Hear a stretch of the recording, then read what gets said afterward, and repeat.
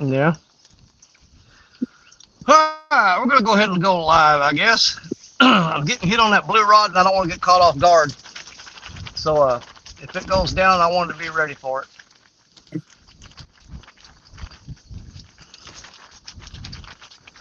That's probably a gar bite. That's the first bite I've had all morning, though. I got a couple of big old chunks of red horse sucker on right now. Yeah. I Well, got bait is not an issue for me right now. If I need bait, I just throw the net right here where I'm at. yeah.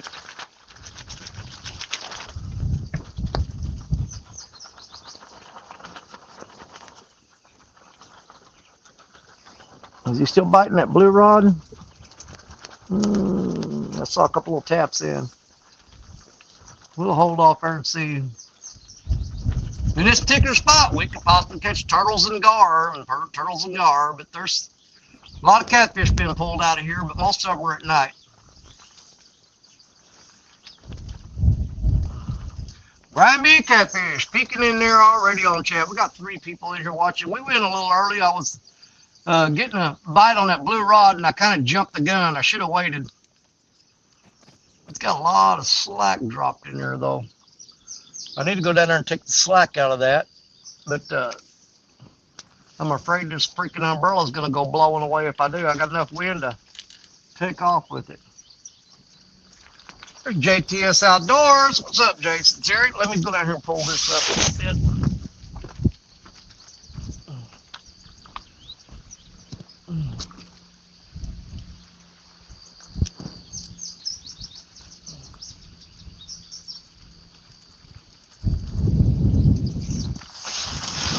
Yep, there went the umbrella.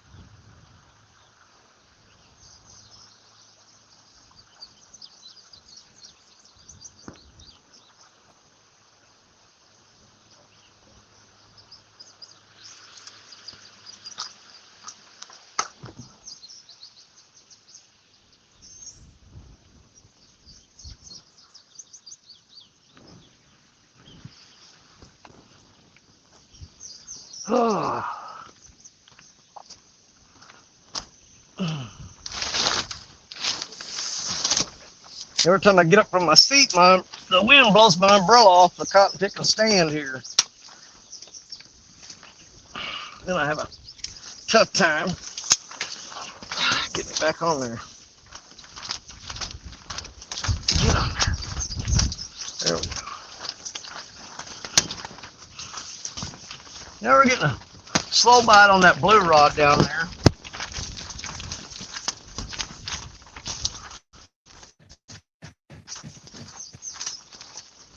I don't have a whole lot of options for fishing today. I checked every spot that I could think of this morning. It is literally just covered with trees and logs all along the shoreline. No place to fish on the river at all. There's a couple guys even put their boats out. They didn't go 100 yards and they turn around and come back and put their boats back on the trailer because the river's just completely covered with logs. It's too sketchy out there for them on the boats. And And it makes it unfishable from the bank. Yeah, But there's we a got some few spots we stripers. go to, and they got like a little low water bridge type deal with the creek, you know, and it's all flooded out in all them spots right now too for us. Yeah. Well, it's a bit rougher on us down here than where you're at because we're below the Ohio, and it is Yeah. dumping a ton of logs and trash on us. But I do got some stripers popping out there. I don't have anything rigged up for striper fishing though, or I'd just switch over to casting some kind of a crankbait or something out there. Try to get I've on some seen several stripers. logs floating down when I went across the Chester Bridge earlier. Yeah, well, come down here. You can see all of them you want. No, I'm good. Let's see here. Go back up here. I said hi to JTS. There's my sister, Mary Mercer. What's going on, Mary? Good to see you in here. Happy Father's Day, everybody. I wish I could see my son. He lives down in Fort Worth, Texas. I haven't seen him in a couple of years. Mary says, hey, everyone. Hope you all doing well. Fishin' Matt Ryan on there. What's going on? Danny not talking? Well, this is, I'm frustrated, actually. I was wanting to fish the Mississippi so bad today, but it's just not doable at all. I almost drove, just packed up and went home, canceling the live. And, it would have been a smart thing for me to do, actually. Because, like I said, they want a striper right there. Man, he popped the crap out of that shed. I've got a lot of work to do. I got to pack I got to get everything out of the truck, get it cleaned up, get everything packed into the camper, getting ready because we leave next weekend. We'll be in Florida. Down there, this wind is just tearing this umbrella all to pieces, beating the crap out of it. We'll be in Florida fishing down there. I'm hoping all that grass that's on the Gulf down there clears up and gets out of there for us. It'd be nice.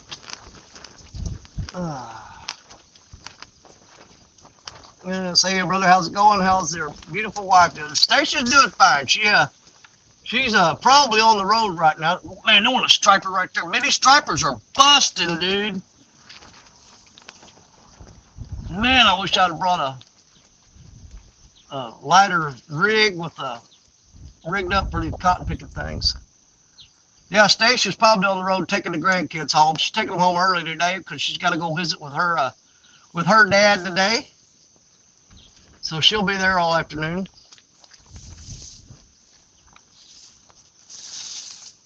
Now this is definitely a nighttime fishing spot here. But there are tons and tons of bait here. You come fish this spot, you don't even have to bring bait with you. Just bring a net. And if you need bait, throw the net. You need plenty of bait. And Matt Ryan says, happy Father's Day, guys. Happy Father's Day to everybody out there. Thank you, thank you. Where's the 58? 58 today, and it's Aboriginal Day here in Canada. Well, ain't that Aboriginal? Happy birthday, Mary.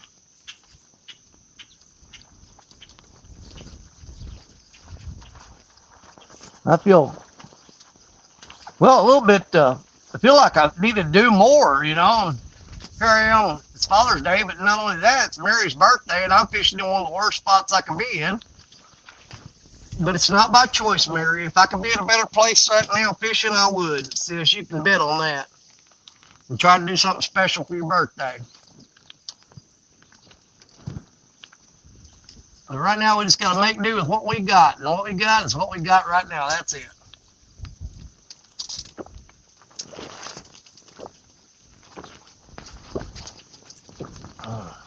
I'm going to be careful about. I only grabbed 2 bottles of water this morning like an idiot. And I'm going through it really fast. I need to slow down and sip that water so it lasts a little longer. Don't want to get dehydrated, but I don't want to drink all my water up too fast either.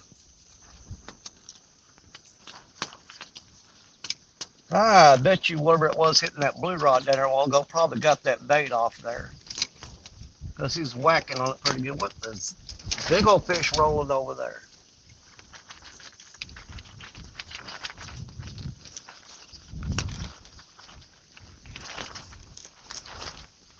Now we got plenty of fish up in this, up below this little spillway down here. Just none of the ones that we're looking for.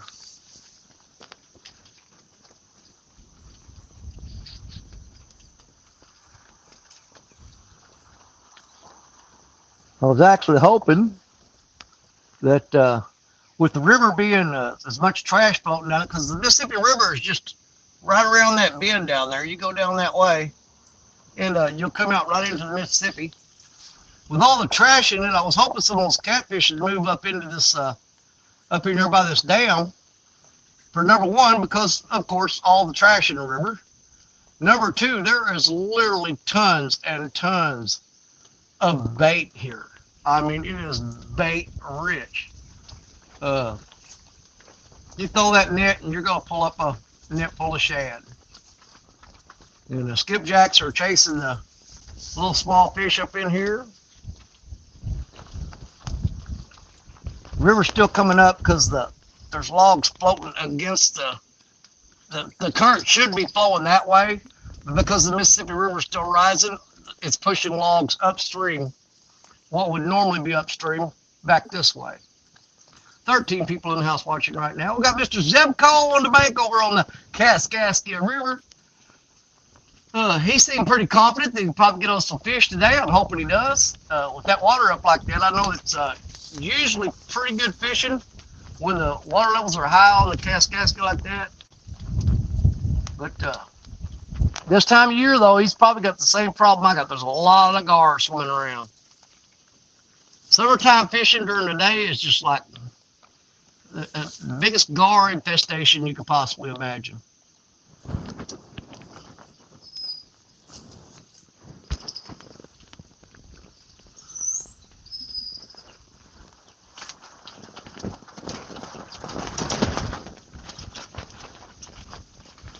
Got a pretty decent, yeah, that log's gonna blow against the wind. Or it's blowing with the wind against the current coming up here.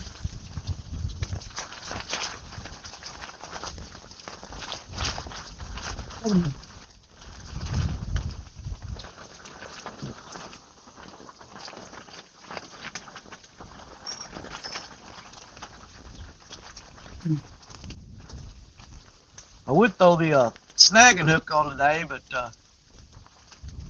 I don't want to get my back irritated.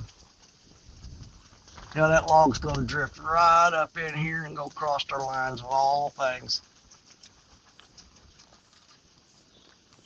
Got off the main river and still can't get away from the logs. They're coming up in here now. That's crazy.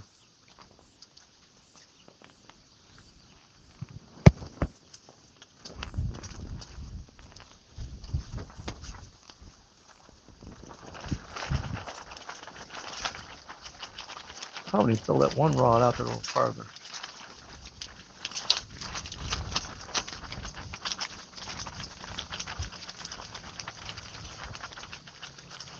I can see a lot of the invasive carp out there.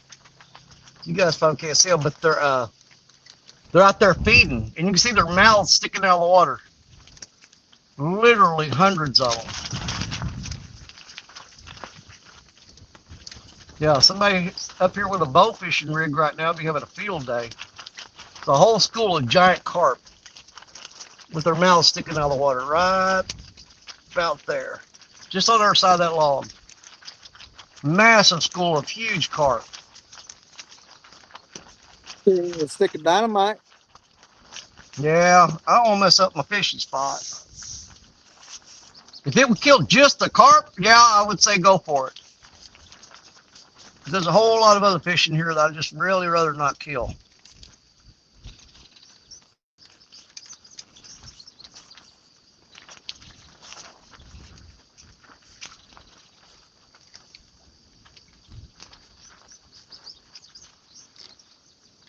It's going to be a game of patience today.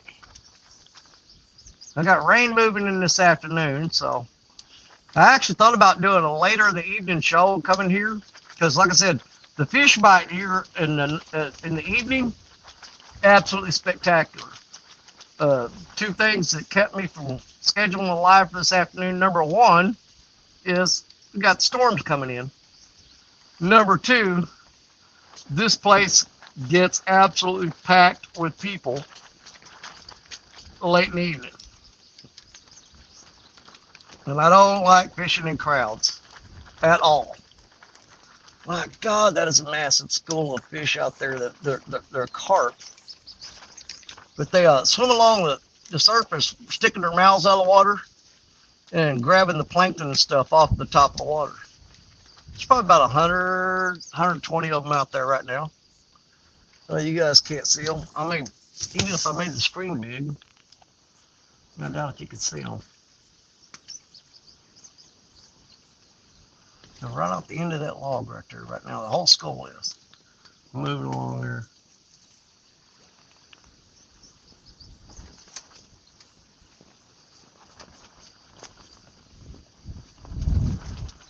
Oh, something scared them. They just flopped.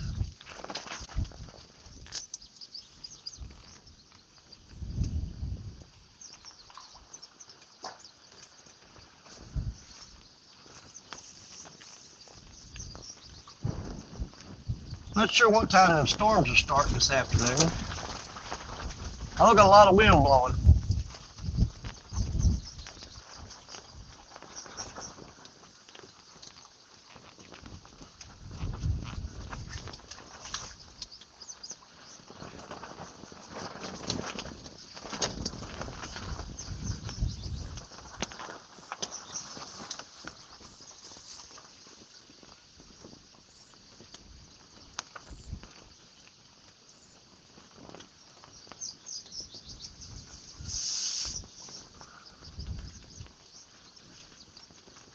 Oh, I'm dreading them travel days I got coming up. Got to pull that camper all the way to Florida. Them carp are starting to move in here closer. We may get close enough you guys might get a see a look at. I want to see. If we get close enough, I'll go solo screen where you guys can see them. That's crazy.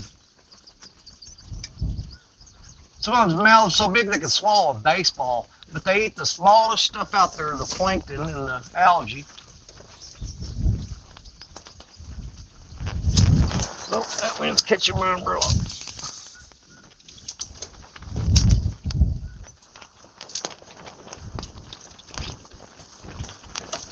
I kind of have to keep this umbrella up because the contact and the phone keeps over here. I'm going to take it down for a little bit, though. We'll see if we can get away with it because the skies are kind of overcast. So maybe we can get away without the umbrella for a little bit. We'll see.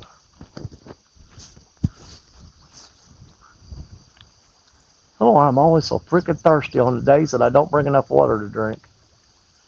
Maybe it's a psychological thing. I don't know.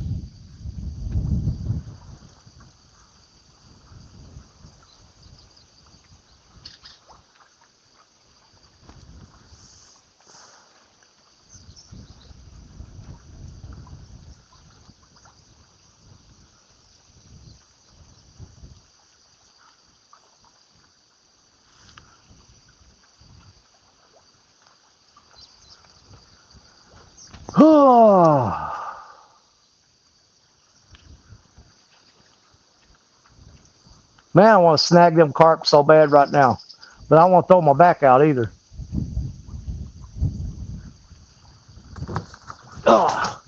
Sure doesn't want to sit straight on these rocks either. It's just a it's crazy stuff.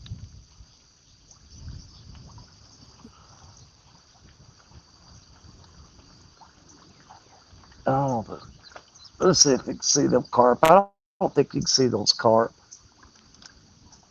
But there's a log out there.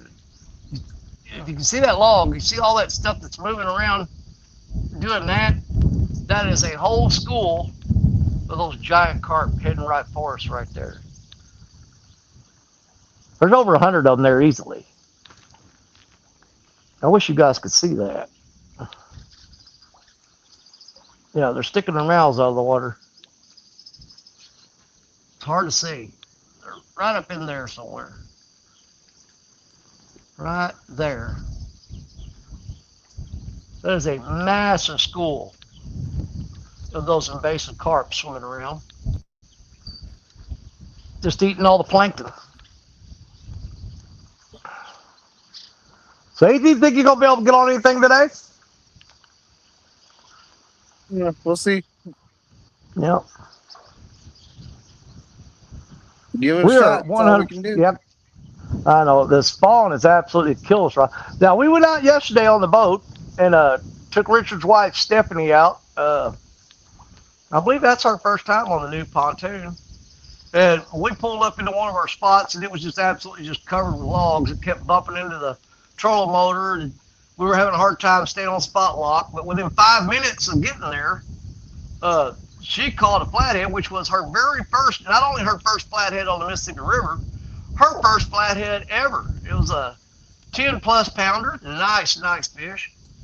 Yeah, those carp are piling in here. And so she got her first flathead yesterday. So that was the only fish we caught all day long. Wasn't able to find any other spots because they were all covered with logs and stuff.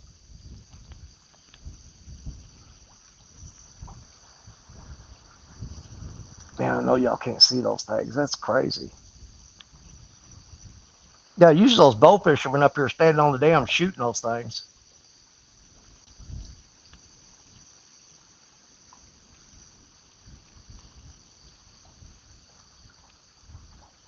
I don't know if we could get a better angle on those or not.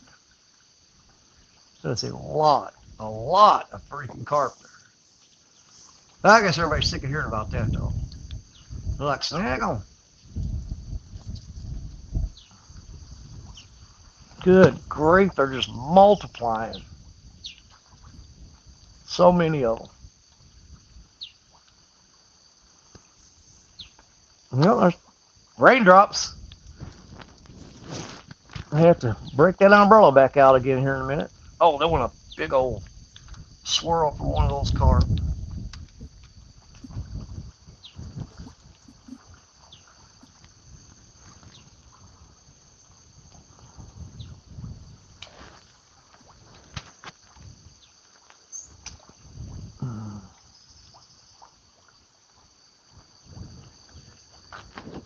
Probably need to check the bait on that blue rod when it got hit a while ago. It's probably a gar took the bait off of it. I'd almost bet on it.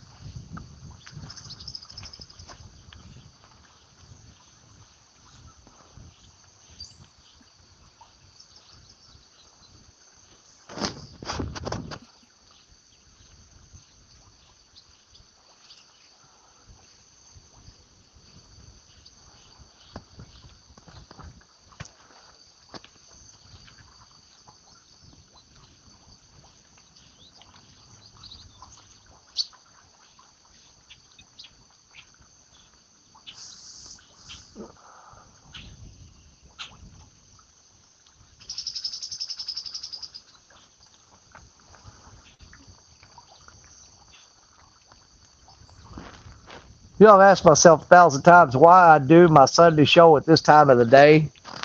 It is absolutely the worst time of day to fish, period. And I should do it later in the evening show. But everybody's gotten so used to me being on at this time of day, they pretty much expect me to be here no matter what. Yeah. They just expect me to be here, so I'm kind of locked in on it. Come on, ant. Big old black ant just bit me on the hand. Be about time to do a couple nighttime shows. Yeah, I just ain't got the energy for it anymore. Oh, we're getting a bit on that. We'll tap on that green rod. Hang on just a second here. I don't know if he's going to. That rod's almost too far straight up and down.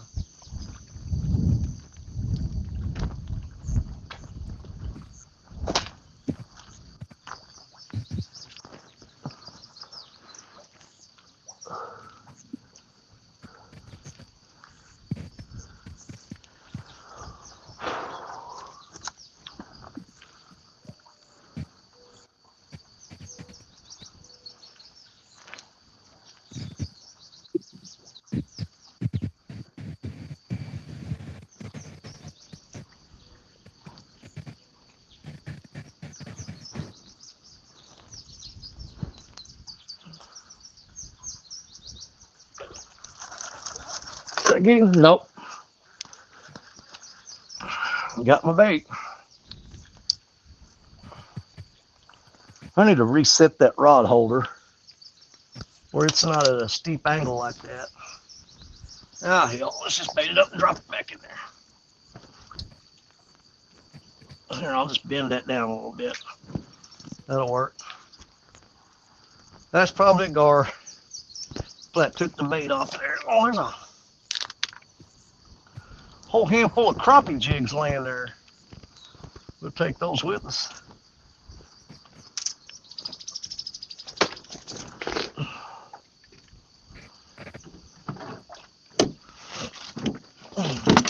Give you a little present. Yeah, I found a whole handful of crappie jigs.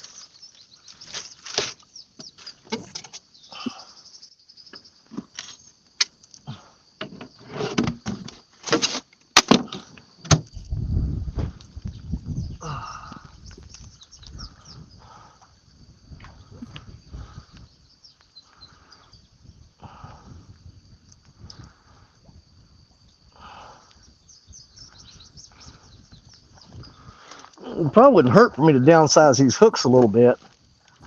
I got them big 12-aughts on there for fishing the river. Oh my God. Stupid carp. Ooh, something grabbed that while it's going down.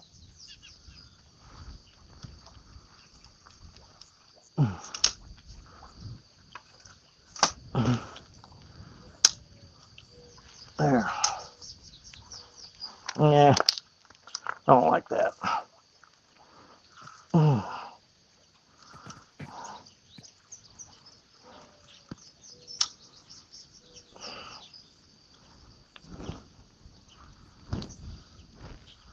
There we go. Oh, getting bit on this rod.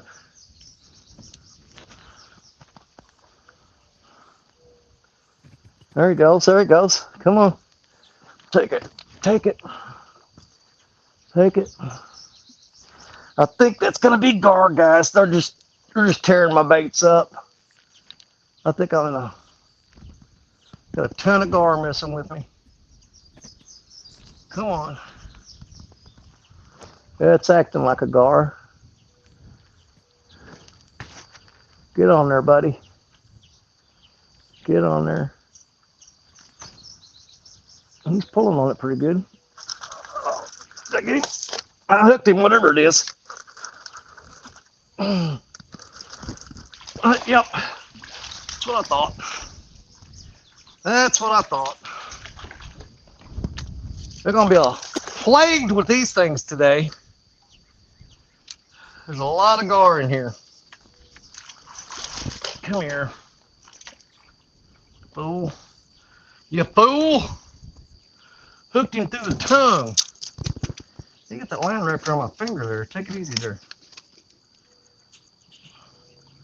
I have no ill will toward you, my friend. You serve a purpose in life. You absolutely do. I'm not one of them people that'll kill you and throw you on the bank. I will turn you loose. Have a nice day.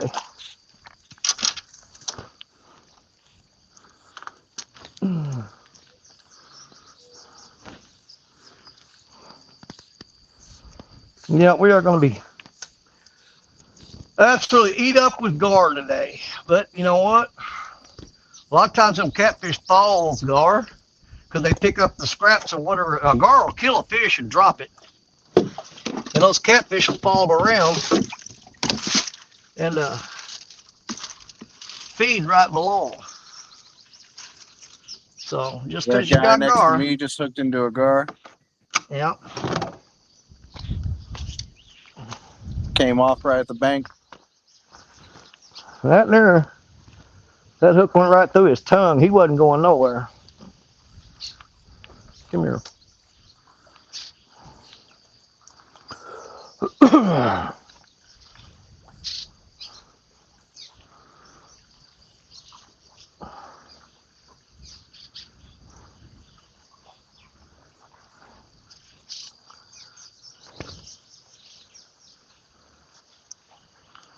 I'm going to drop this right along this wall of this dam.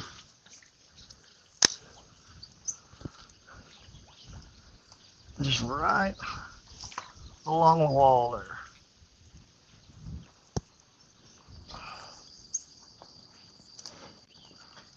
Because we've caught a lot of flatheads that just cruise the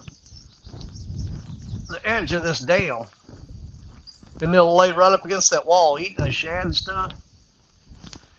The hard part is just keeping the gar off your line till the flathead finds it. And I'm pretty sure bait's gone off this one. Ain't much left of it. That's chewed up pretty bad. That's definitely a gar bite there.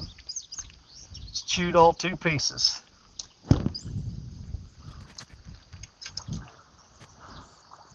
I'm not giving them gar that bait. I'm throwing it up on the bank. I'm not going to hurt them, but I'm sure not going to feed them. Anything extra anyway. No free lunch, Mr. Gar.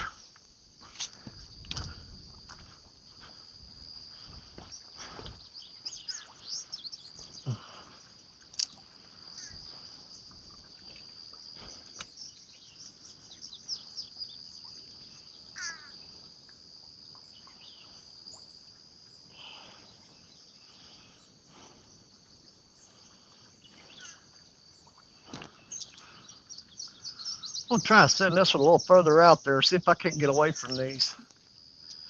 Maybe it'll be something just downstream of the dam. I don't know. Generally, most of the catfish we catch are right here on the dam. Well, I need to put new line on that rod for sure.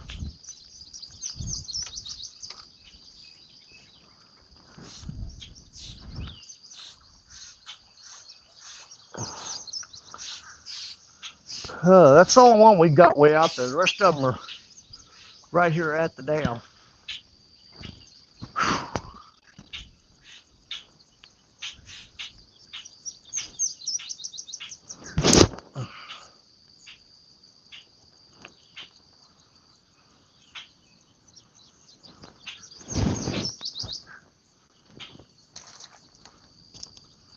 The sun's gonna come back out. I have to put this camera or the umbrella back up.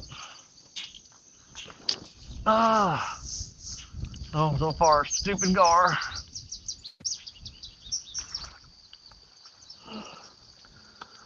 What's up, Randy?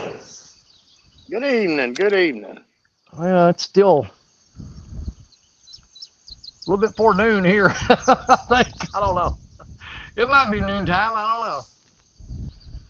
Do tell. Yeah. Well, this is an absolute nightmare for me, not being able to fish on that river. But I started shooting videos, show everybody just what I'm getting into. It's tough out there. We put the boat on yesterday. We couldn't hardly even navigate for all the logs and crap on the river. Do what? How big was that? How big was that flathead that Stephanie caught? 10 point. I can't remember what's. It's a little over 10 pounds. Good deal. Yeah, but that's her very first flathead ever. So, we weren't gonna fish yesterday, but because the river bed's messed up. But we said, you know what? we got two things we can go out and do. We need to get Stephanie her first flathead, and right now her PB Blue Cat is 16 pounds. So we had two goals yesterday. Number one was to get her on a flathead. Number two was to beat her PB.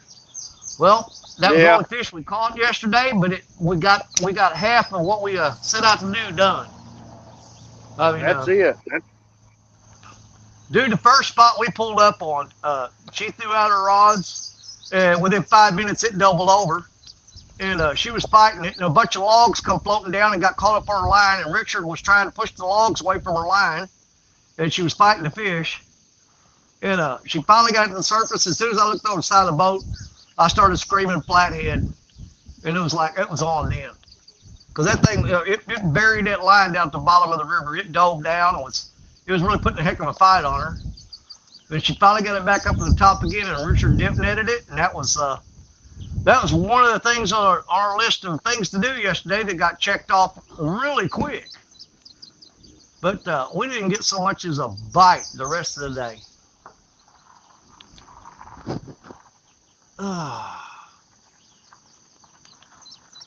There's Want to Be Outdoors. What's up, Maddie? Good to see you. Stop in to say Happy Father's Day to all the dads out there. Good luck, brother. Thank you, brother. Well, I'm just gonna say I'm gar fishing today. I'm up here at the dam catching these damn gar. Can't stand when people throw gar on the. Can't stand when people throw gar on the bank as if they don't have purpose and ecos. Absolutely, right now more than ever. The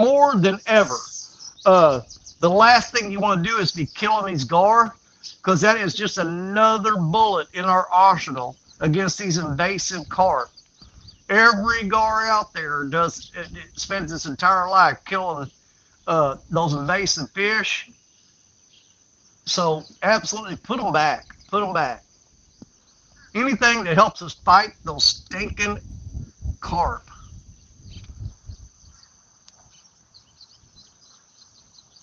There we go.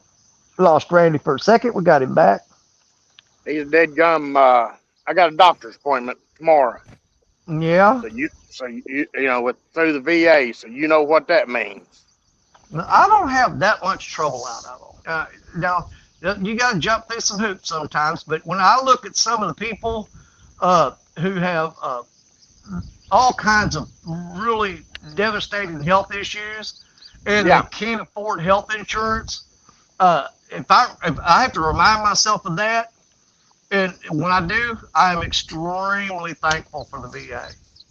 Well, my deal is, what I'm doing is sitting here, and I think that's the third call I've got reminding me of it for tomorrow. They call me on Sunday, and it messes up my live every time. That blue rod's jerking again.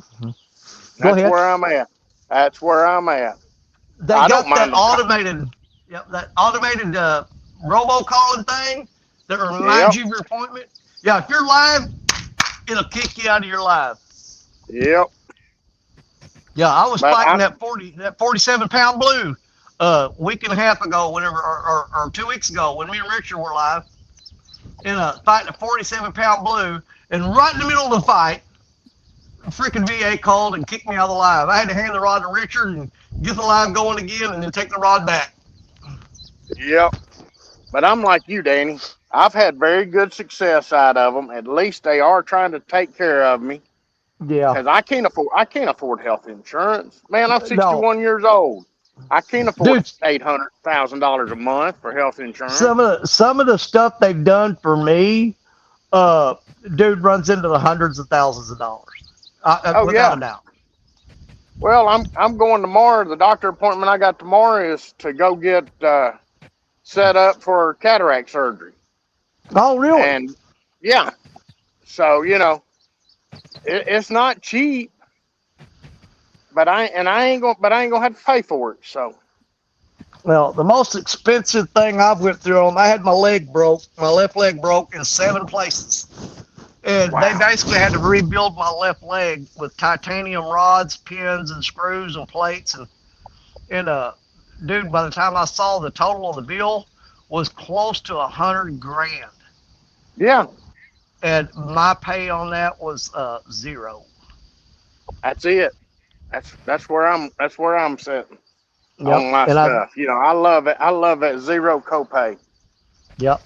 And I am on my third set of hearing aids. They just ordered me a new pair 2 weeks ago Yeah, because I've got the ones that fit over your ear and yeah. the little wire on, and they're kind of digging into my ear. Well, they ordered me an in the ear set. Oh, that rod is running. That's a gar. That's Get him. got to be a gar. Well, he's dropping slack, and he'll slice that water through the line, slice that line through the water real fast, and then he'll drop slack. I guarantee you, that's gonna be a gar. We're gonna be playing with gar today, guys. But the only other option was to stay home and say we're not doing live today. You know that's our only other option because Yeah, the river is I'm glad you shallow. got here.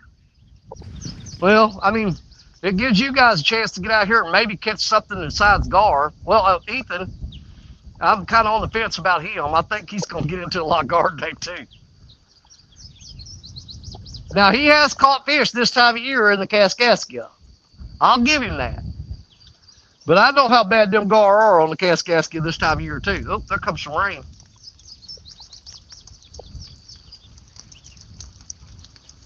And You yes, know how Lisa, it is. Dan It's did give feature me a payment out call. here. That fish is just running back and forth with that line. Dropping slack and running, drop slack and running. I'm going to just reel down. I'm going to Jerry Parker this thing. Let me get the slack out of here. I'm gonna have to put the umbrella up, guys. It's pouring rain on me. Yep, let's get the umbrella going. It's fixing to start putting them big giant drops of rain. Oh, let me grab my electronic bag. Get it where it's not getting rained on. I'm gonna have to leave that rod down there just sitting. That's some big old giant drops. There we go.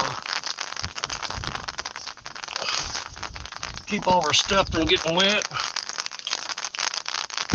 Sounds like you're making popcorn. Yeah, it's raining on me. Yeah, I hear you. Let's see, let me turn that. Get it right here. Like that. There we go. That's better.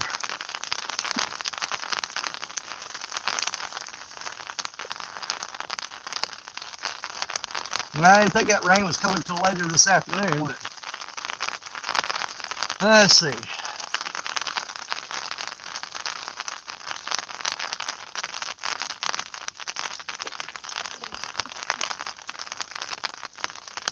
Lisa said, Randy, did Dan call you? Yes, he did call me. Okay. And Fisherman Matt Ryan said, Lisa on every channel.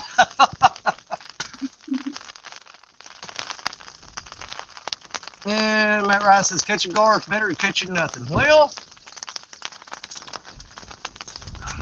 I suppose. But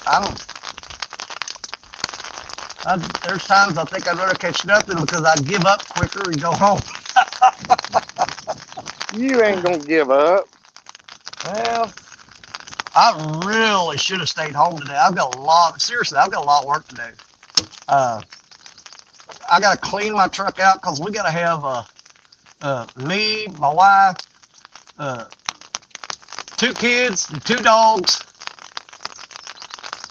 It all got fit in my truck. And if anybody's ever been in my truck, you know the back seat, you can't get in it. It's just full of tackle boxes and all kinds of crap. Ooh, that rod is bending down. He is popping on that cotton picking blue rod. We're straight behind it, so you guys can't see that very well. But I am about 95% sure that's a gar. He keeps pulling it down real hard and then dropping slack in the line. So, yeah, I'm pretty sure that's going to be a gar. Now, if he pulls it down and keeps it down, we're going to say it's catfish. Now, y'all can see the color of that water. It's just like an algae green up in here in this tributary off the Mississippi.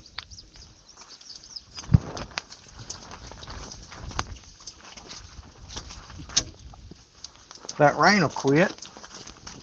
I'll take this umbrella back down. I'll go there and see if we can't do something with that fish on that blue rod.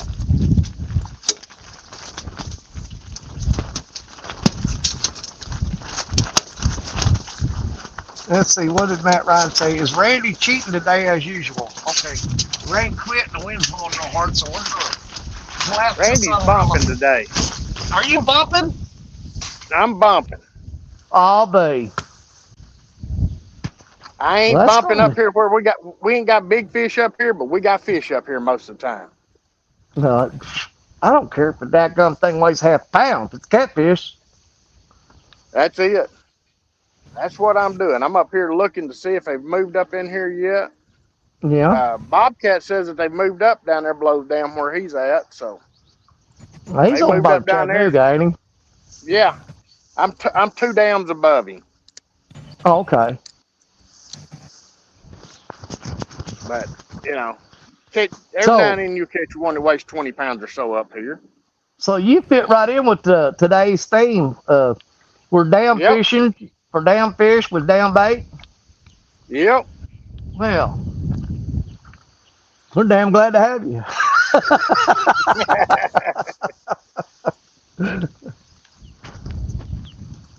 Danny, can you show Randy full screen so we can see how bumping works? Sure. All right, Randy, you're going solo. So show Oh him man. what you're under the gun. So let's see his bumping technique compared to Bobcat's. I'm sitting here. I'm in, I don't know, real fast water, and I got 2 ounce weight on. Okay, you're running 2 Dropping then. it. Yep, dropping it to the bottom. I got a chunk of bait on about the size of a tennis ball, Okay. and I'm just floating. I'm just drifting downstream. I'm working right here. I've got a hard seam, current seam, so I'm trying to work down the edge of it today. That's the And I just best work- bet right there. That was sort of my thought. Yeah, I've done that at Memphis, and it worked out great. I've got a tunnel right here beside me that I'm fixing to come up to. And right in front of that tunnel, right out from it, is a shelf, a little bit of a shelf out here. And if there's fish here, that's where they're going to be. Well, I'll tell you what, unless Ethan screens fish on, or if I don't have a rod go down, we're going to stay with you while you bump past that tunnel, because we don't want to miss that. Yeah. So we're just going to do some dam bumping with that damn old Randy. Well, I'm 150 yards below the dam, and I'm just picking this sinker up off the bottom about 2 foot, maybe 3, and I've got a 3-way swivel with sinker tied off one way on 20-pound test line, and I've got a leader going off the back. It's a 100-pound test. And how long's your leader? How long's your leader on your hook? This one's probably 3 foot. Okay. I should have a 4 foot leader on it because I don't have a float on my bait. Oh, okay. That was my next question. If you're running a float. I'm not running on the float today. If I was running a float, the 3 foot leader works better, the shorter the leader. If you're running a bait, if you're running a float, though, it'll bounce up and down more. Yeah. I think that's probably the longest leader I've ever run on either a bumping rig or a dragging rig was 4 foot. Yeah. And, I know Chad Fields from Fields to Water, he's talked about running longer leaders on bumping rigs or dragging rigs and adjusting the height of that bait off the bottom by moving that float closer to or further away from the bait. Yep. Oh, I've seen them fish with dead gum baits that are leaders that were 6 feet long. I've never went more than 4 on mine. I have a 3-foot leader on this one.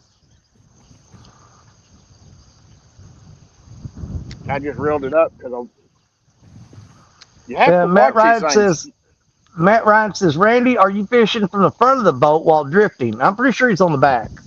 I am standing on the back. The motor's right here below me. There you go.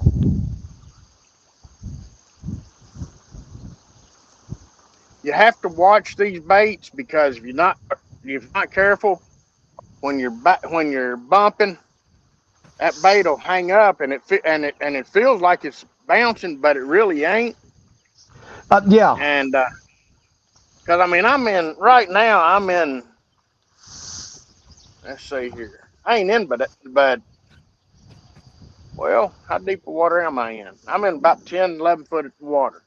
I'm lying. Okay. I'm 15 foot. I'm 15 foot of water, and I'm working down through here slow because I'm trying to work back and forth, side to side right now, as much as back down away from the dam, till I get up past this tunnel here.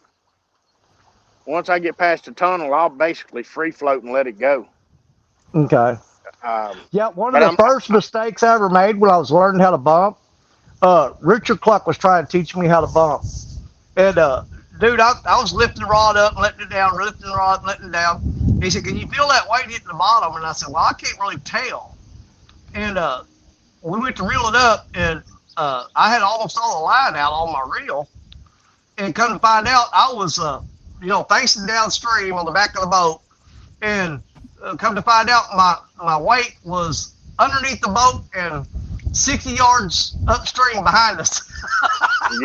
Yep. I went to reeling up, and I went under the boat, and I'm like, crap, I had to go to the side of the boat, and I'm like, that weight's way back there, and we left it back there on a rock pile. Yep. Yeah. I've got this Dionysus bumping rod from Ancient Mariner. Yeah. And so I can bump all day long with it. It weighs 6.5 ounces. I've got one of those brand new, sitting at Richard Cluck's house that I've never got to use yet. Richard and I both got them at the same time, and they were shipped to Richard's house to the same shipping. They just shipped both of them. It's over there, and I never have used it. Well, I got that rigged with an Ancient Mariner Ocean Tycoon low profile reel. Yeah. And it'll get out here and it'll work it. I'm sitting here there when I there's a little fish just tapped it. There you go. When I got here, there was about 8 or 10 people fishing off the bank over here at the dam. Yeah. Now it is 3. Well, when I got here, there was 3 people fishing here at the dam, and they left, and I've had probably about 5 different trucks pull up here with either 1 to 2 people in them.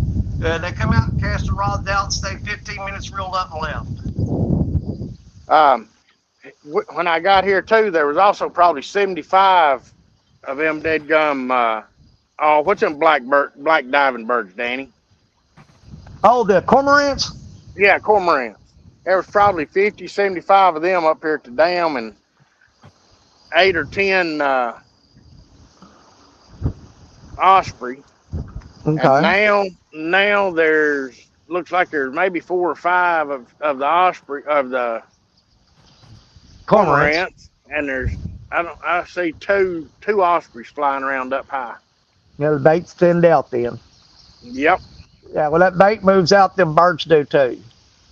You'll always have a few of them that kind of just like don't want to leave. They just kind of hang around there in case the bait starts popping again. But generally speaking, if you've got a lot of birds there, there's a lot of bait there moving.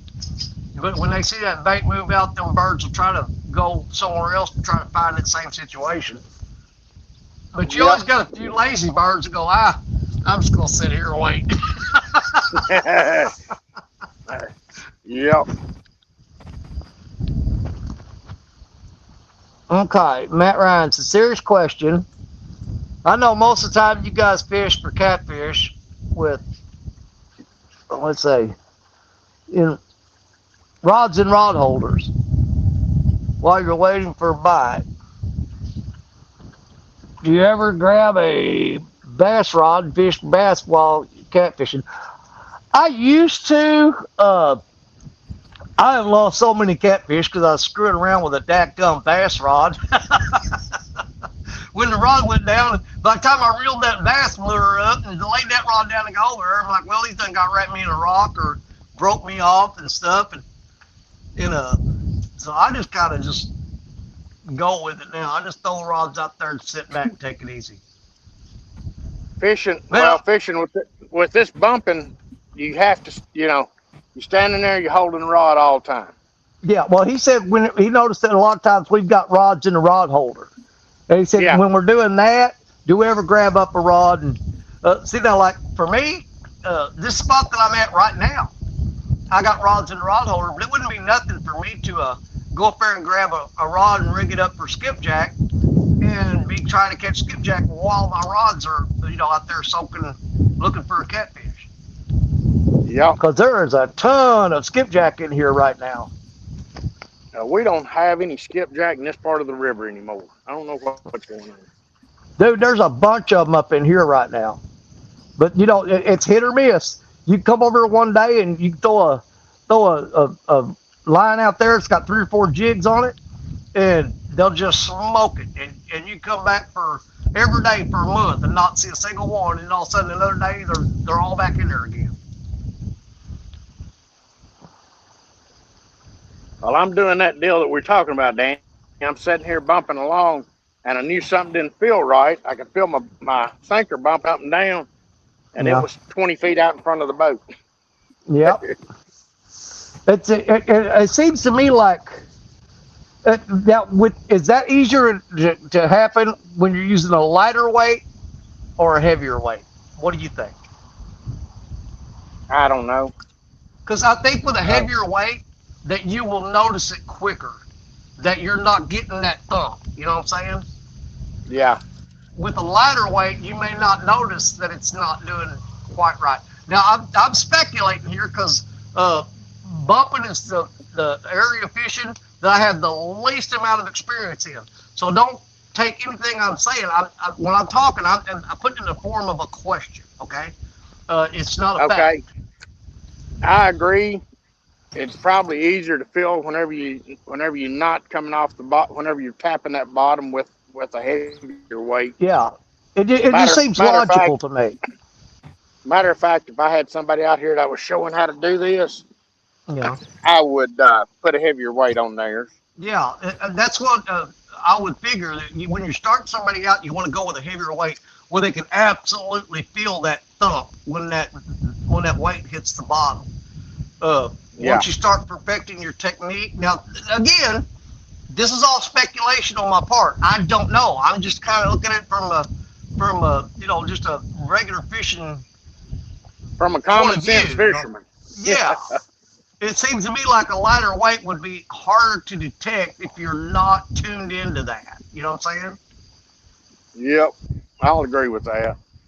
Well, it's pure speculation, I assure you. I don't know.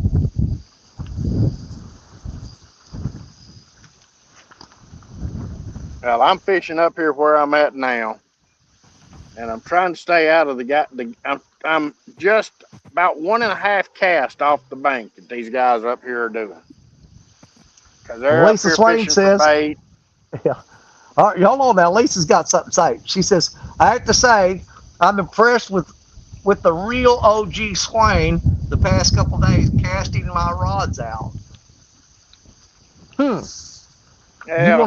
Do you want to elaborate on that? Oh, that rod just went down. Oh God, can I get down there? Oh crap! But hell, I got Randy on solo. Shit. That's what I was going to say. Get your butt over on. That rod just folded in half. I bet he's gone. That probably wasn't a gar. He's still pecking on it. Oh. No, I'm pretty sure that's a gar. I think he let go. No, he's still there. But I still think it's a gar. Yeah, it's a gar. He just let go. Yeah, definitely a gar. Yeah, because he was holding on, and all of a sudden he let go. I really need to. I got 12-aught German steel hooks on there. It probably wouldn't hurt to go down to a 5. But that means I got to dig in Yeah. that tackle bag. I'm going to stick with the big hook. If catfish shows up, I don't want to lose him because I switched to a small hook. Yeah. Okay. Yeah, he hammered it, man. I mean, he hit it like a catfish on that first bite. And I got down there, and he was still bouncing it. And I reeled down on him, and I could feel him. He was pulling real hard, but then all of a sudden he just let go. So, 100%. That's your gar. Yeah, it's a gar. Because they will hold on to that bait for dear life if they think you're trying to take it away from them. But when you start keep steady pulling and they feel themselves going somewhere they don't want to go, they'll just open up their mouth and let it go. They're like, nah, Yep. you're trying to get me to go somewhere I don't want to be. So I'm going to go ahead and let that go. It's aggravating because they'll slam that rod, a big gar will, and you're reeling and fighting him, and you think, okay, that might be a catfish. And then all of a sudden it just lets go, and you're like, freaking gar got me again. But going back to Lisa, Yeah. my dad, we fished with him the last 2 days. Yeah. And he's fished with me and Lisa a couple of times. And he was really impressed with the improvement she's made with her casting abilities and all. Oh, okay. And because my dad can't cast a bait caster. And Lisa was picking them suckers up and she was letting them fly. And he was like, man, look at her. I said, yeah, I know. I fish with her all the time. Yeah, there you go. Dude, I've got probably maybe a little over half a dozen bait cast reels that people have given me over the last 20 years. Well, they would buy them brand new and thinking that they could throw them. And they'd go out and just bird nest. And they finally come to me and goes, do you want this piece of crap? It's junk. Yeah. And they basically, a reel that they spent, $100, $180 on. And they're like, well, I can either throw it in the trash or I can give it to you. I'm like, well, yeah, I'll take it if you don't want it. Yeah. And I'd go and one of my favorite reels. Yep, go ahead. One of my favorite reels is a reel that my uncle gave to my dad because he couldn't use it. A $450 reel. And I love it.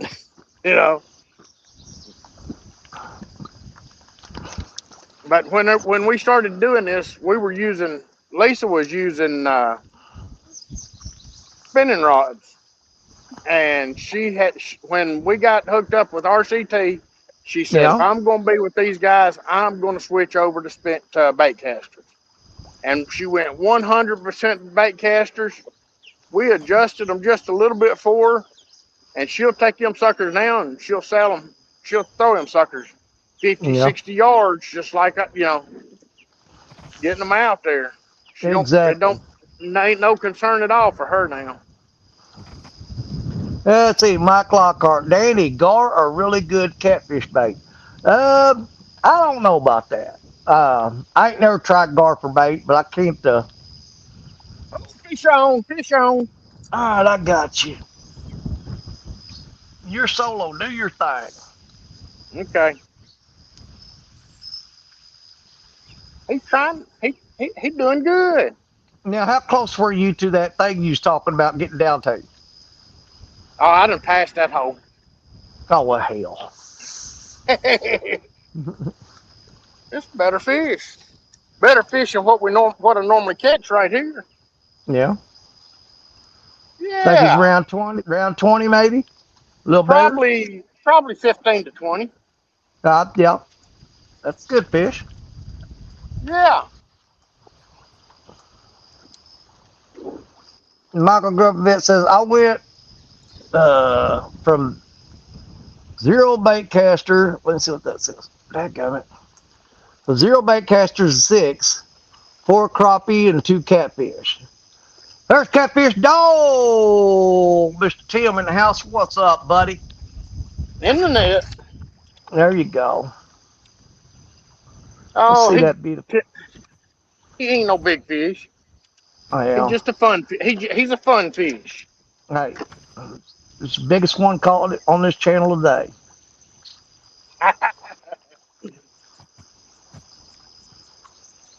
Just need to lock for a minute.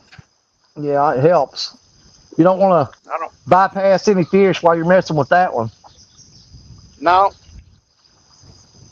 And I'm gonna tell you, if you get down here and you find a little bit of a hole, undulation, something like that in the bottom, and there's Yeah, one in it, there'll be another.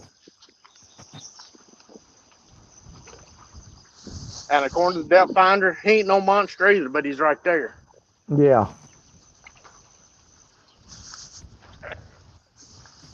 Yeah, I see them guys over at Kentucky Dam bumping that one. You'll see them, boy, they'll get up there right up to the dam. And they'll bump all the way back to that bridge that goes over the river back there. You see them shoot Yeah, all the way back up to the dam and go again. And they might move over, 20, 30, 40 feet from the last run that they did. yeah, Now, if you see them go back and basically on the same track that they just ran, that means they yep. marked fish. They marked fish that they didn't hook. But generally, they'll scoot to the left or to the right a little bit with each run. While I'm sitting here, I stopped it right in a good spot because I'm right under the edge of the bridge. Oh, yeah. So I'm under the shade. Is that shade tree fishing, man? I like it shade. I do Hey, too. come on. There you go. I want to put my umbrella up, but the wind's still. Oh God, yeah, that's a nice fish. Little 10-pound fish. And Oh yeah. that hook, that 10-ounce German alloy, come Yeah. right through the top of his head. There you go. Yeah, I think the last. I've always run the Crimson Reds 95% of the time, but I think the last probably 10 fish I've caught have been on the 10 and 12-aught German steel. I've been kind of slowly switching over to them, a little at a time. Matter of fact, I think we've got one rod out today with a Crimson Red on it, and the rest of them got 10 and 12-aught German steel on it. 10.5. There you go. And this right here is the best part of the whole deal, though. Throwing them back. Throwing him back. Yeah, anything He that hit big, the water, flipped upside down, and he's gone. Now, when I go to Crab Orchard or Ballwood or Wren, that's the only time the best part's throwing them in the cooler, because them little 2-pound, 3-pound channel cats, buddy. I tell you what, Yep. I get a hankering for them every now and then. Big old fish sandwich. Yeah. Well, I wish my wife liked fish. She'll eat a crappie, but that's about the only thing she'll eat. That's just ridiculous. Well, ain't nobody perfect. There had to be something wrong with her.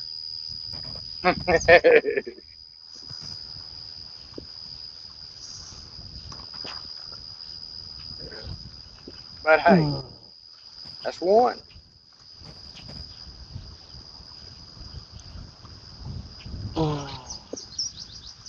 Let's see.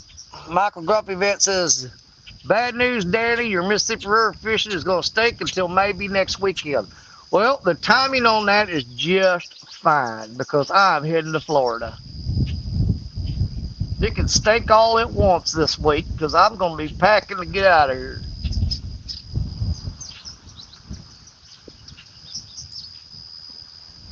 I'm looking to. At least said, gee, thanks, Danny. I said one thing wrong with you. God, I could have found something way worse than you won't eat fish. Trust me. Yeah. Don't don't make me start digging. Hey, Matt Ryan, here is my rig. This right here goes up to the rod. This is 65-pound braid. This is 17-pound mono, and this is 100-pound leader. Comes down to a barrel swip to I call it a roller swivel. And then beyond that, it comes down to the 10-aught German alloy hook that got a chunk of bait on it. Give you an idea. There you go. There's your comparison. Nice. They're old 922 crappie barbecue in the house. I don't know what it is. There's two people that just can't. That act like they can't stand each other, like Lisa and Bobby, that spend more time on people's live streams than those two do together. They, they on stream together all the time, Danny. I mean, all the time. Yeah, if I just had just beef with somebody that much, last thing I'd do is be on the same channel as them. So I think there's something kind of odd about that. I would have to figure something other out and do something different. If I come in and they were there, I'd have to turn around and leave. Yeah, I think they just like fighting, and and they don't want to fight with everybody else, so they just made an agreement to fight with each other. That's what it is. And Bobby can keep that fight with Lisa. That takes you just don't tell them how many times that she's got the fight out of her system that she would have took out on you. So you kind of need to be grateful for Bobby being around. Yeah, I do. One too. Imagine all the times that you'd have caught the run of that when you're seeing Bobby catching it and thinking, thank God that ain't me.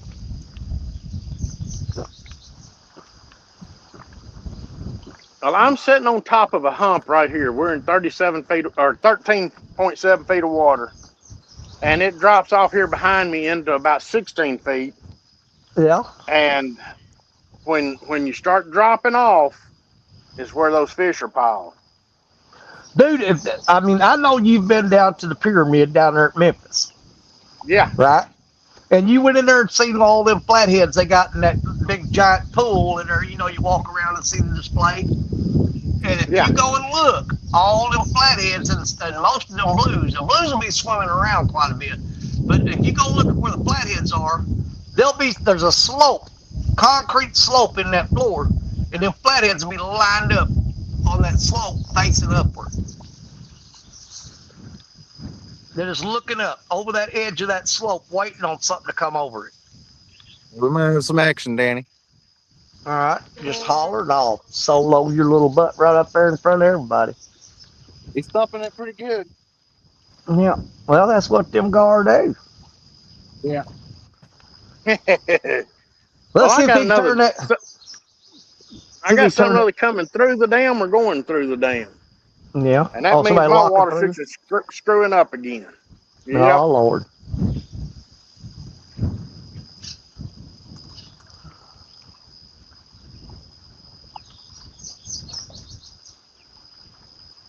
Who else we got on here with us, Danny? I didn't even look.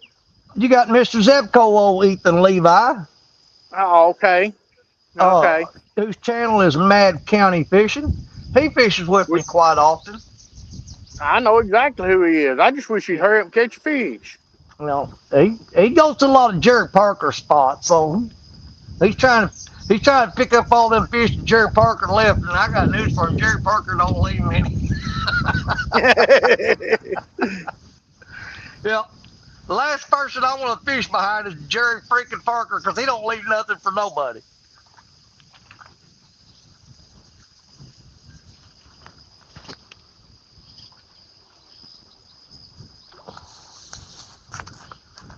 Whew, it's going to be a slow day when the gar quit biting.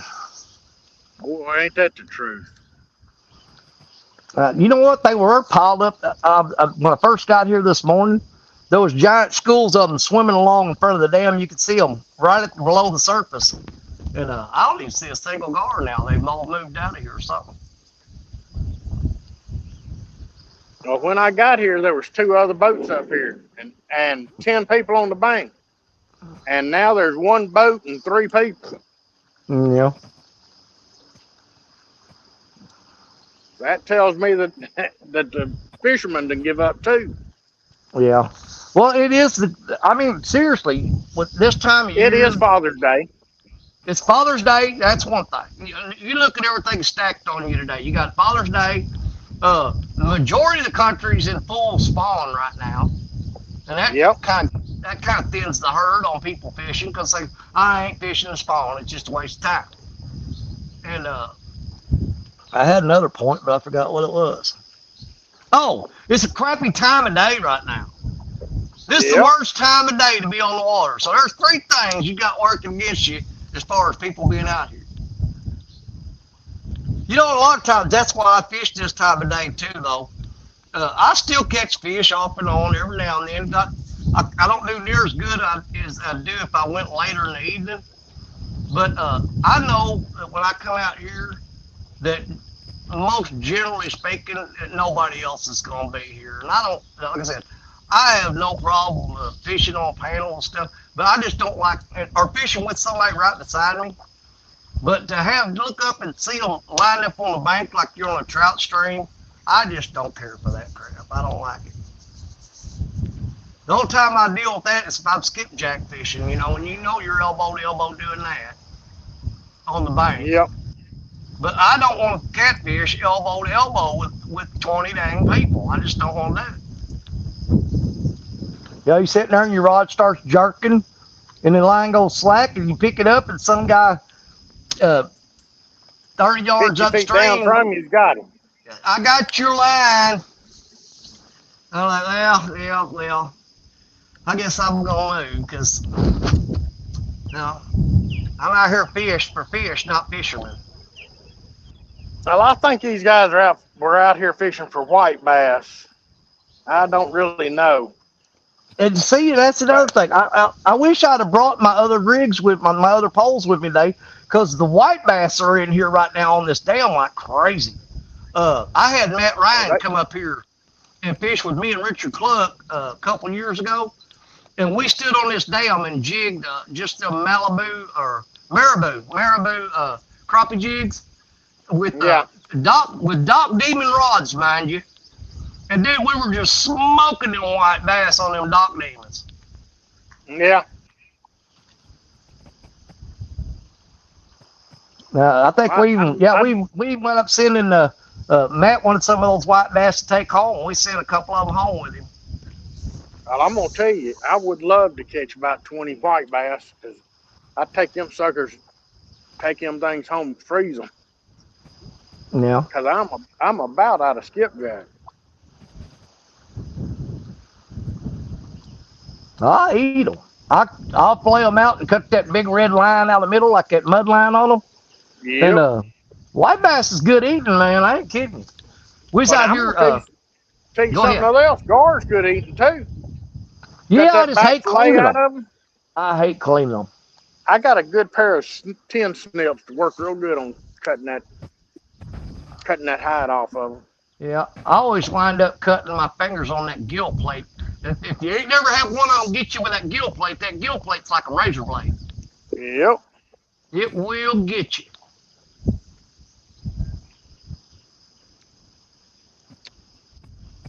But me and Richard we come to this dam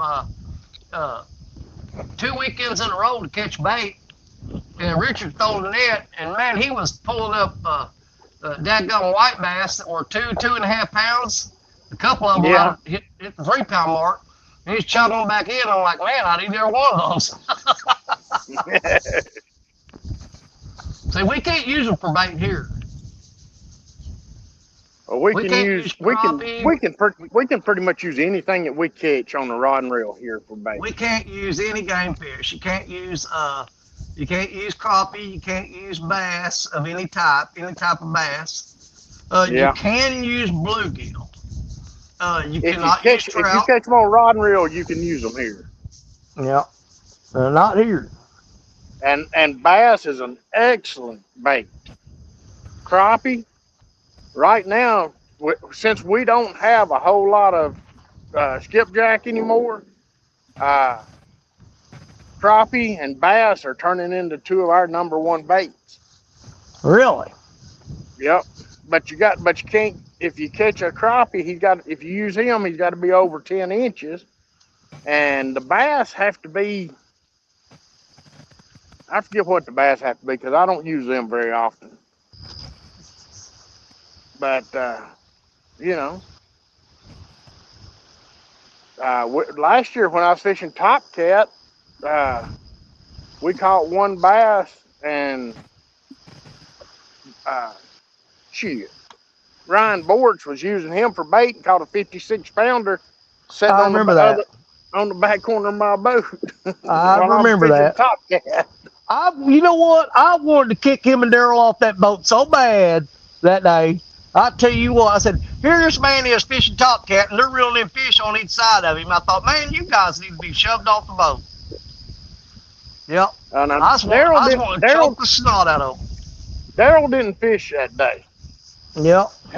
He helped take care of my rods, and but he wasn't fishing. Yeah, I wanted to shove him off that boat when you sitting there trying to win top cat, and he's reeling in big old catfish all around you. I'm like, what are you doing? Well, I'm gonna tell you, if I get a chance, I'm trying to get in that draw again this year. Yeah. Because if I get in the draw this year, I will be doing things different, and it'll be me and Lisa on the boat more than likely. There you go. And we're gonna get out here and we're gonna show them what it's about. I believe you will. I got nothing but faith in you. I've had an excellent year this year. For somebody that's only been fishing these trophy cats for 2 years, I think we've been having an awesome year. Oh, absolutely, absolutely. Well, see, I tell you what, I've been blessed to catch some of the fish that I've caught because I actually have the worst luck when it comes to fishing in different directions and things that you ever seen. It's like finally get drawn for a top cat. When do I get drawn? During the middle of the spawn, the river's flooded out with logs floating down it. See, that's the kind of luck I have. It's always everything's always an uphill battle for me, and that's why anytime I catch any fish that's even worth talking about, I'm proud of them because you know it's tough. I've got a curse on me that I'm fighting just like you ain't never seen. Well, this old pontoon boat has put 7, 8 fish over, well, I think 40, 45. If you went 45 pounds, we probably had 8 or 9 fish this year over 45 pounds. And had a bunch of 20s and 30s. And I'm going to tell you, as far as I'm concerned, that's a heck of a fish. Yeah. Well, these boys get 47. Off. I got that 47. Was it weekend 4 last when me and Rich were fishing? Got that one.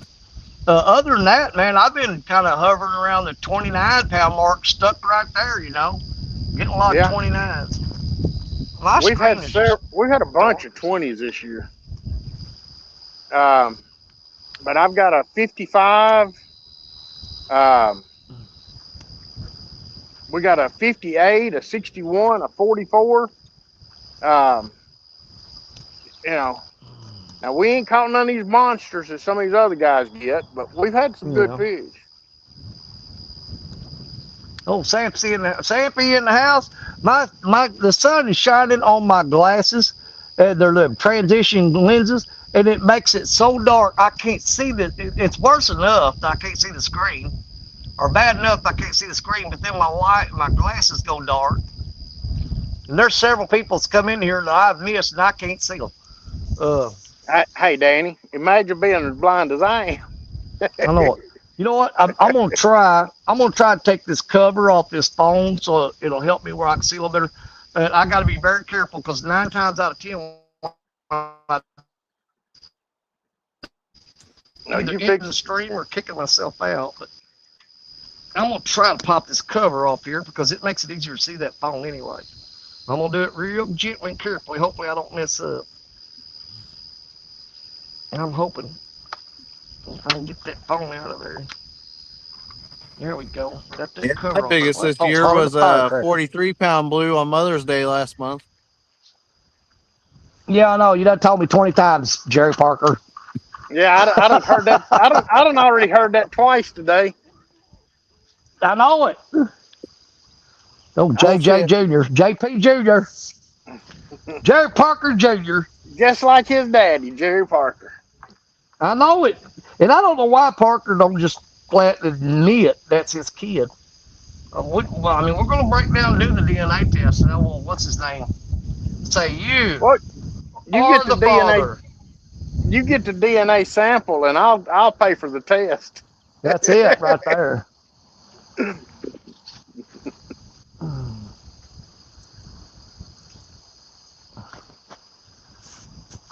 Let's see. Rob Fox says, hey, Rob Fox is in here. Said, here in Ohio, 20 pounders were used for bait. It wasn't on the Ohio River when I fished it. I promise you that. I went back a little bit, Matt Ryan. I missed a bunch of people coming in here, but I got this phone out of the case now, and I can halfway see the screen now. Let's see. I've only been back fishing a little over a year. Still not sure if I can get a let's see, huge fish in and away. It gets tougher. Hey, there's Gray Wolf Outdoors. What's going on, buddy? Good to see you. Hey, Rob Fox, if 20 pounders of bait in Ohio, I got a bunch of people would like to know what part of Ohio you fishing. He ain't on the Ohio River. I know that. He ain't on the Ohio River. He ain't on Sandusky Bay. He, I don't know where he'd be. Yeah. Good fish right there. Yep. And let's see who is that there. Gray Wolf says, Happy Father's Day, y'all, and Happy Father's Day to all the mamas out there that forced to pull double duty. I'm going to just keep my mouth shut on that one. They got Mother's Day. They don't need Father's Day, too. I just lost about 10 subscribers. They'll get over it. I'm telling you.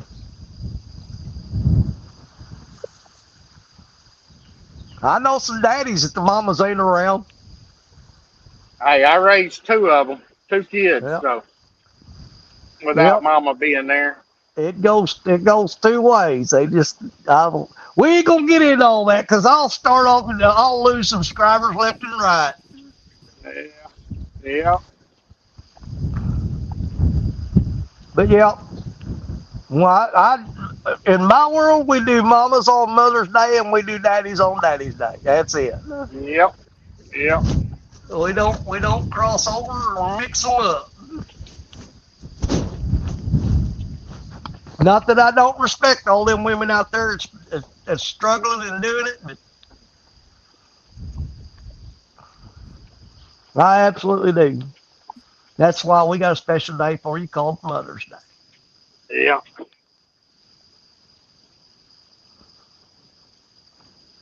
Ain't no double dipping on my channel.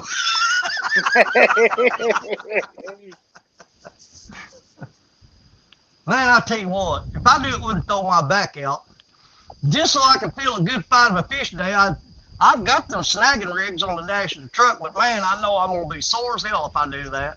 You won't be able to move for 3 days, Danny. I know it, dude, because you're twisting sideways. And you do that and you go home and here's what happens. Every time I come here and snag these dang carp, I'm doing that sideways pulling action. Man, that was a massive striper right there. I'm doing that sideways pulling action and I think, okay, I didn't throw my back out. I'm all right. And I'll go home and I'll lay down in the recliner and take a little nap. And I'll wake up and try to get up. It ain't happening. And you I'm like, can't. oh, yeah, there it is. I found it. You know what I'm saying? Every time. I'm like, yep, I messed my back up and didn't know it until I stopped moving and let it. You got to sit still for long enough time for the muscles to stiffen up and get sore, and then you're paralyzed from the waist down. Yeah. Well, this morning I woke up and I was hurt. Didn't sleep worth a dime last night because I was hurting real bad. Yeah. This morning I got up and I took me a good pain pill real early, and we got some good ones around. So I took a good one this morning, Oh, you just and reminded me. I took me a good pain pill, and then I had to wait 3 hours to come fishing because I was too dead gum knocked out. Well, I ain't gonna lie. I could take two of them right there and I could snag every carp in this river. I probably don't need to drive home afterwards, but Well, that was my problem. I'd have been fine over here fishing, but I didn't need to drive. I didn't need to drive to the river. yep. Yeah, Josh Dunnigan's in here with us. I seen him back there's the weekend angler. My buddy, my Morning, pal, Josh. Mr. Josh Dunnigan. Okay, Michael Gruppevent says, okay, question for y'all. Who wants to be captains for joint service tournament next year? Captains for the joint service tournaments next year. I'm guessing he's talking about like one of the veterans tournaments. I think he's talking about branch against branch, where the Army Oh, fishes. Yeah, he fishes branch against branch. and they're gonna wait till next year to do that. I'd do it in I, September when the fish are biting really good. that's the thing about it. That's what they need to do if they're going to do that. I'm telling you, come September, uh, uh, man, up here, and Josh Dunning can tell you, in our area, between me, where I'm at now, and up to where Parker and Josh Dunnigan are, you do not want to screw with us in September. I'm telling you, because I wish I could have held off and got drawn for top cat in September, because I could show you something then. But you got to That's when we fish. target You got our to big. fish when you can. Yeah, I know, and I put in for this month thinking I wouldn't get drawn, and when they did draw me, I went. I know when V got drawn, it showed her jumping around and hooping and hollering, and you got Stacia. And when they drawed my name for June, I went, well, shit. Yeah. Because I knew that was not going to be good. I'm like, oh my God, the worst month I possibly could have got. Oh yeah, I was not happy. I was like, well, let's just go do it and see what we can do. Do what you can do when you can do it. I know it don't mean nothing. It don't mean nothing because the only thing that counts is first place. But by George, I fished the worst conditions I could, and in the last 30 minutes of that show, I moved up to second place. And that's against people in boats and stuff. Yeah. So I hold my head up. I don't get I don't get down about it. I mean, over the past 7 or 8 years that I've been doing the YouTube stuff and everything, I've won several tournaments and from the bank against boat anglers, and I mean, it puts a sense of pride in me. Oh crap! Betty just almost got pulled in. Crap! Go. Dadgum! She was just laying on the bank. Oh man! Dude, it almost pulled that rod in. That was a whole shad, just destroyed it. And that fish just rolled out there. He almost pulled Black Betty in. Crap! That rod took off. I don't know if y'all heard that. She got drug along the bank and was heading for the water. Well, my whole world, they just opened up another turbine over here, and I think they're fixing to also open the gates up and let somebody out. The things are getting a little bit rougher over here, a little bit faster.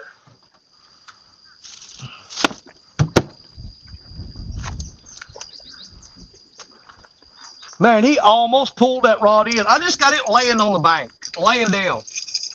And I sit there and the rod took off running across the bank and was gone.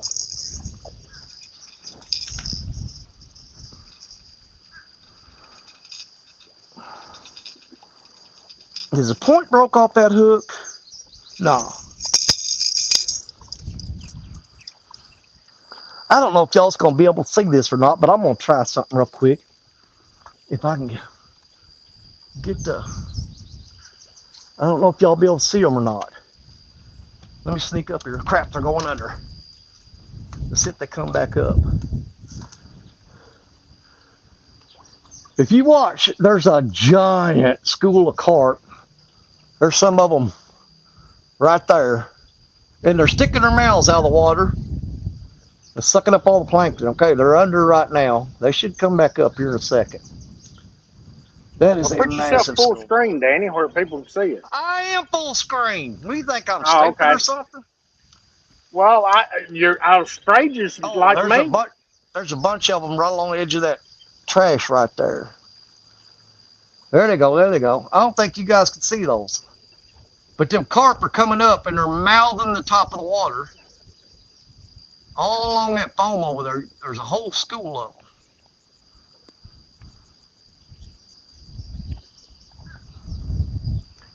Well, anyway, I gotta get this rod back in the water. I ain't got time for them stupid carp.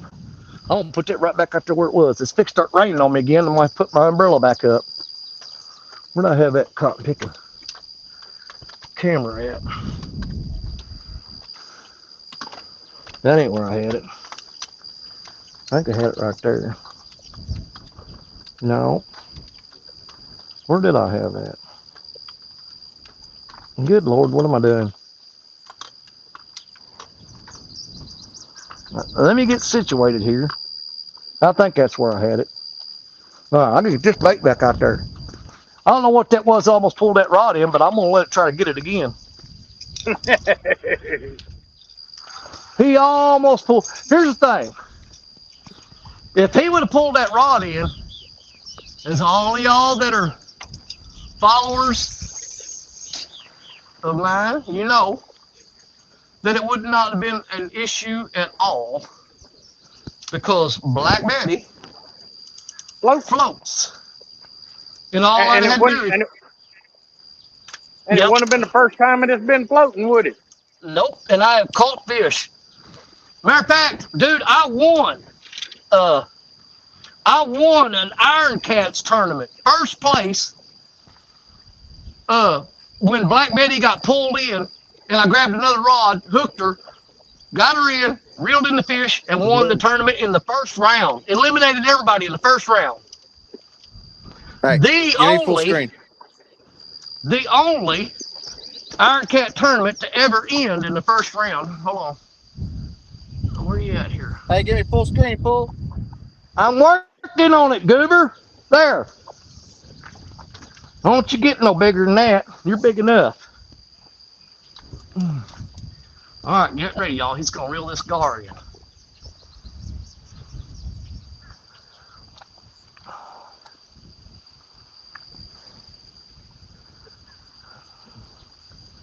Are you pooping? What are we watching? Look how you squat down and take the crap. I'm not sure. I gotta figure out how I had this camera set a while ago. I think.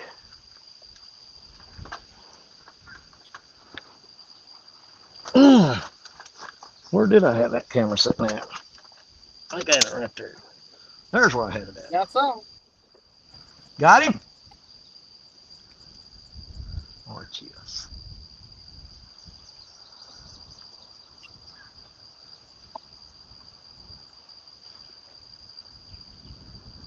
Yeah, it's gone.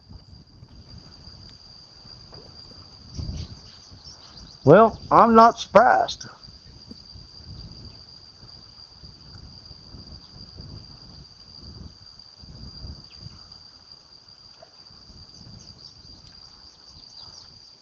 How did I know that?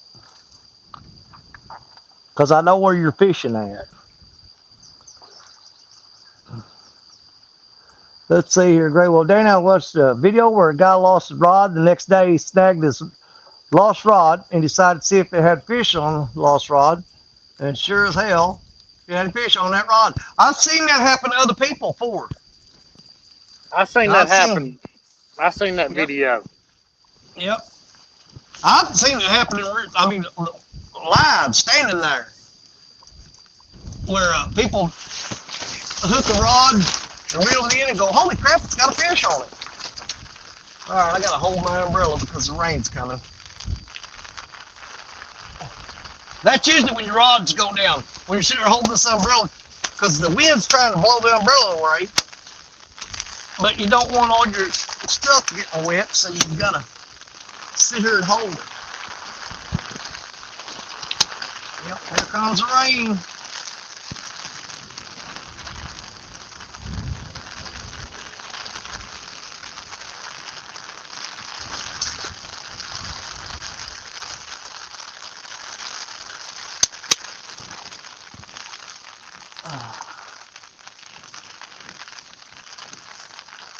I just don't believe that was a gar that almost pulled Black Betty in a while ago. Where'd that gar go? He ain't even gonna show it to us. You know how Jerry Jr. is. I know it.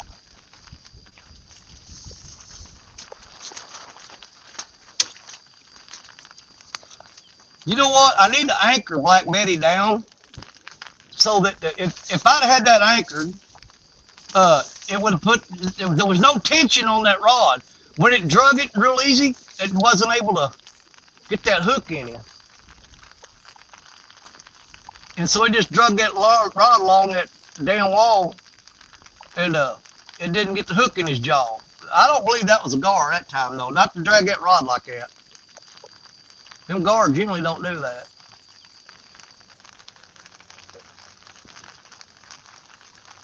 One of them damn big catfish up there. Yep. It's a damn catfish. Grab that damn bait and almost pull that damn rod in. Yep. Yeah, I need to anchor that rod. For sure. I've got a rod holder that she'll fit in. Now Black Betty don't fit in a conventional rod holder. It's too big. The handle's too big.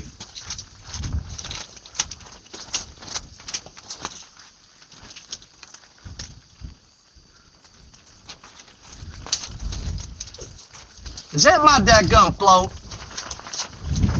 that popped off one of my lines? My float just popped up and it's blowing up to the bank. I didn't get that because I'm running low on those. I got to go get some of those. All right, it stopped raining. I'm going to take the umbrella down. I'm going to get that float back. I wonder which one of the lines that came off of. That's definitely my float there, though. I think he's done playing with that gar. I took the umbrella down, the rain started again. I got a float right there. I need to get back. I'm gonna need that stick right there. That's gonna work just fine.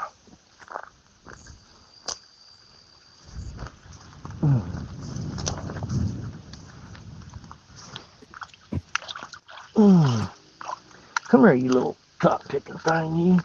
There we go. Nope, that's definitely one of mine. So that means it popped off one of my lines. All right, we're gonna get back up here and put the umbrella back up. It's raining. The phone wet. Everything else.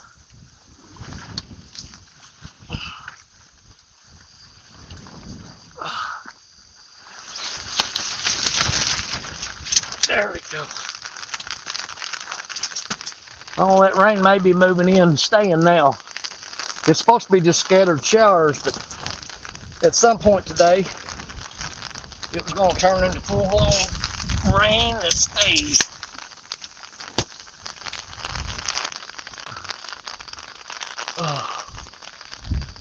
Yeah, I don't know where I had that camera facing a while ago, but yeah, old Black Betty laying right there. It drug it off, almost pulled it off that wall of that dam. Whatever hit it. It dang near took that rod in the water.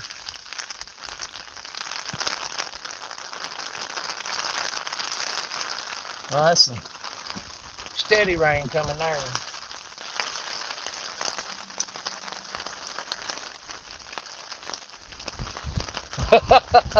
So you know someone had a bad night tournament when you hear, dang, that was my rod.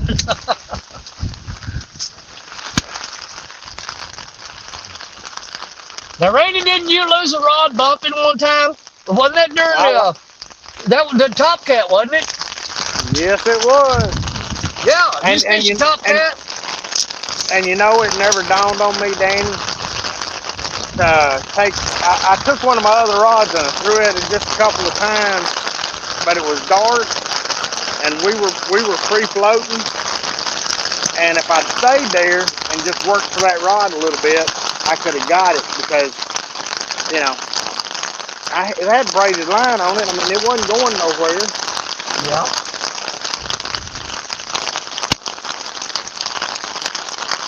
Yeah, you might have been able to snag that rod, get it in, reel that fish in, and win Top Cat. Well, it wasn't no fish on it. It fell out of my hand. Oh, I had just caught fish jerks out of your hand. No, I had just caught a fish, and Had slimy hands. Had slimy hands. And he pulled that sucker right out of my hand. You know, I bet you if you talked to old Lisa Swain, you can get some of your bait house. It's got your picture on it, and you just wipe your ears off, and it won't happen no more. Hey, I got 5 of them suckers hanging on the side of the boat here right now. Are you listening? Boy, it is pouring down right now. I don't know if y'all can see that. We can hear it. It's pouring all around her. Man, I got my tackle bag sitting down there right now, and it's getting full of water right now. But I ain't going out hunting here. Ain't happening.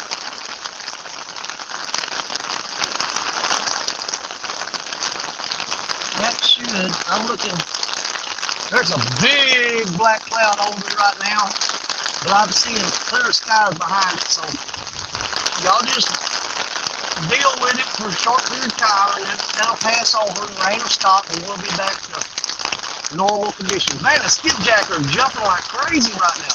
I'm gonna have to go to the truck and see if I've got a skipjack rod in the back of the truck. Man, that wind's going.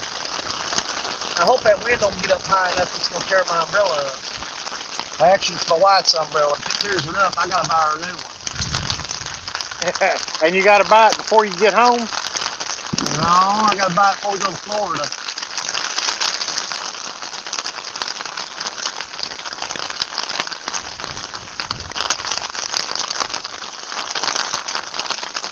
I don't know. Hold on, y'all may be able to see them now. You see that big black spot out there? That is a school of them carp swimming around, sticking their heads out of the water. Keep your eye on them. There they go. You see that big black group right there? That's a school of carp. Right there.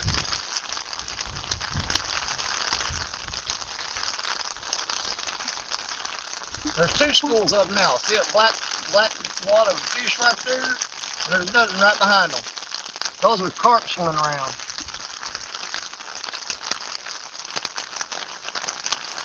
I don't know how we can see it, but they're sticking their mouths out of the water. Right there. Man, if I had a 12-gauge shotgun with double lock buck right now, I could kill 20 of them things. One shot. Just blast right into them. They're moving over between them 2 rods now. That is a huge school carp. Alright, Rain, come on, get on past me. I'm glad I brought this umbrella down here. Yeah. I got it down here because the sun was shining on the phone and overheating it. So I was trying to keep it cool. Oh my God, this carp is right here on me now. I don't know if y'all see that or not. See them sticking their mouths out of the water right there? Huge school of carp. Right there. And those things are they are right there.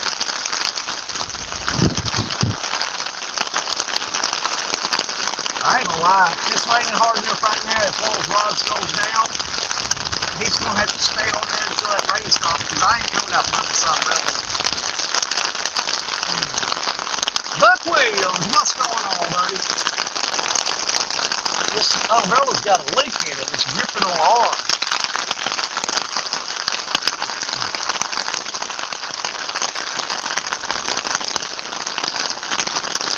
So, Danny, it sounds like you're frying tons of bacon. It's cooling down pretty good already. It should get pretty quick.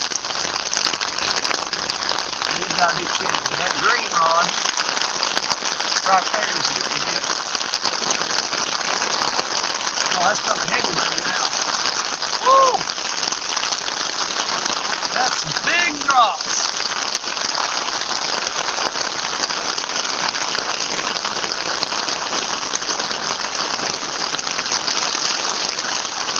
Let's just wait it out.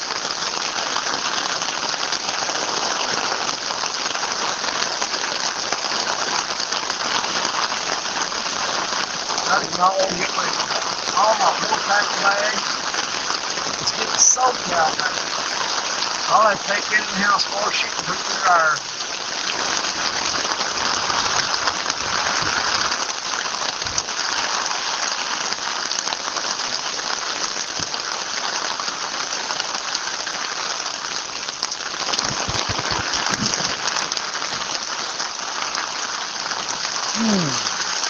Oh, that's a big old cloud. It's taking a long time for it to get past. It's starting to clear off back there, though. Right back there.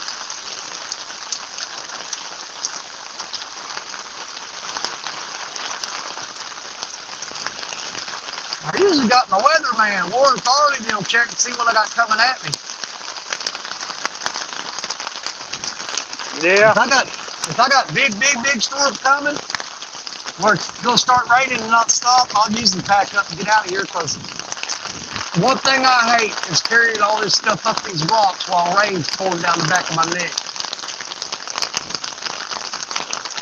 And the more it rains, the slicker it gets. Yeah. And these boots I'm wearing ain't got no kind of traction on the bottom of them. They're slick. Just complain. It's starting to clear off a little bit. First world problem. I know it. I'm going to gripe no matter what. Because if the rain stopped right now, the sun's coming out, then it would It's turn gonna get hot. humid. The humidity would just be unbearable. You're sitting there going, oh my God, I can't breathe. There's so much moisture in the air. Yep. Oh, there's a big old fish swimming upstream right there rolling. He's throwing tidal waves. Oh, that's that school cart. Yep. As fast as that rain started. It's about over, ain't it? Well, it's almost past me. I mean, if you look, I still got a black cloud right over my head right there. See that one? Once that one gets past me, and then it looks clear after. You can't see it. I'm just listening to it. I'm just listening. Well, Chat can see it. That, right underneath that umbrella right there. I got a big black cloud heading right for me. Once that one gets past, it looks pretty clear after that for a bit. And let's see. Warren Farley said you'll have more in an hour or so. Well, we'll hang around for another hour anyway, or 45 minutes or so, because I definitely want to be packed up before it hits again. But you know what I think I'm gonna do? Let's see. Michael said, woke up this morning fully intended to go out, but seeing it was still raining and decided nope. Well, I thought the rain was coming later in the evening, to be honest with you. I didn't know it was going to get here this soon. I need to check that blue rod because it got hit several times. And I'm sure it's a guard just picked the bait off of there. I'd almost bet on it. I'm almost certain there's going to be no bait on that rod. Just had one just strip me. He stripped you? Yeah. Hang on.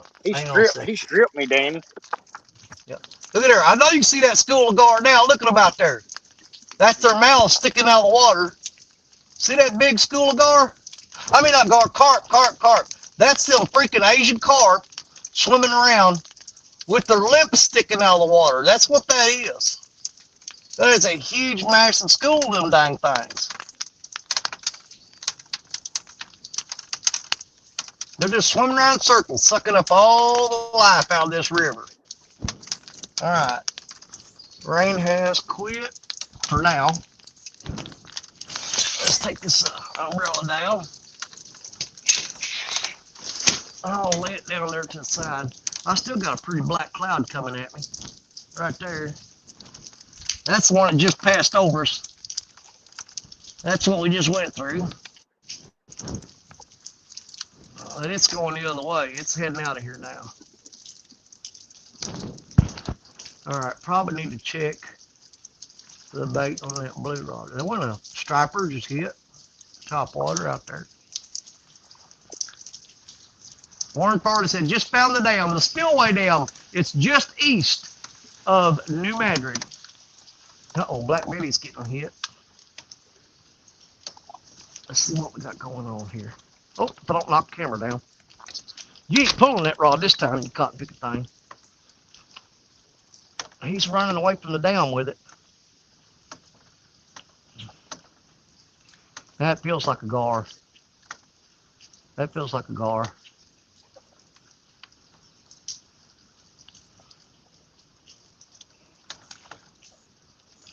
Yeah, I'm pretty sure that's going to be a gar.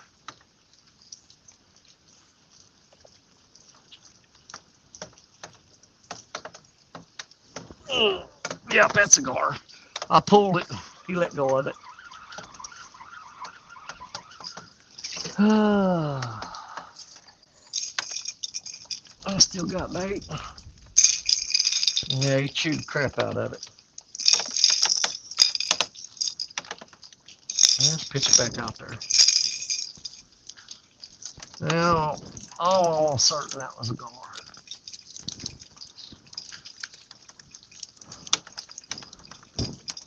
I mean, there's a lot of gar there, but there are catfish out there too, so you just gotta throw it out there.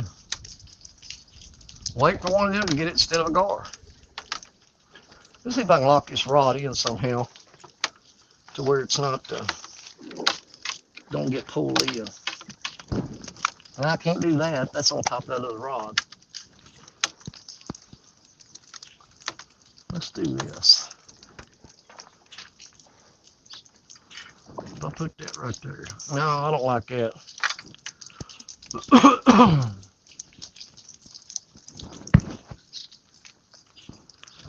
He'll flip that right over the side of that dam. I don't like that.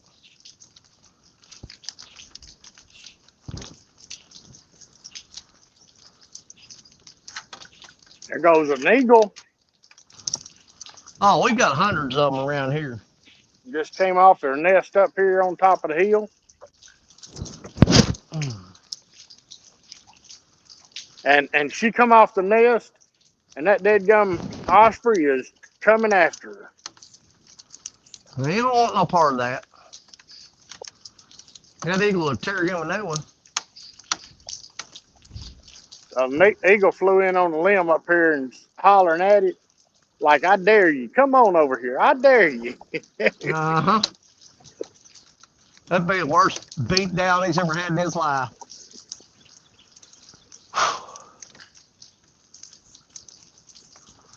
Well, green rod's getting tapped on. That's probably going to be another gar. Keeps flipping over in that rod holder. There we go.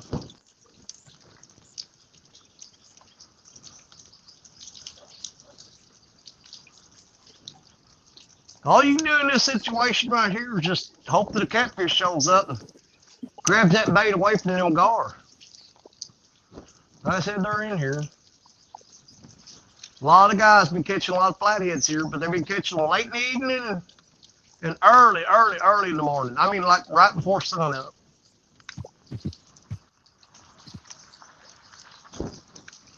Here comes a car flying down here into the parking lot. Don't know if they're gonna fish or not.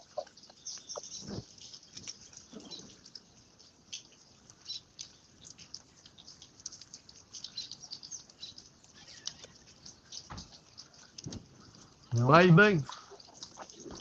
It looks like a father and two sons. He said, Daddy, take me fishing. And I guess Daddy's taking them fishing. I don't mind that. Golly, all them big old carp running around in here. That's crazy. Well, I took my dad fishing the last 2 days, and You we did the had, pre-Father's Day thing, didn't you? yeah. I knew what it was going to be out on the water this weekend, so we took Friday off and took him out Friday and Saturday. We Yeah. didn't catch. We had one fish hook up, and that was it. And he had it in his mind. He's got it in his mind that it was a big fish, so I'm gonna let him think that. I was gonna say, don't you take that away from him. I ain't gonna do it. You just let him. You just let him keep thinking that. Yep. Yeah, that blue rod got tapped on, reeled up, and I'll lick a bait. I kind of figured that though. That's suspected. You know, let's throw a body section on there. I've been throwing these head pieces on there. Try something a little different. I didn't realize it till I got here today. I opened up my bait cooler and I got Richard Cluck's cutting board and one of his good knives in my bait cooler. All that green rod's going down. Crap, I wasn't looking. They always do that when I ain't looking. Yep. Well, I got a bait. Hang on, see if he's still there. I turn around that rod, pull him like crazy. They always do that when you're not looking. Oh yeah.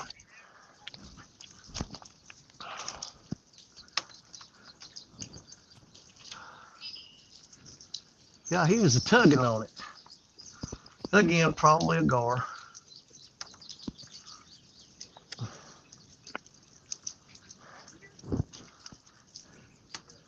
Yeah, you can go back through a lot of my videos, and I caught more fish when I wasn't looking at the rods than I have when I've been looking at them. Well, me and Lisa caught 3 last weekend, and that same scenario. We won that tournament with fish we weren't watching when they bit. Yeah. We just happened to look back there and the rods are bowed over. Yeah, I've got, man, I don't know. You can't count how many videos I've got of me sitting there talking to the camera and have my back to the rods and turn around and the rod's been over double and about to pull out the rod holders, and I never even knew it. Yep. Well, we caught 3 of them that way last weekend. But with these monster rod holders, you ain't got to worry about that. You ain't got to worry about that. And with these River Cat tackle rods, you ain't got to worry about them doing nothing wrong. No, he ain't gonna break. Nah. I want a striper.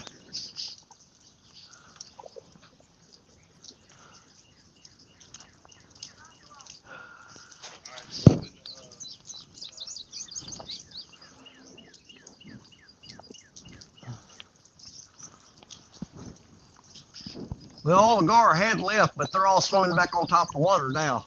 I guess that little bit of rain stirred them up. And here comes the humidity. Oh, we got a cloud coming over right now, a small one, and just hearing this shade makes it feel really, really nice. Oh yeah. Oh man, I just wiped my mouth and got fish scales all over my lip. And you know how hard it is to get them things off? They just like stick to you like glitter. It's almost like hanging out with a stripper and getting glitter all over you. You can't get it off of you.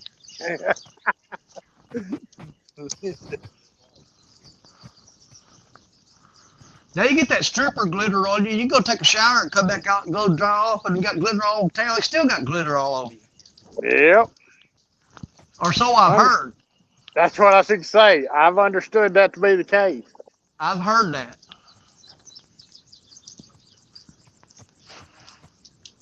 I wouldn't know from experience, but I've been told that a few times. I'm with you. That's gonna be a gar. Black Betty's getting line dropped, so there's a gar fixing to take off with that rod. I got home last time me and you fished together, Danny, I Yeah. got home and Lisa was telling me all about this stuff that we had talked about. Oh yeah. You Oh know, God. Oh, that's a gar. Man, he bent that rod down too. Dadgummit. Why couldn't it have been a catfish?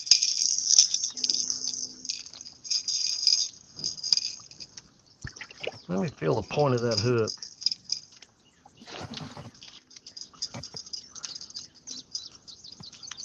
oh, Uh,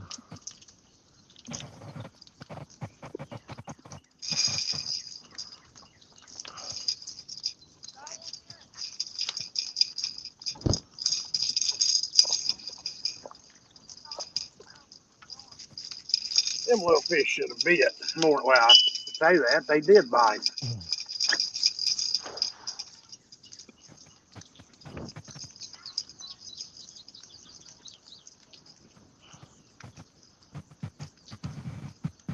I thought about running down to a flathead hole that I got, a rock pile down here, way downstream, about 7, 8 miles. Run yep. down there and see what I could do down there today. But I can start up here and just stay here, and I can catch fish all afternoon, or at least get bites all afternoon. Yeah. You know, sometimes I'm ruined because I had rather go catch several fish than I had to go take a chance on a fish.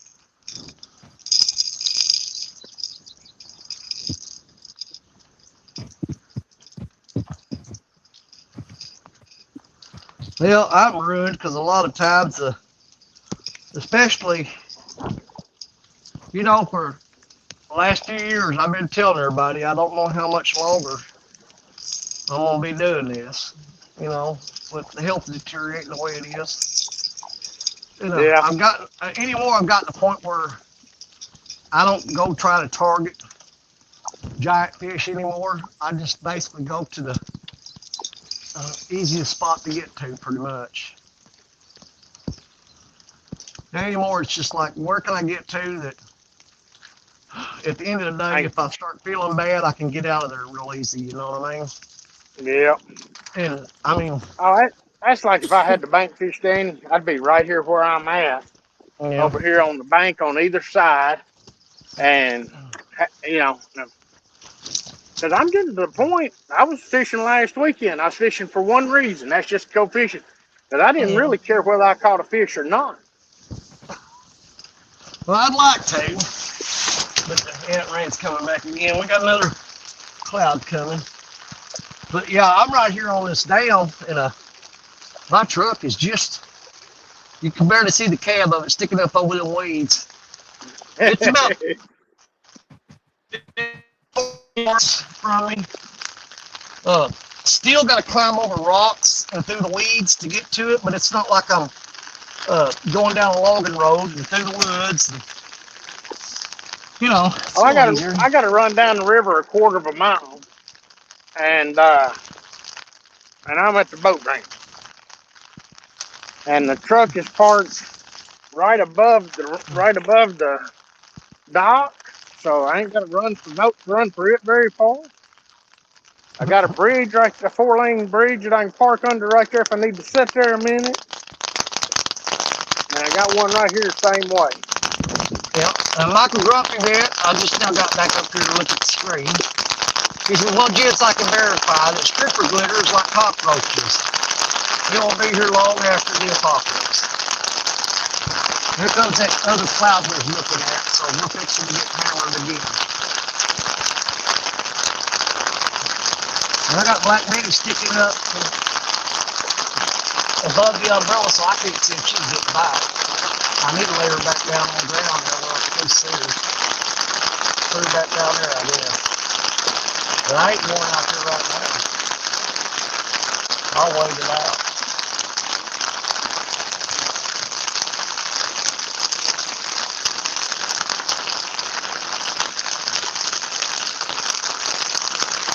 Well, it ain't nobody here but me now.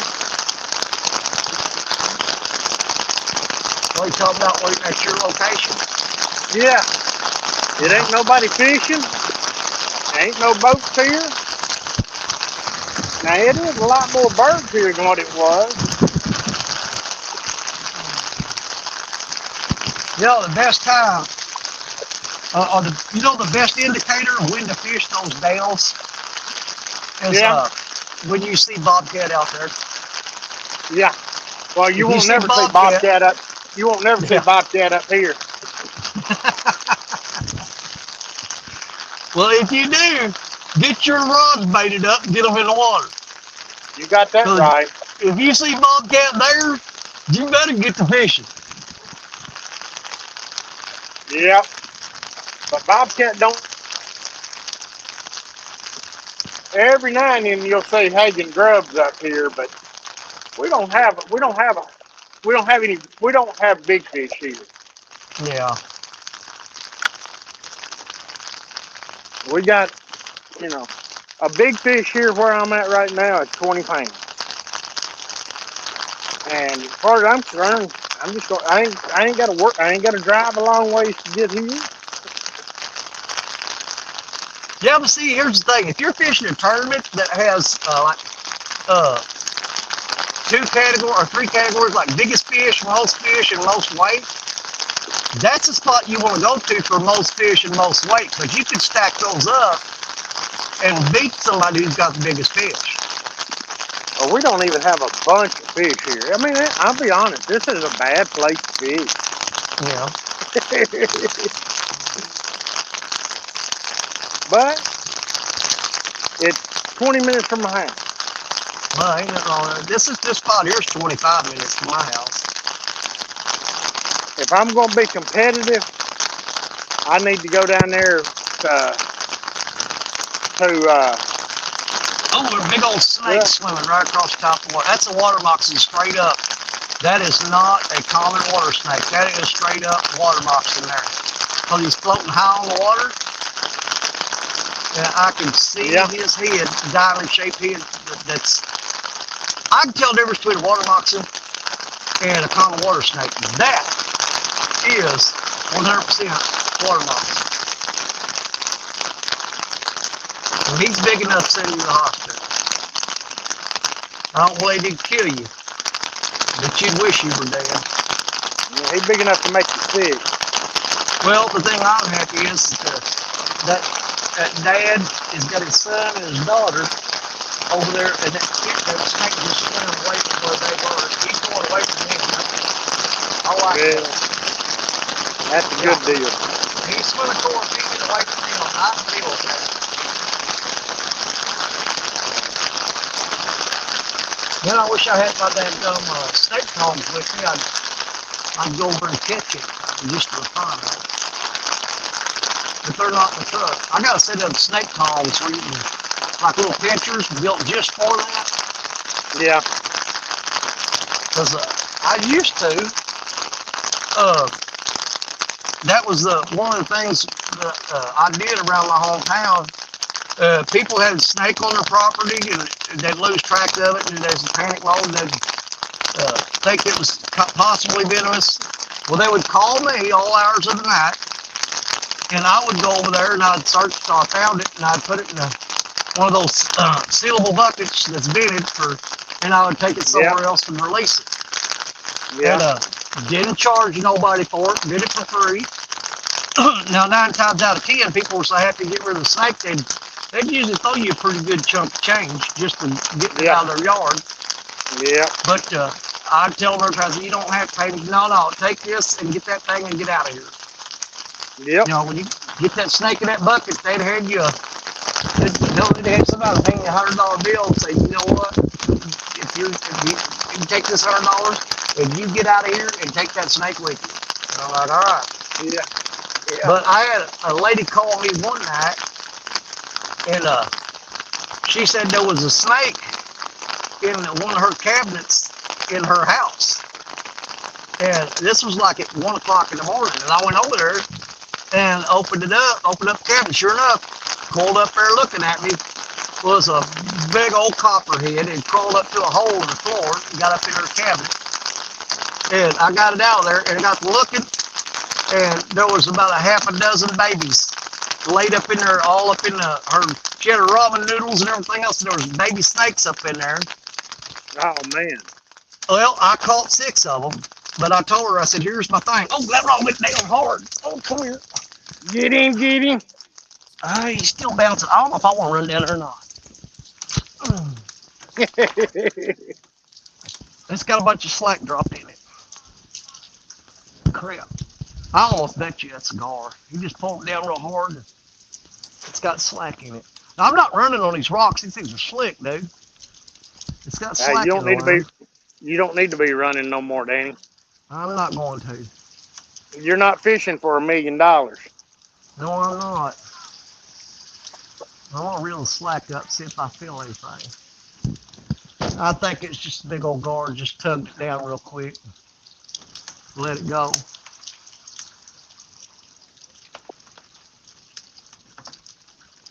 Years ago, I was pre-fishing. When I was bass fishing, we were pre-fishing for a tournament, and a bunch of us got off the water and went to the dock, waiting for a storm to get through. And it was the day before a tournament, so we were all standing around. And everybody's like, "Where's Mike at?" Mike ain't. Nobody's seen him. After the storm got through, me and his brother took off, headed up in the upper end of the lake looking for him, and his brother found him up there. And over a piddling, tournament winnings, he was out there in a thunderstorm and got struck by lightning and killed. Oh man. I don't get out in this stuff, man. If it starts getting bad, this old fat man gonna get undercover, or at least get off the water. Well, I can't say too much about it. I actually got kicked out of a iron cat tournament because tornado hit and I kept fishing. And you know what? I hold no ill will. It was Palmetto Cats and Brian B. They made a decision, said, you know what, dude, you're disqualified for safety reasons because you refused to leave. And you just need to go. And they made the decision that, because see, here's the thing. It was in the 3rd round. We were in the 3rd round. We'd already eliminated 2 rounds of people, and I was still in it. And I got kicked out because of the storm, but I was still in that tournament whenever I got put out in the 3rd round because of safety reasons. And I was like, guys, there's only 3 of us left, and I'm still in it. But there's trees falling around you, dummy. A flash flood hit. It washed my tripod that had my light on it. A 100-foot extension cord and a bunch of stuff all went into the river. And I said, well, I got to let them stay alive. Yep. And they done the right thing. Yeah, but boy, I tell you what, at that moment, I could have killed them. Oh, that's like me and Daryl was fishing a tournament last year, year before last. I guess it was last year. And we had caught 2 or 3 fish, and somebody said we were using the wrong scale. So they disqualified us. And but we still stayed on live and sat there and continued fishing and laughing and cutting up and having a good time. Yeah. We're not fishing for nothing that means, we're not fishing for big money or nothing. It wasn't life-changing money that you had on the line. Yeah. Yeah, exactly.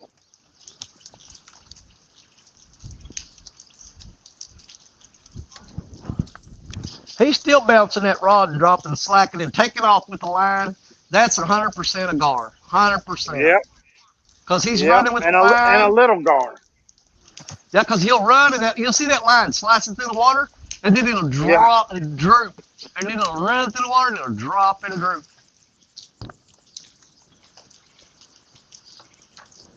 Well, what's Jerry Jr. doing over there? I mean, I ain't even heard him in a few minutes. He's still here? Yeah, he's still there. He don't make a lot of racket, honestly. He don't. He's a good kid. He don't make a lot of noise. He's usually pretty quiet. That's normal. He's young and picking up knowledge. Well, I mean, they had him on uh, you know how sometimes they'll showcase an angler on a TV show when they Yeah, had Catfish Weekly, and they yeah, showcased him on there. They had just try to get him to talk was like pulling teeth. You couldn't get him to say nothing. I mean, yeah. they had to. He ain't like me and you. He'll just sit there and ramble on about everything in the world. They had to keep asking him questions and trying to pull, getting him to talk. But that's the Yeah. way he is all the time. The only time you're going to hear him make a lot of racket is if he gets a big fish on that rod. Then you'll hear him talk. That's like Lisa. And unless Lisa's hosting, you ain't gonna hear her talk a whole lot. And she get on a big fish and she don't talk. You see what they're doing to me here? Look, I just run down to this blue rod. It's jerking. I look up there, Black Betty's jerking. I go up there, and this rod starts jerking again. And they got me going up and down this hill. I'm They getting my just steps in. making sure you get your exercise. I'm getting my steps in. But see, now I ran down here, or I didn't run. I got down here because that rod was jerking. And I get down here, and now Black Betty's jerking. And he just dropped a ton of slack. That is 100% a gar. I'm going to see if I can't reel up and hook him. Sometimes you can, sometimes you can't. Yep. Nah, he's gone. I bet he's got the bait off of there. Then my umbrella just went flying. Went through the fence behind me. Yep, 100% bait's gone. Yeah, that wind just caught my umbrella and shoved it into the chain link fence behind me. I bet that tore that umbrella up. Stacy's gonna kick my ass.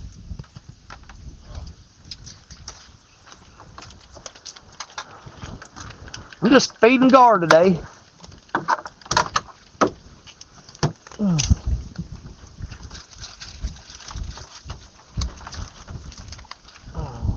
That wind gets strong enough, fix to blow my chair over too. I ain't even sat down today. I'm trying to. I've got my awning tilted to the front, and it needs to be tilted to the back. I'm standing out here in the sunshine, standing here all day, but I ain't hurting, Danny, because I took one of Lisa's pain pills this morning, Yeah. and I took so one about 4 o'clock this morning. I'm fixing to have to take another one here in just a little bit. yeah. Well, I didn't take mine till almost about 9:30. Yeah, it takes about, on average, 20, 30 minutes for that to kick in. Yep. Ugh.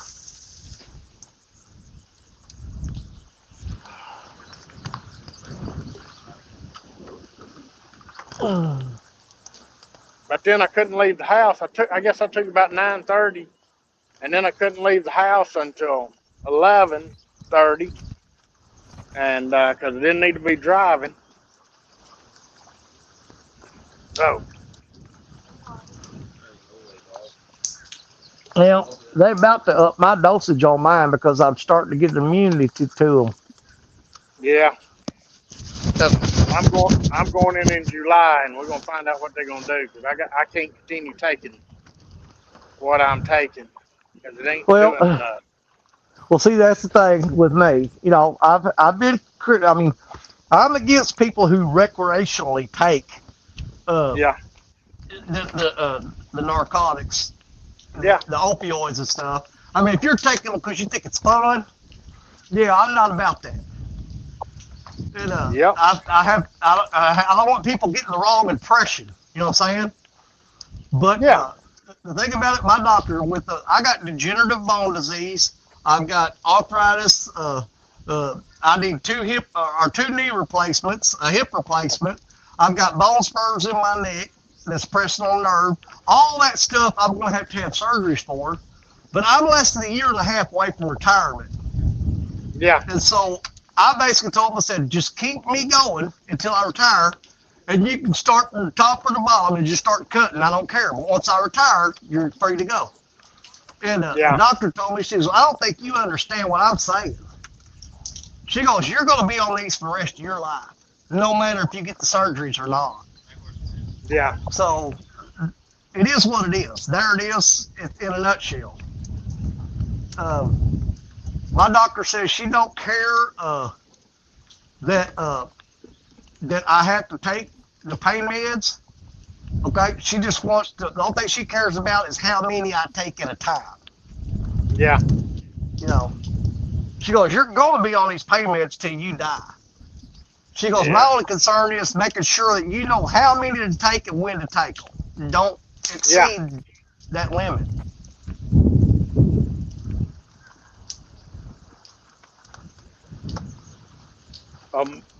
I don't think my doctor understands that I'm having to take stuff every single day to get through the day. Oh, multiple. And Me every day, multiple times a day. 100%. But I've got some medications that they've got me on. I've got a pain nerve pill that they've got me on for nerve pain.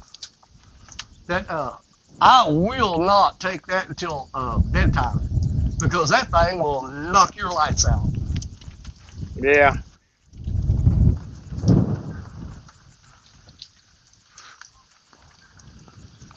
That's not one you take and go to work. It just ain't happening.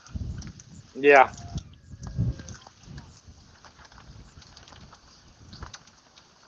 Lisa's got somewhere she had some dental work done and all, Oh yeah. and I load up on them. And then when she had her toe surgery, she can't take pain meds, and they kept giving them to her, but all they did make her sick, so she couldn't take them. A lot of people And can't take them because it makes them nauseous. yeah, so they kept we got them, and I worked my way through them, and I take a handful of Advil 3 or 4 times a day, which ain't good for me at all. And then Bad for your stomach. bad for your stomach and your liver. Yep. And you know, and then I've got some minor pain meds that they give me, and you load up on them. But they only give them to you once a month, and they give you a 30-day supply if you're taking 1 or 2 a day, and you know that don't do no good. Well, right now, my time frame that I'm looking at, that I've kind of accepted, I'm gonna keep going as long as I can, doing what we're doing today. But Yeah, I'm thinking with the way my schedule looking, when I retire from work, it's probably going to be about the same time I retire from doing this, YouTube, yeah, everything. I'll probably, because at that point, I will start going through a bunch of surgeries and stuff.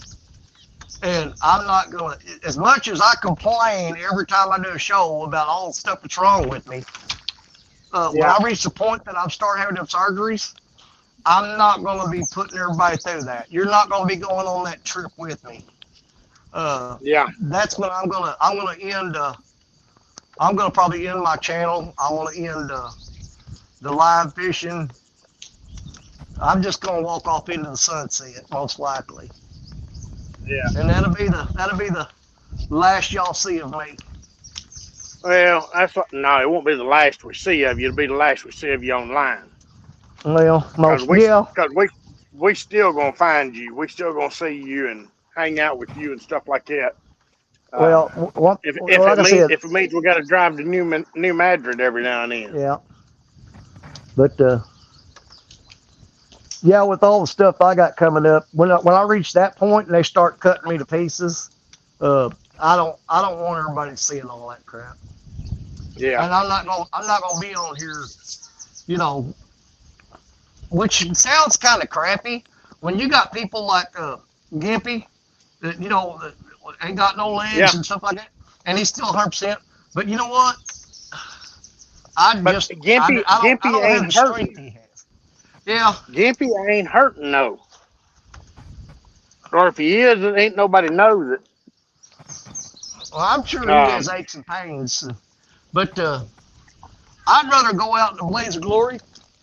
You know what I'm yeah, saying? and people remember what I did when I did it. yeah. When I can't do this no But more, I don't want people looking at me doing all that crap. yeah, that's like my dad. My dad's 84 years old, and he he's got to the point that he can't get out and go fishing anymore. He used to ride horses all the time. He can't do that. He wanted Yep. to go. He wants so bad to go get him another boat where he can go fishing and all that. It ain't funny, but he can't because he ain't got no business pulling a boat to the ramp, much less getting out fishing and all. Well, you know what? And That puts that weight on your shoulders right there. Oh, there goes that gummy just pulls down so hard that you just wish that it was a catfish and you know it's a gar. But yeah, you have to find the time with the time he's got left yeah. to get And him out there that's and do something that that. we talked about this weekend. You know, Yeah. we made the statement several times. Me and him, my daughter Lisa. Um, you know, we live too far away. Yeah. We live 2.5 hours away, and it's you know we headed down there this weekend. We had to put a new tire on the boat on the trailer. We got halfway down there and had a dead gum wheel bearing go out. I hate that. You know, oh yeah, I can change one out in 30 minutes, but Yeah, you got but a to have bum one tire on the handy. road ain't nothing like a wheelbarrow. You know, I don't have any problem replacing a wheel bearing. Sitting in the sitting in the parking lot. But you know, it's just a pain in the butt. Yeah. But at 2.5 hours away, I would at least try that schedule about once every 2 months. It's just to make it easier. Oh yeah, Once oh every yeah, 2 months to go try to get him out fishing. Oh God! Oh, he Gar, let go. As soon as I put pressure on him, he's pulling. And the second I put a lot of pressure, well, I don't know. That bait is hooked back into the hook. Let me look at it. It's covered in teeth marks. 100% Gar. 100% Gar. He's pulling on it real hard too, and I lifted up on it and felt him, and then boom, he let go. Where do we have that one? Right against that brick wall underwater, right there. Just barely chunking it out there. well, me and Lisa have, I've got a company up here going. It's our company. We make, it's our living. You sucker, you do that again, I'll bust your teeth out. There you go. Um, we're sitting up here, and this is where we make our living, make our paycheck. And it's not, I can't load up and go somewhere else and go to work for somebody else because of my age. Nobody wants to hire me. Exactly. But I'm the same it, boat. Uh, at 61 years old, I got one more, I got a couple more years and I'll retire, and we're going to find something other for Lisa to do. I'd love to take this company and move it down to my mom and dad's, but I'd have to be in direct competition with a buddy of ours. And that yeah. makes it tough. A guy to help me get started at this. I don't want to be in direct competition with him. But we're gonna figure something other out where we can move down that way. That way she can help take care of my grandkids. We'll be right there where we can take care of my mom and dad a little bit. I've got a sister that'll be 60 years old in November, and she just found out she got some major health issues, and you know is we need to be back home. I moved Well, I'll home. be Go ahead. I moved back home a few years ago, and moved back just to help my mom and dad out and help my daughter out. And then me and Lisa met, and this was home. I've been up here for over 20 years. Yeah. And I loaded up and come back up here. And we ain't got no reason to stay here, though. It's fixing to be time for us to load up and go back west. Yeah. And we Well, will. It won't be long. I'll be 61 this year, and I'm retiring at 62. So, and I'll be 61 Yeah. in November. Like your sister, she turned her birthday in November. Mine's in November. I'll be 61 in November. As of November, I'll have a year to go. Actually, you fill out your stuff for retirement 3 months before you actually retire. Yeah. So I got to And start that's filling where, out the yeah. go ahead. But I got to start the process of that 3 months before I turn 62. So I've Yeah. actually got I got way less than a year and a half to start transitioning over to where I'm gonna stop all this crap. Yeah. Well, see, I turned 61 back in April. So January 1st, it's time for me to start doing paperwork. Yep. Yeah, you got to And start filling out paperwork 3 months before your planned retirement date. yep. But we'll still have Swain appraisals going, but it's going to be in her name instead of mine. And I got to talk to an accountant and figure out how we're going to do that. You Yeah. know, but because you can only make, you can't make no money and still be, and without Yeah. screwing Yeah. with your Social Security. That's it. Yeah, because if you make after you make so much, they're like, well, you should have just kept working. After you make so much, they take it out of your Social Security. Yeah, that's what I'm saying.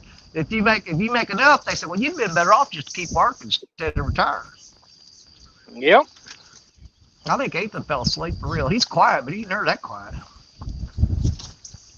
I'm here. Okay, man. He Well, just I got listens this. to old men talk. Yeah, I got this chair set. I'm sitting on a sloping rocks with a chair, so I'm kind of leaning forward. This is not comfortable at all. I keep falling out of my chair because it's on a slope. It's not comfortable.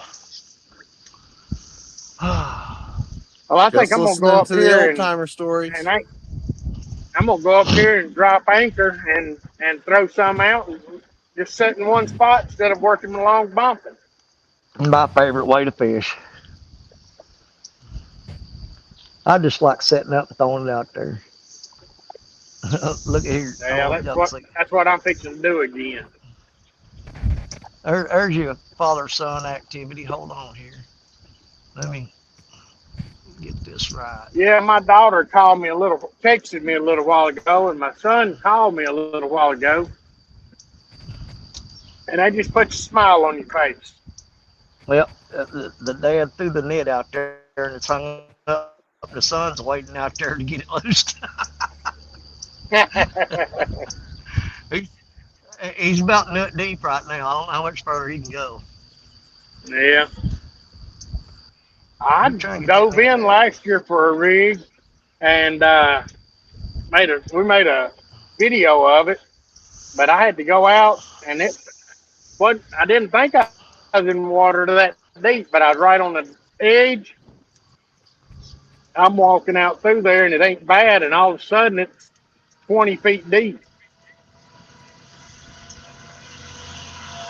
But I kept waiting until I got out there and got it.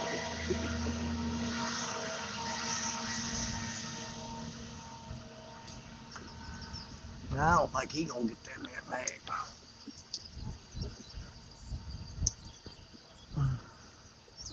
Well, he's into his shoulders now.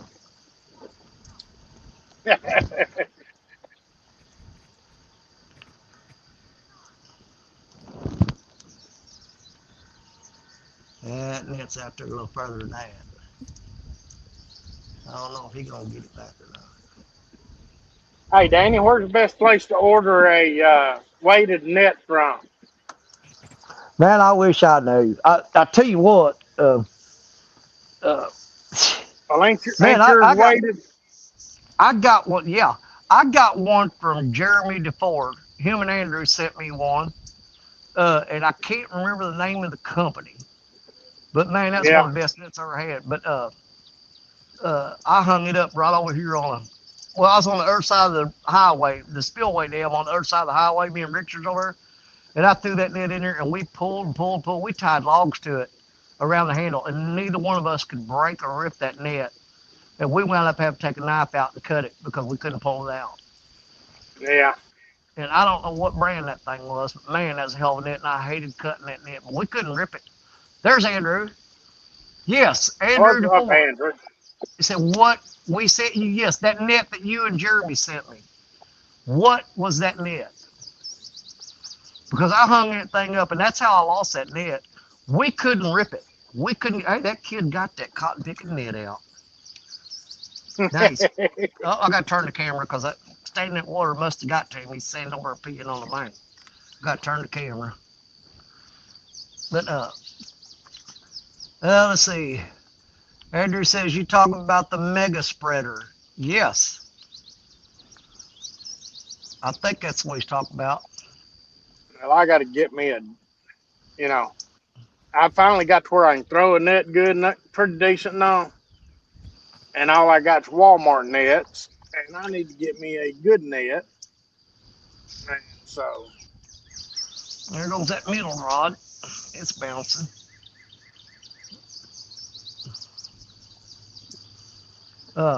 Man, I've got to where it just.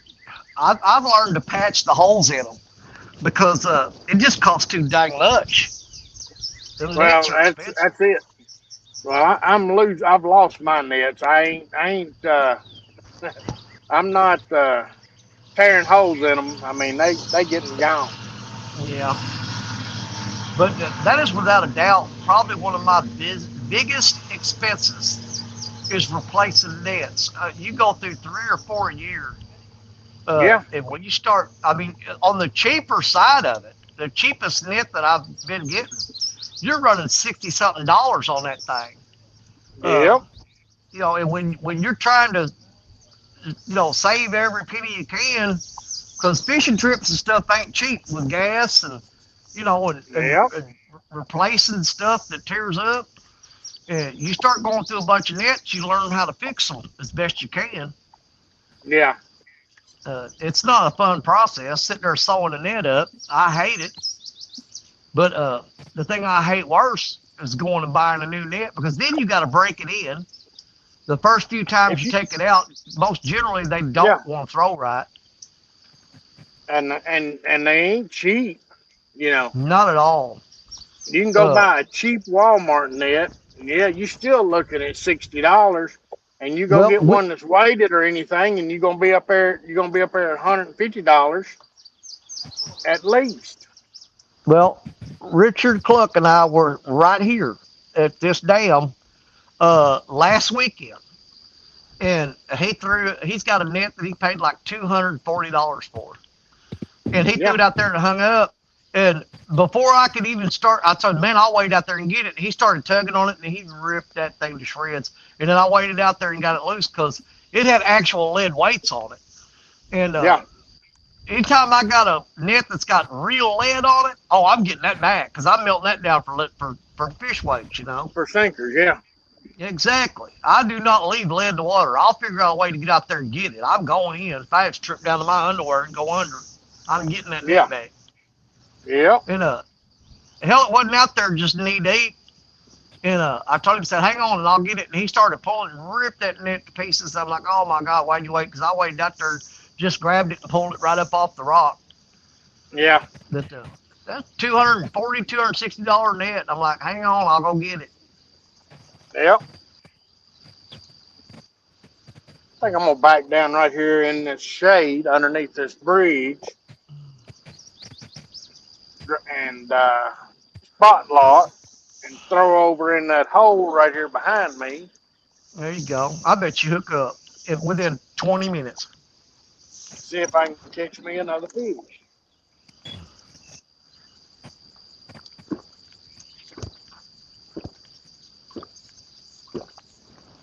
Well, That's one jug of water gone. It's actually unsweetened green tea, but it's gone. I got one bottle of water left. It always sucks when you chug that bottle of water, knowing you got one left and you're still thirsty, but you don't want to drink out of the bottle because you don't know how long you're gonna be here. Yeah. Yep. Yeah, and Andrew and Jeremy just had a whole show Friday night about staying hydrated and stuff. Here I am with one bottle of water left, sipping Well, on it, trying to save it. we're lucky because I'm on this boat and I've got a case of water over here in a bucket beside me. Mhm. And so I can just, I reach over and grab it and grab me another bottle over. I mean, it ain't like it's cold or nothing, but I can't drink hot water, man. It has to be at least cool, Now, if I yeah. have to, I will. Well, now if it's sitting here in the boat and I'm in the shade, it ain't that hot. It's room Yeah. temperature. They're fishing with Paul. Welcome in. So what's up, everybody? Anybody? Well, I've caught some garter. Randy's got what one or two catfish on the boat. I know you got one. Yeah, I got one. Yeah, the bite's just terrible today. The fish are on full spawn. I'm in a freaking nest of gar. It's the only thing I caught so far is one stinking gar.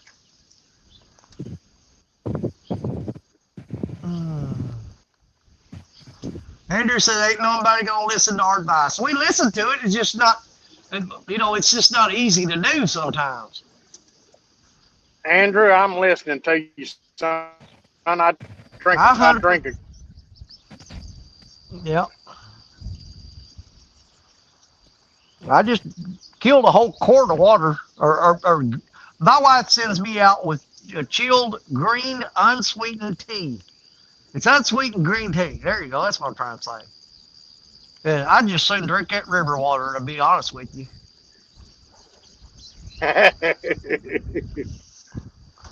But she's looking out for me.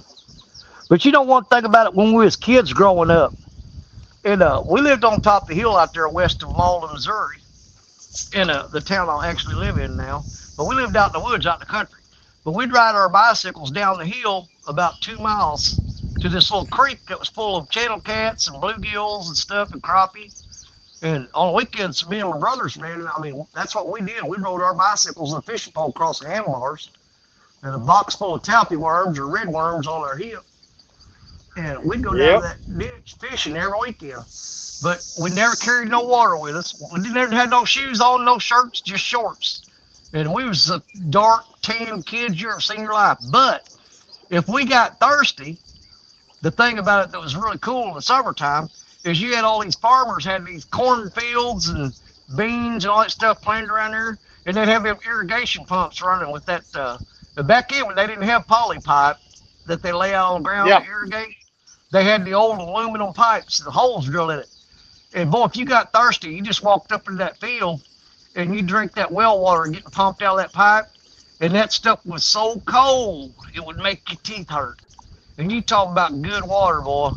But it tastes like iron. It had that real strong iron taste in it. But we grew up drinking that, and it didn't bother us a bit. Yep. But that old irrigation water coming out of them pipes, irrigating them fields, that water was just, you couldn't get it any colder if you put ice in it. It was just cold coming out of the ground. Yep. Catfish and crappie. What's going on, Mark? I'm gar fishing pretty much today. You can see them flopping around here all over the place. Hell, I've had several good takedowns today. And you grab the rod and reel it up, and he'd pull a little bit, and he'd just open his mouth and let it go. And I had one bite a while ago. I had Black Betty laying down there she was laying on the rocks right there, sticking out across that wing off that dam. And it almost pulled a rod in. Still didn't hook up, so I'm pretty sure that's just a big old giant gar.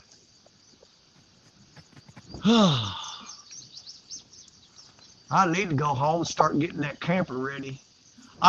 Today was the only full day I had to get ready for Florida.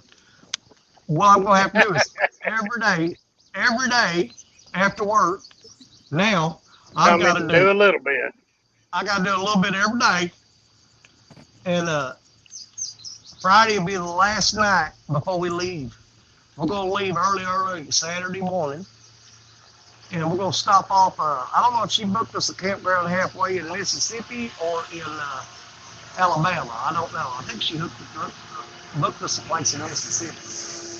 But I usually drive about halfway down, and we'll stop at a campground and spend the rest of the afternoon, rest up, and fix something to eat in the camper, and hang out, get up early in the morning, and then take the other half of the trip and get on down to Florida and be done with it. Crazy Train 2409. That's a new one in here I ain't seen. Welcome in. Fishing's not spectacular today. Randy's got the only catfish on the board. The fishing is tough. But I hey, am. I'm you fixing to don't know start whether it's going to snagging be carp. tough or not unless you go fish. That's true. Well, I kind of had an idea. I knew it was not going to be. I knew it wasn't going to be easy. Yeah, you knew it wasn't going to be wide open, but you never know. Yeah. All And that you for days when sure I ain't going thought to do it's nothing. You sure ain't going to do nothing at the house. well. My wife may beg to differ. I had plenty to do at the house. Well, but what I'm saying is, no, you ain't Yeah, going to you ain't catch gonna no catch fish no. sitting at the house. You ain't gonna catch no fish. I gotta find somewhere to set this chair. And I'm telling you, this is just. I'm actually making my back hurt because I'm sitting cockeyed on this chair, crooked. Can't get comfortable. I tell y'all what though. Before we leave today, I will just so that we got some big fish on the bank. I'll go up the truck and I'll grab that 6 foot long snagging rig and I'll tie it on Black Betty. And I'll show you guys a couple of these big old carp that we're trying to get rid of. Then you see a young feller in Florida with Iowa plates. That's the stepson. Okay. Well, I'm going to be over at Big Lagoon State Park. It's over close to Johnson's Beach, right there close to Perdido Key, the Florida-Alabama line. As a matter of fact, we're going to hop over in Alabama a couple nights and go out to eat over at the Floribama. I ain't never been in that bar. It's a bar that's built right on the state line. And on one side of the bar, you can drink, and on the other side of the bar, you can't. If you ever get a chance to go down there, it's pretty cool. Yeah. Yeah, but the state line goes right through the middle of the building. And you're Yeah. legal to drink on one side of the building, but you're not legal to drink on the other side of the building. They actually got a line drawn through the bar, the state line marking the floor, where you can't cross that line if you got a drink in your hand. Okay. And you talk about the reason we've been by there a bunch of times, and we'd pull up, we'd say, well, let's go in there. And we'd get there, and the traffic, I mean, the parking lots are full all the time. The foot traffic crossing the street to go into that place, there's a line out on the sidewalk to get in. And I'm like, no, I ain't about all that. I ain't Yeah. standing in no line to get in somewhere. I mean, basically, you're standing in line waiting on somebody to get so drunk they throw them out before you get a chance to go in. Yeah. That You gotta ain't wait much your for turn. me. Yeah, that won't be much for me. Yeah.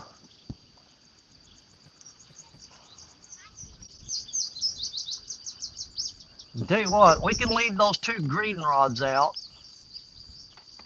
uh, fishing straight down off that wall of that dam. Oh, I know I'm going to regret it, but I think I'm going to go up there and get that snagging rig just so we can have a little bit of action on here and snag some carp. I think I'm going to do it. I'm trying to talk myself into it. I'll tell you what I'm going to Yeah. do first, though. I'm going to get a little bit of courage in a bottle real quick.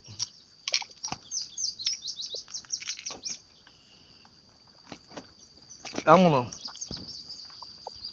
premeditated pain. I want to try to get rid of it before it happens. You know, I went my phone case flying down the bank, heading toward the river. I got to stop that. Oh.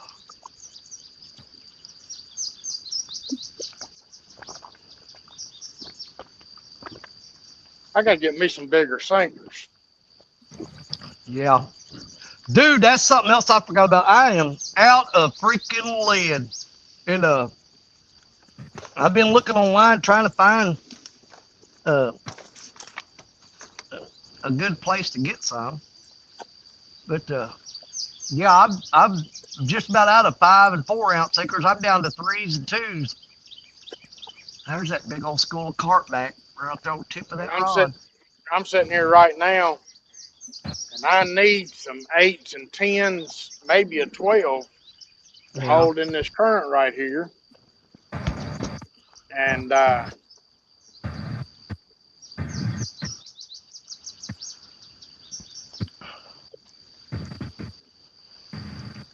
4s and 5s ain't gonna hold it. I can tell you that.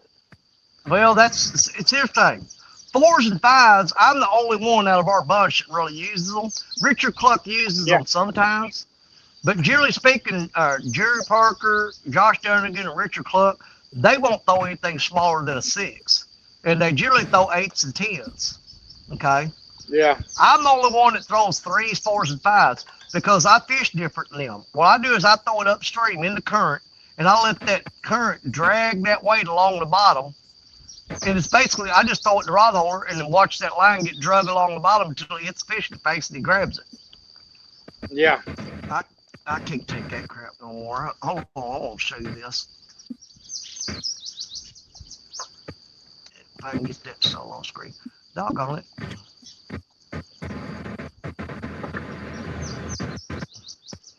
Now, every time I turn the camera on, they leave. But I'm going to hold for a second. You're going to see that giant school. You're going to see that giant school of invasive carp. They're going to be right up in that area right in there. They're fixing to come back up. I see one of them's face sticking out the water. Usually when one of them starts, it don't take but a minute. The rest of them start kicking in. But I think I'm getting down to the end of this, and I'm gonna pull in that blue rod. I'll leave the 2 green ones out. But we're gonna rig up and we're gonna snag some of these giant carp for y'all. Just so y'all get to see a rod bending and going crazy. I don't know how many throws I can do. On average, usually after 5, I'm out of breath. But I tell you what, let me get set up for that. We're gonna snag some carp for y'all. I'm already dreading it. This is gonna hurt. All right, let me go grab the snagging rig, and we'll get that rigged up. It ain't catfish, but if y'all want to see some big giant carp, I think I can make that happen pretty quick. So I'm gonna walk over here. I'll be right back. I'm gonna pick up my phone case. I'll be right back. I'm gonna run to the truck here. And because I got my hearing aids hooked up, if I fall and you hear some cussing, forgive me. Because it's quite possible to climb over this fence. I'm pretty sure I got a snagging rig on the dash of the truck.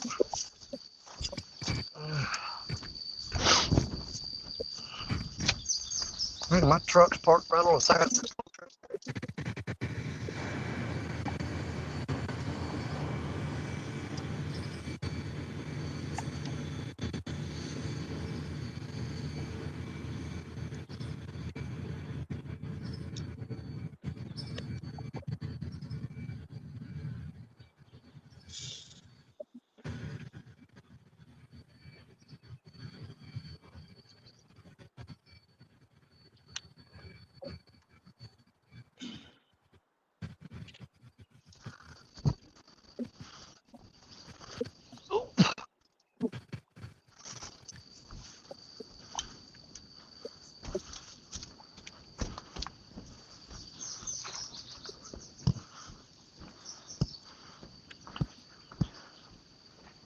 Now,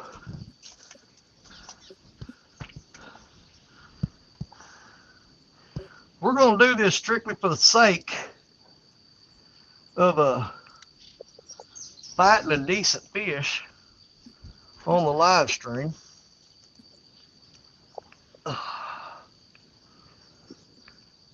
And then I'll probably bring this back up. Let's set it back out there. I just had a big old That fat way. gar on the line. He came off right There at the you go. bank. The Black Betty's sitting there all that time with no bait on her. Yeah. There you go. Guard, she's starting to chew Yeah. it off. All right, first thing we got to do is cut this off here. That got nice short. Now, I've got 50-pound saltwater braid spooled up on a 16-foot rod. Now, you don't want to use straight braid. You do not want to use straight braid when you're snagging fish, because something's going to break. Yeah. It may be your dang arm. So what I do is I got this the homemade snagging hook here. I put that lid on that 14-aught treble hook. I put that lid on there, and I've got about 3 feet of what is that? That's 50-pound mono. That's going to be my shock leader, so that it absorbs some of that. It'll stretch a little bit. Yeah. So we're going to tie directly onto this line with what you call a uni to uni knot. A uni knot. Kind of a tricky knot to tie. But you don't need a swivel if you do that. 4. We're going to go 5 turns with that 50-pound mono.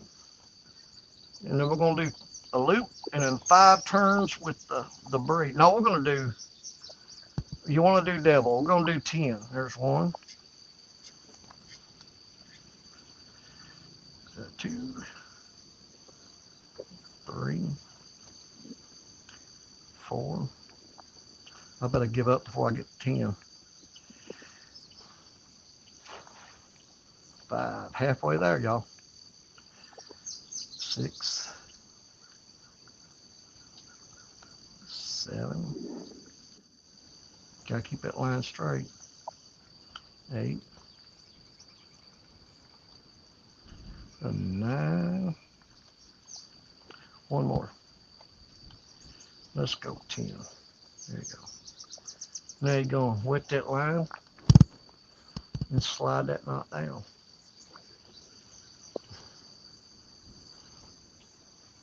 Just like that. And then you're going to slide those 2 knots together. Just like that. And you cannot, you ain't going to break that knot. I'm going to trim them tags off there. So now that mono is tied directly to that 50-pound saltwater braid without a swivel.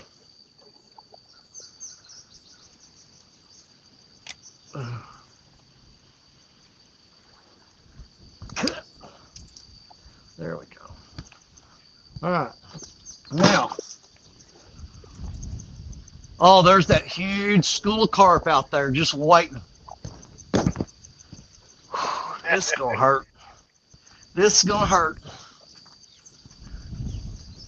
And another thing I want to do is make sure I got that drag where if I hit a big carp, that it's going to give a little bit. And we are going to hit a big carp. Don't you worry about that. We may have to throw a few times. Generally, we get one on the first throw. I probably just jinxed it by saying that, but generally speaking, we do. Let me get this blue rod out of the way because I don't want to snag it. Okay. Let me. When did I bend that cotton picking tripod like that? All right, let's do this. All right. Let me show y'all how to thin the herd on these carp. Let me get this blue rod out of the way.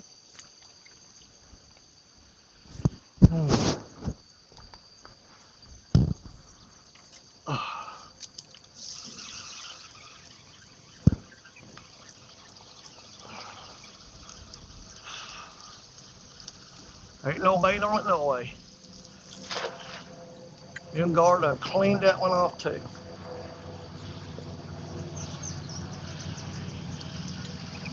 All right, y'all. I may have five good throws in me before I get out of breath and I'm exhausted. All right, here we go. Let's see how many throws it takes to hook into a big I'm gonna carp. say one. I'm gonna say one. Generally speaking, I can get one on the first throw, but sometimes you gotta throw a few times. I'm gonna send that hook out there as far as we can. Oh, we're halfway down the river.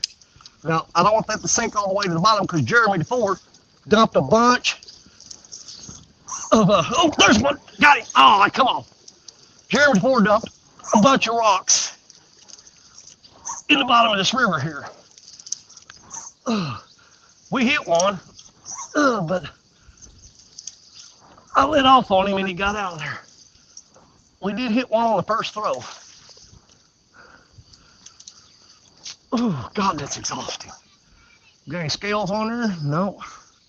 Yeah, we do. We got a scale off one. Right there. God, that just takes so much out of me. That is a lot of work. Throw number 2. Can we hook up this time? Where's that school at?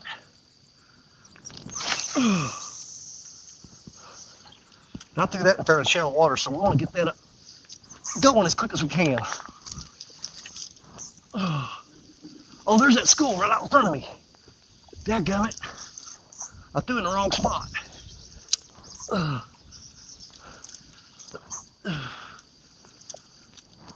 Come on. I gotta hurry up and get it in and throw back on that school because I see them now. Let's see if we can get on them. They are right there. I'm not gonna throw as far this time. Just the other side of them. Perfect, right there. All right. I might have to let it sink just a little bit, but generally this time of year, they're up close to the top.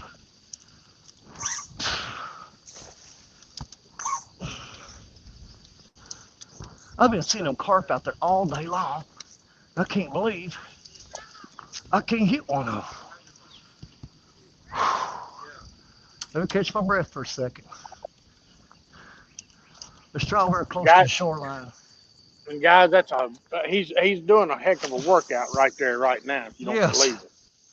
You ain't kidding. This is tearing me up. Maybe on close to the shore.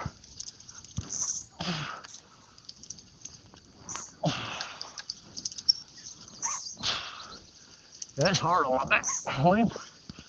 That's the first time I ain't got one within at least the first 3 throws. Usually I get one on the first throw. Oh, hit something. Got any scales? Yep. How sharp's that hook? That ought to be good enough. Let me breathe for a minute. We'll throw again. Don't worry, we're going to get one. I'm going to get one. I was planning on catching 2 or 3. At this point, I think I'm going to hook one and call it good. Man, that is tearing me up. That's a heck of a workout with that telephone pole you got out there snatching. I know it. God, that thing fell so far though. Did it ever? Dude, did I hit the other bank?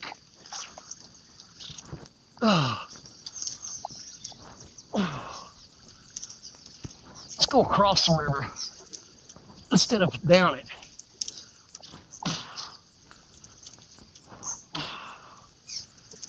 I can't believe I may have to let it sink some.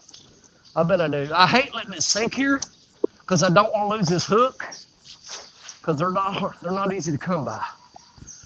All right, so We tried hitting them at the surface. Let's let that hook sink down a little bit. Try to pull them off the bottom.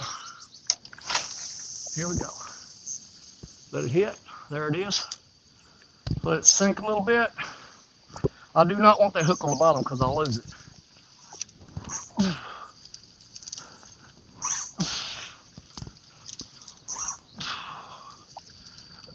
I'm gonna have to take a break. Try to get. Oh, there's one. Got him. Oh, did he come off? Nope, I still got him. There it is. That was close to the bottom. Yeah, he was down on the bottom. All right. Yeah, we're pretty solid in this one. He may not be that big. We're just pulling him in sideways. I honestly say, that's the most I've ever had to throw to hook one of these stinking things. Oh, I think I got your tail hooked.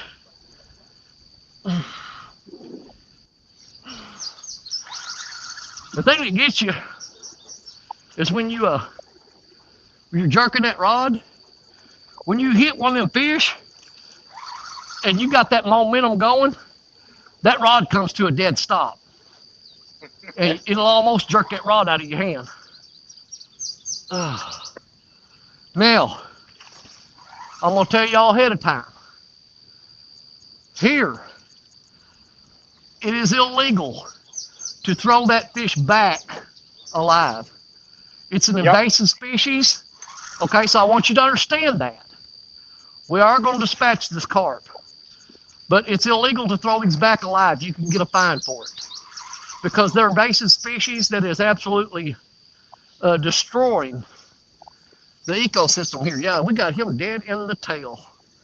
Right in the tail. He ain't a real big one. I like to get a hold of him underneath that gill plate. I don't want that 14-aught treble hook in my arm. Hang on there, Skippy. Let me get a hold of you. There you go. All right, now I got control of him. All right. Well, that took a little longer than I thought, but they're literally, and see, when you see them swimming around and set mouth open like that, that's what they're doing. They're sucking all the plankton and filter feeding off the top. But that's the hardest I've ever had to work, to snag one of them stinking things. Now, I'm going to take him behind the camera, do what I got to do to him, then I'm going to chuck him back for the turtles and the catfish and everything else to eat. It is 100% illegal to throw these back, guys. You can't. You can throw it up on the bank, leave it for the buzzards and raccoons and stuff. I don't like doing that for the simple fact I have dripping blood all on my foot. I don't like stinking up the bank that these people fish on. Dead, rotten fish everywhere, I don't do that. I throw them back in the water. Okay? And I know some people saying, well, why are you even bothering hooking them? Why? It's because they are bad for every fish that lives in this river. They are not good for them. And that one's gone.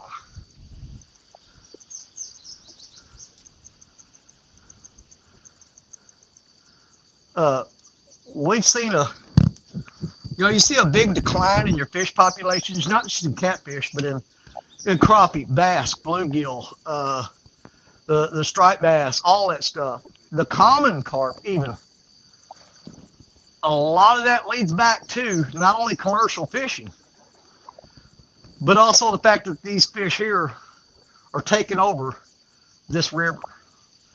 And there's so many of them out there. There's times that you can run down the river in a boat. You almost have to wear a football helmet because they will launch out of the water and hit you in the face and they'll send you to the hospital. I've had them hitting this siding on this boat here, 3 foot out of the water. Yeah. If you ever get hit in the face with one, there's a good chance you're going to the hospital because you're talking about a 40-pound fish hitting you At that speed, that's like a punch from Mike Tyson with your head against the wall. Let me breathe for a little bit. We'll see if we can't get at least one more. And then we'll bait the rods back up, throw them out, kind of chill out again for a little while. I just wanted to get a little bit of rod bending action going for you guys real quick, you know?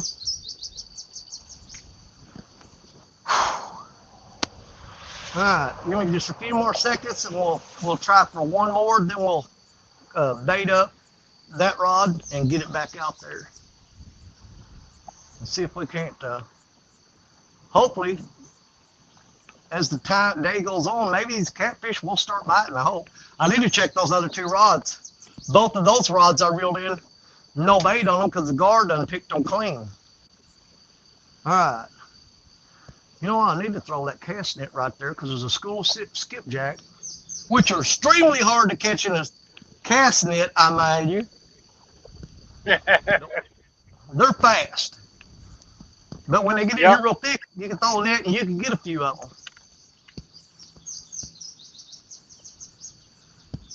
Is that rod got a bite? All right. I'm almost back to 90% strength. Okay, so we had to let that rod sink.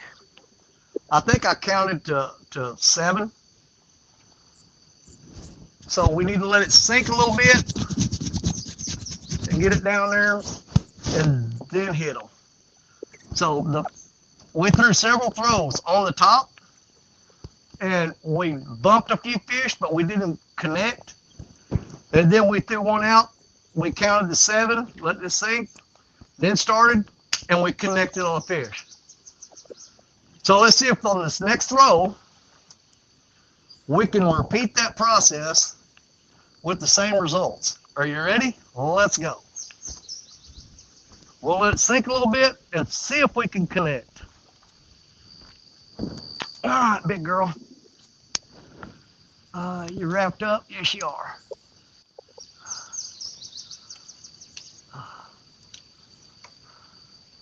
I think that's got it.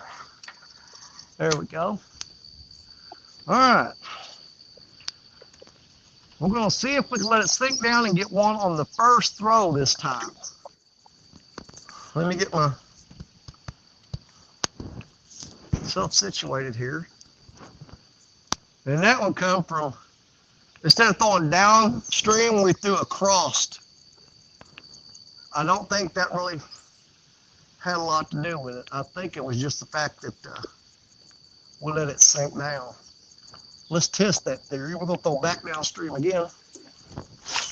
Way down there. Okay, there's a log in my way there, unfortunately.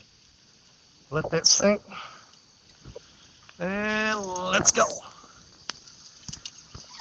Oh, I hit one. Dadgummit.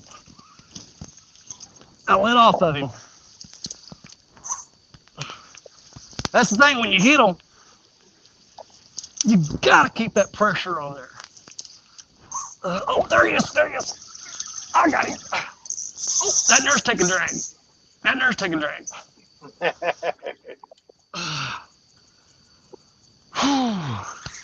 Yeah, he actually screamed and drag a little bit. This is gonna be the last one of these, you guys, because I'm gonna mess around and hurt myself. Yeah, so you got to get up in the morning and go to work, Danny. I know. We're just going to do 2 of them. We'll do this one. We'll call that good. Oh, God, boy, he's a little bigger than that last one.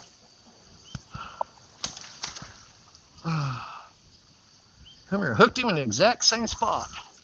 Right in the tail. He's pretty close same size. He might be a little bigger. Come here. That hook went all the way through his body. He wasn't getting off there.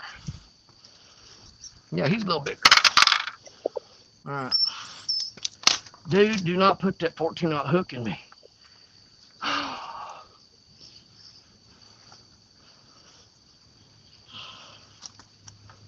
gonna get that hook out of you first. Then I'm gonna try to handle you. I do not want that in my hand. There.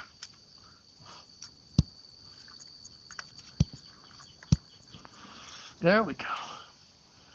Now, he ain't a lot bigger than that first one, but literally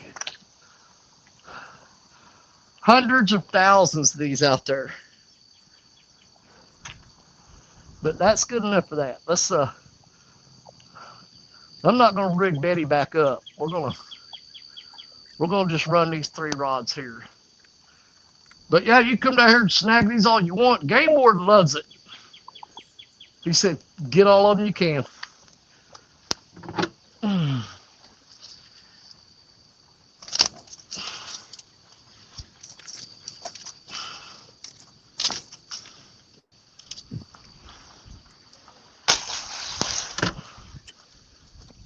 All right, I've had enough of that.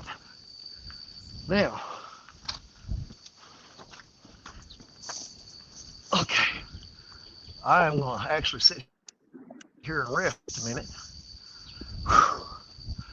before I bait that rod up. Throw it out there.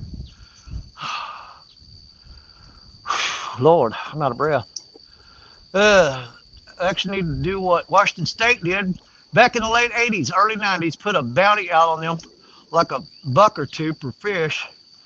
So much for fish. Exactly. Dude, we have actually talked about that. We tried and tried to get them to put a bounty on these fish. They actually had a government program that they wanted to open up a fish processing plant just right downstream of us here from the city of New Madrid. They wanted to open up a fish processing plant where people were paid to catch these fish and bring them in and get paid so much a pound. And they would make everything from dog food to fertilizer out of them.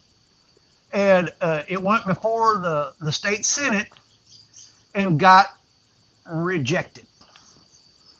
So it is what it is. I mean, you know, it could have been a profitable situation for a lot of people around here.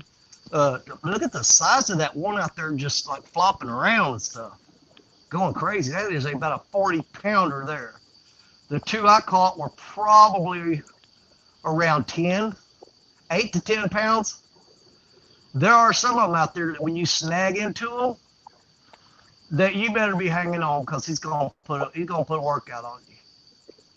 But yeah, they actually had a proposal that went to the Capitol to build a fish processing plant that would take these invasive carp, give everybody a reason to catch them, and have a profitable purpose for these fish by turning them into dog food, fertilizer, all kinds of different things they could do with them.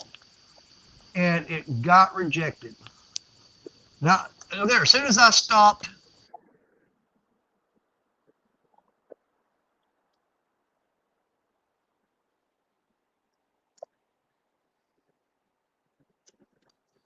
there you go. Am I back? Yeah. I hit the photo button. I accidentally hit the button on top of the camera to take a picture, and it kicked me out of the live.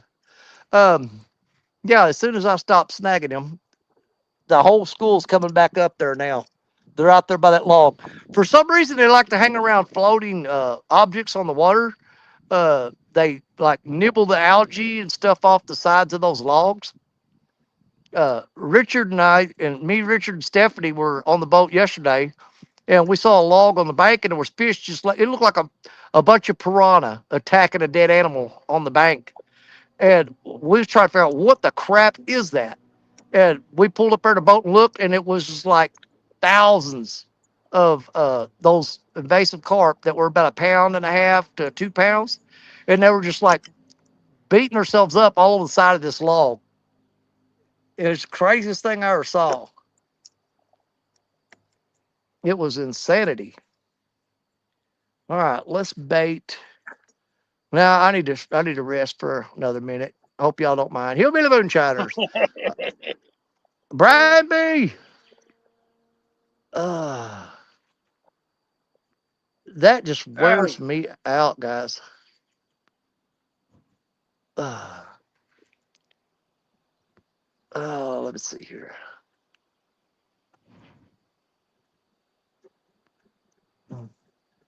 Mike Lockhart. Danny, I don't understand what you're saying about that fish. What do you mean? What part do you not understand?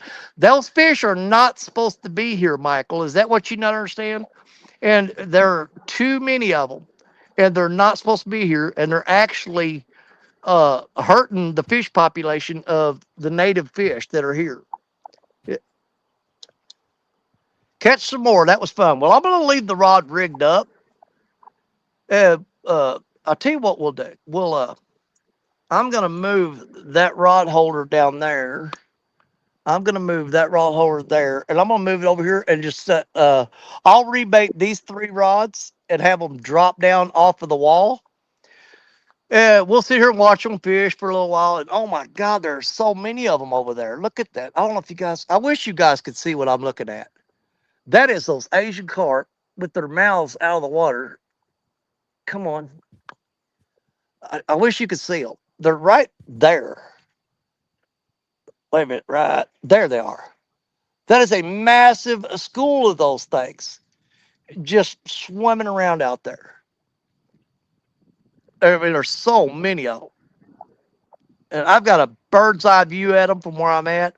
I don't know how well it shows up on camera. But either way, let's move that rod holder down there over here against the wall, and we'll set that blue rod up, and hopefully, a catfish will move in here and grab one of them rods. But every now and then, when I catch my breath, we will snag some more of them cotton picking carp. What do you say? You guys okay with that? Let's do that. Okay, so, and I won't even go solo because you guys already see me do it once. I'll just keep Randy and Levi up on panel in case I'm down there snagging and they hook up, then we'll still get to see it. Let me get a sip of water here. Oh, I've got a, holy crap. What's that in my lunchbox? Are you kidding me? Okay, commercial break. Banana nut bread. Oh, dude. That was at the bottom. I didn't even know it was in there. Mm. Oh See my your God. wife. See your wife loves you so much. But she hit it on the bottom. Why make me hunt for it? Mm. Oh my God. There's an energy boost right there. I'm gonna be quiet for a second, y'all, because I'm chewing. I'll eat that banana nut bread.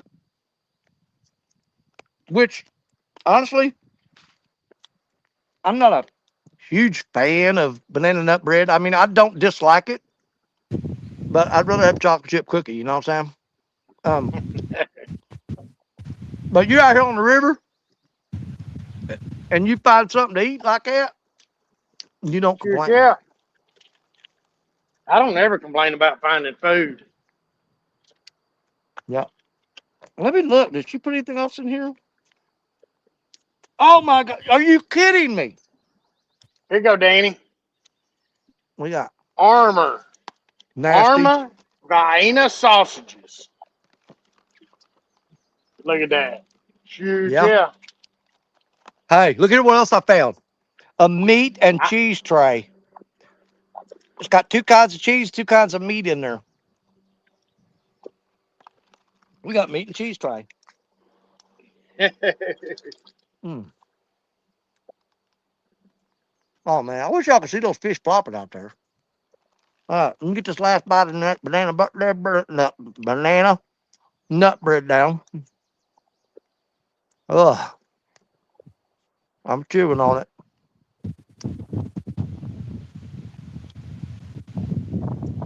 All right, I think we're gonna have 3 pieces of cheese. There's some cubed up pepperoni cubed. Let's eat some of that. Mm. Oh, that's good. Mm-mm.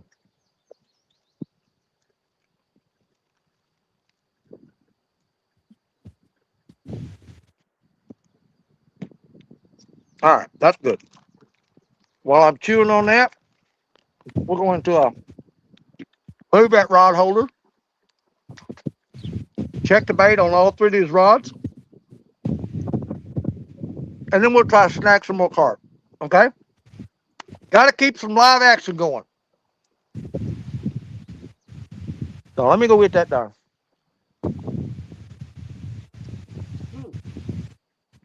What pepperoni good? The first thing I'm gonna do is get that 14-aught hook off the ground before I screw around and step on it. But that'll go right through my boat. There we go. Put that right there. We'll get this up. Oh, I got to stop here a little bit and just lay my head back and just go right to sleep. Do it.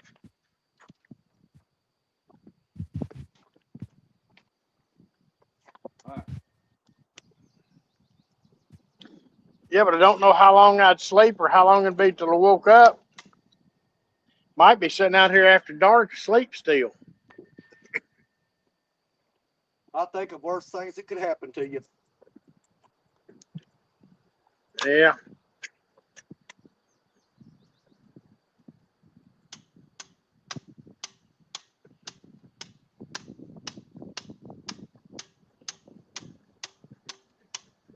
That ain't going nowhere. All right, let's bait this rod up. We'll bait the other two rods up. And by that time, we should be about ready to try to get another carp. We'll just keep some action going. You know what I'm saying? We'll try to keep some action going. Yeah. It's too bad you couldn't rely on me and Mad County to get a little bit going for you every now and then. Oh, you make it sound like I'll give up on you. You're sounding like I gave up on you. I have not give up on you. What I'm doing is I'm killing the space, the dead air space between you and Levi catching fish. Is what I'm doing. Okay. Okay. I have there's absolutely no way, shape, or form that I have given up on you. There's a bunch of little tiny shad in there. Where all them little bitty ones come from? I don't remember keeping those. All right, let's bait this rod up. And we're going to drop these right off the wall of this dam for the simple fact that I forgot what tournament it was.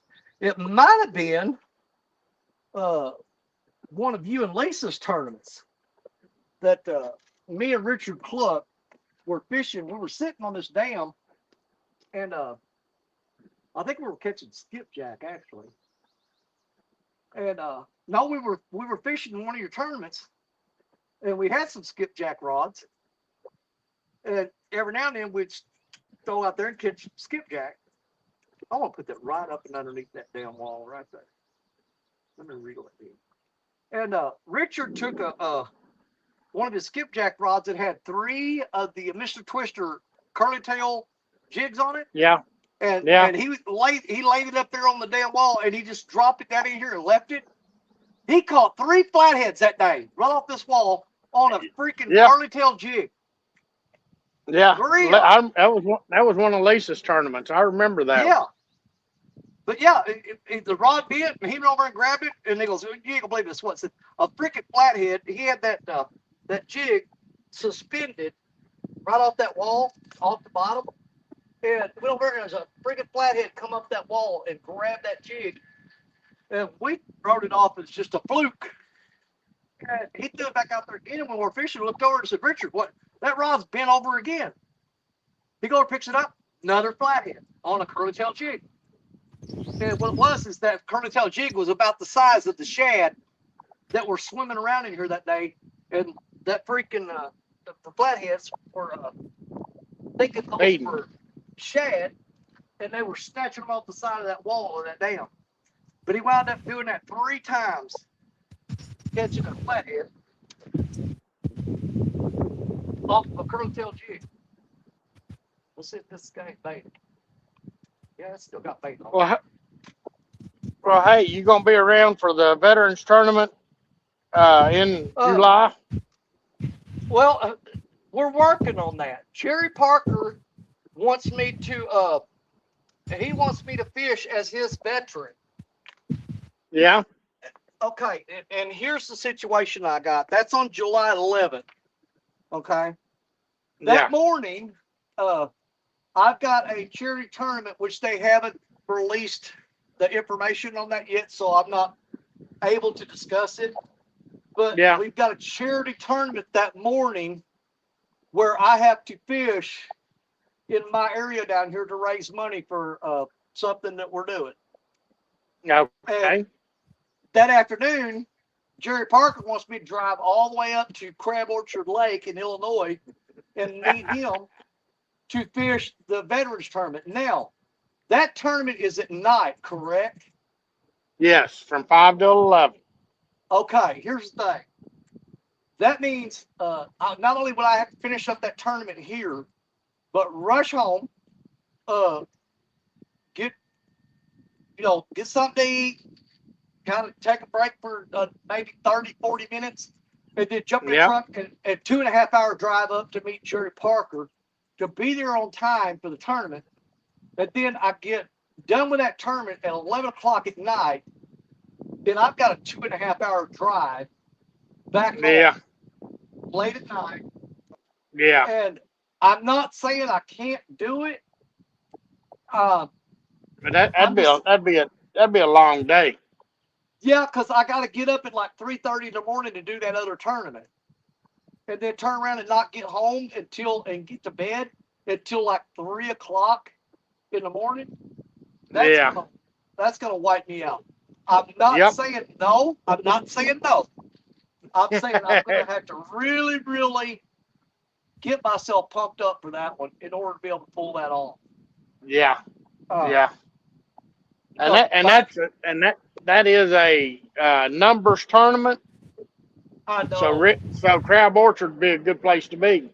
Oh, that's the thing for me and Parker, and I'm not being ain't no bait on that one. I'm not being braggadocious or egotistical. Honestly, if I could get to Crab Orchard Lake that time of the year with Parker on a numbers tournament, there's about I'm going to say an 85% chance we're winning that one. Unless you do like you done last year and you catch a bunch of them that are 0.9 pounds. Well, that was at Baldwin. That I don't know if there's a 0.9 pound fish in Crab Orchard because they all get eaten. Oh, okay. I've never caught a channel cat out of Crab Orchard Lake that was under 4 pounds. Okay.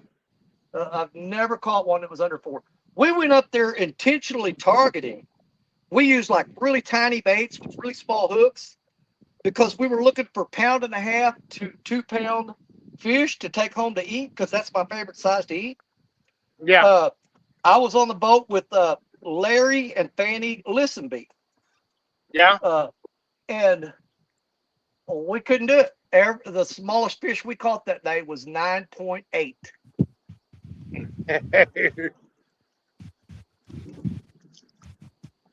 and catching numbers. Oh yeah. I mean, just like fish after fish after fish. We took me, Jerry Parker, and Josh Dunnigan. Took Fanny and Larry out fishing at Crab Orchard. Fanny did not have a PB channel cat. She didn't have a channel cat, for any kind of a reference to have a PB. Yeah. And we told her, so we're going to go out here to this one cove tonight, and we're going to get you your very first channel cat. And she goes, just get me a 5-pounder. I'm good with that. And I was on the boat with Fanny and Larry, and Josh Dunnigan was in his boat over there not far from us. And Fanny and Larry were at the back of the boat facing in front of the boat toward me, and the rods were behind them. And I was sitting there talking to them, and Fanny said, I just want a 5-pounder. I just want a 5-pounder. And we're sitting there talking, and I very casually told Fanny, I said, Fanny, I want you to do me just like a really big favor right now. And she goes, what do you want? I said, turn around and pick that rod up because he's about to snap it in half. And she turned around and was like, oh my God. I mean, that fish, I knew it wasn't going nowhere. That rod was bent down and he was just pumping it. Yeah. And she got her very first channel cat. She wanted a 5-pounder. I think it was a 10.4 or 10.6.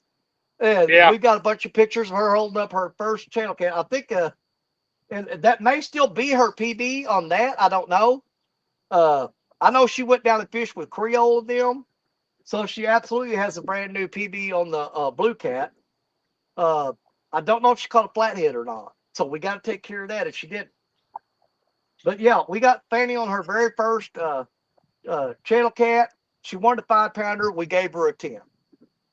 Yeah. But it was so funny because she was just sitting there with her arms folded, rods behind her, talking to me. And I'm sitting there just watching this rod behind her. And it is getting beat to death. I mean, it's been over. How in the world she couldn't hear the racket it was making in the rod holder, I don't know. Because, I mean, you could hear it was like banging in the rod holder, pulling. And I said, Fanny, what do you do? My Fanny would turn around and catch that fish. And she was tickled to death. And we caught that fish. She goes, I'm good. Because we all had I had my camper at the campground. And Larry and Fanny had their camper at the campground. And we got that fish, and we're like, hey, it's late. Well, let's head in and kind of chill out and go back to the campsite and hang out and just take it easy the rest of the night. But that was a blast, man, just doing that. I've been back up there with Fanny and Larry several times and caught fish. Matter of fact, the next day, man, we tore them up. Fanny, she caught her first channel cat that night. And we went out fishing the next day on stand day. That next morning, fish stand day on Fanny and Larry's boat.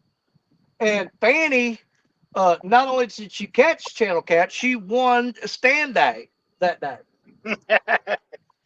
So she went from not having a channel cat for a reference of a PB to winning stand day the very next day. Yep, with a channel. Yeah, a bunch of channels. I think she caught wound up catching 9 of them during stand day.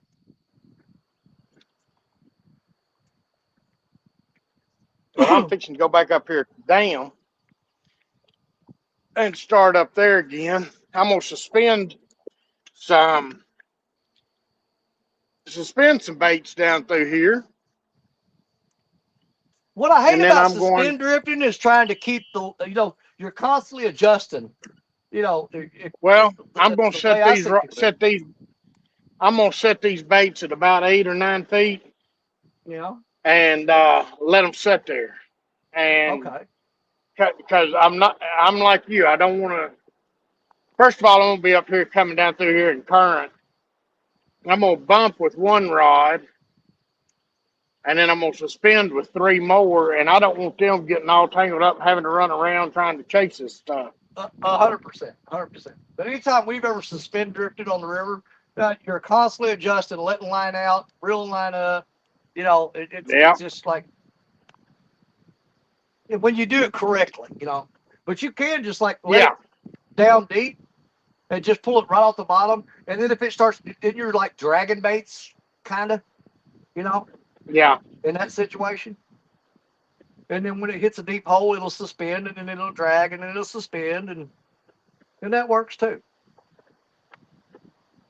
Yeah. Well, I got 6-ounce weights on all these. So if you let them down the bottom, you're going to be hung. Yeah. But I can set them all at about 8 foot. And hang on, I got him in there. Yeah. Got them suckers at 8 foot, and they won't get hung up, and my baits will be sitting there dragging through the water at 8 foot. Yeah. We'll see if something other will hit it or not. Well, let's do it. Yeah, Let's do it. but I'm gonna sit here and slowly bump my way back down through here. Okay.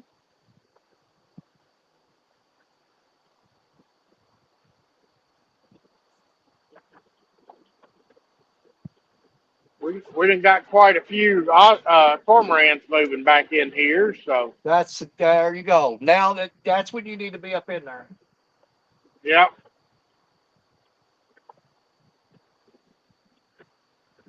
But Hang on just a second.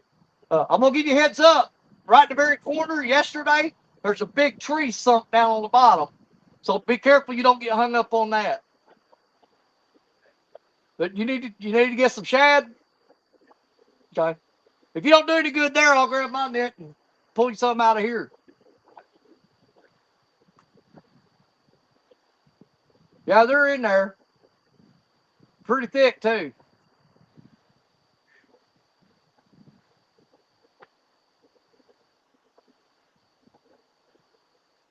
That's not a real big tree down there. I got hung up on it twice yesterday and pulled it to the top, and my net come loose from it, but it's still down there, you know.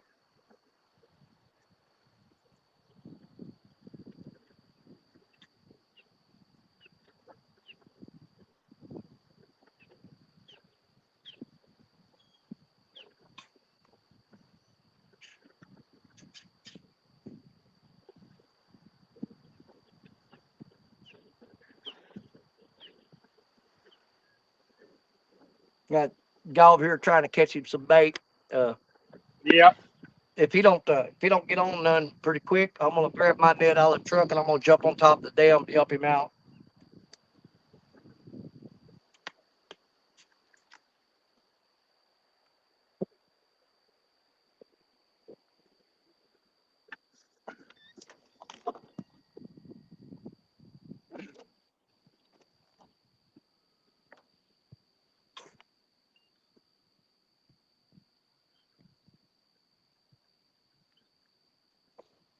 There you go, perfect. That's a good throw. Yeah, you're clear of that tree. You should be good there.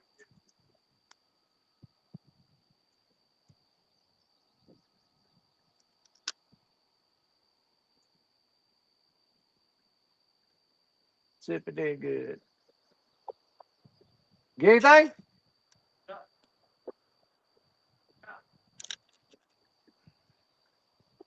All right, I'm gonna grab my net and help this guy out. That net he's got is about a 4-footer. He needs some bait. Get him. I'm gonna help him out. I'll be right back. That's right. Okay.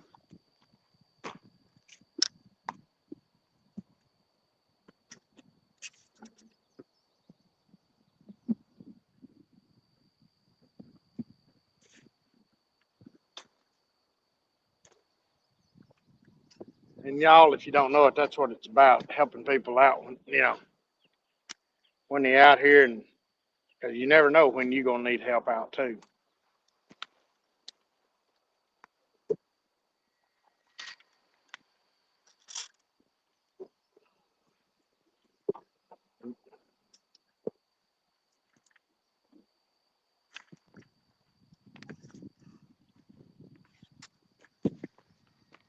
Let's see if I can't set you over here where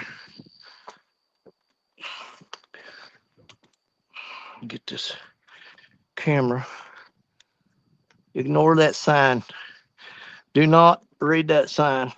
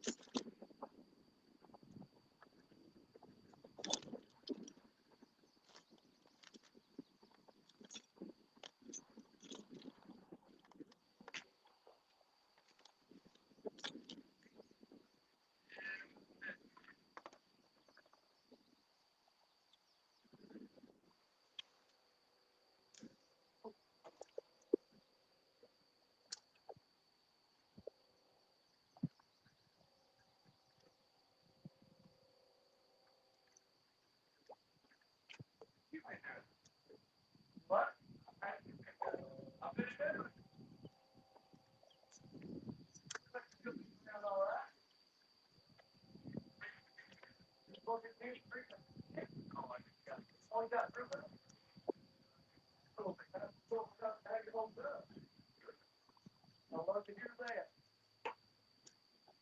I haven't seen you in a bit. Yeah.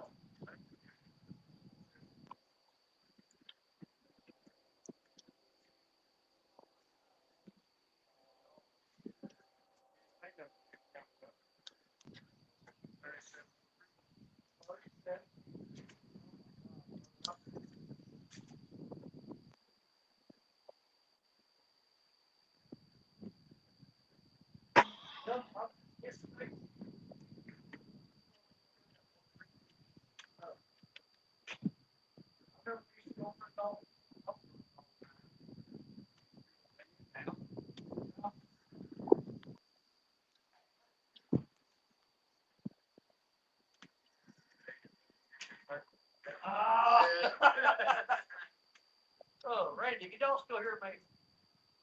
Yeah. Okay. Well, I'm hanging out with a girl down that's a good friend of mine named Danny Goodson that I used to bow hunt and fish with a lot of everything. And Danny's been going through a lot of cancer treatments. He's got cancer in his neck, had prostate cancer, and 37 treatments at one time. He's still with us, daggone it. But Danny was with me bow hunting one time when I don't know if I've ever told y'all this story, but I was up in the tree stand, had on coveralls, kind of buckle up over the shoulder. I got up the tree stand, and man, I had a gut pain. That's right, I tell embarrassing stories about myself, so here we go. I got a gut pain. This wasn't going away. I climbed down on the tree stand, and I barely hit the ground, and I could feel it starting trying to come out. And I just flipped my coveralls down real fast.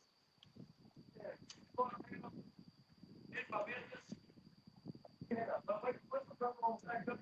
I tried to put it on my coveralls. And I had to ride back to the truck, and Dad's truck all the way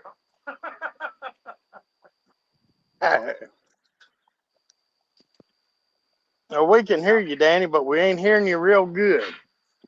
Well, I'm about 40 feet from the camera. Yeah. Yeah, a real good friend of mine standing up here beside me right now. We worked in the factory together for many years. It's good to see you. Man, this chef probably don't want to know.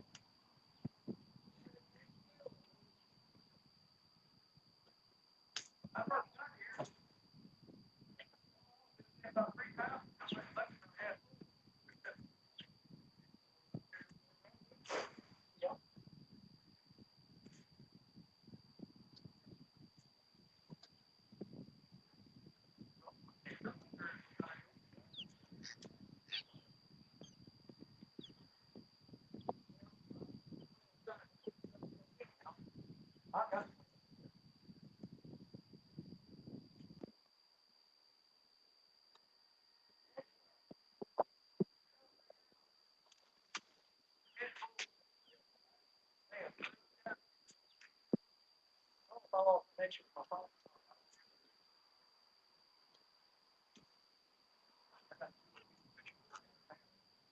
One up down there.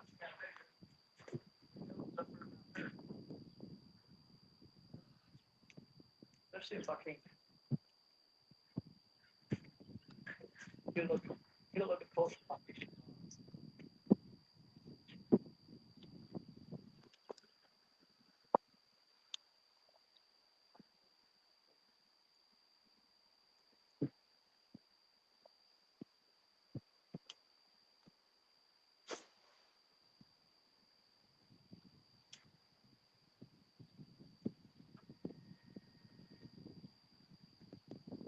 Y'all still there? It's all quiet. Yeah, I can hear you. There you go. I had to move a little closer.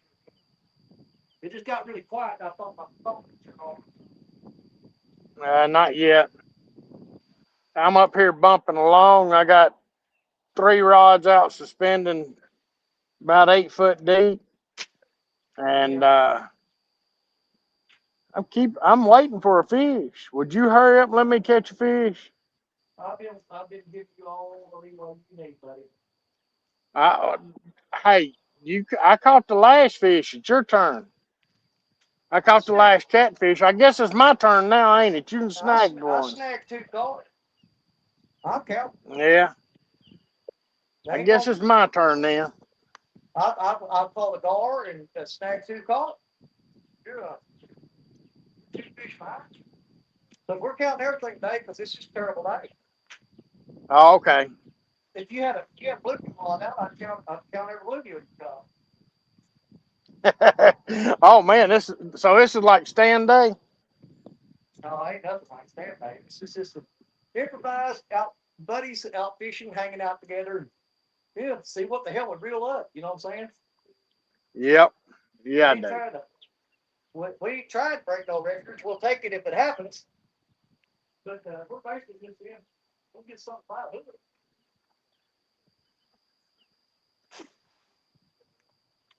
I guess I'm gonna have to get him some bait out of my cooler. I got plenty. Shannon looked at it. If I sorry.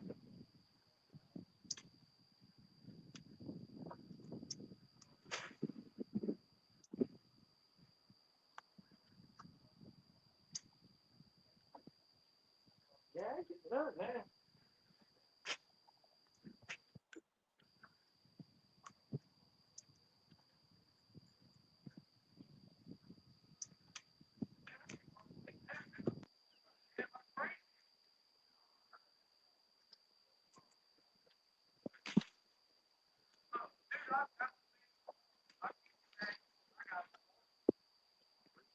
Yeah, let me just do that.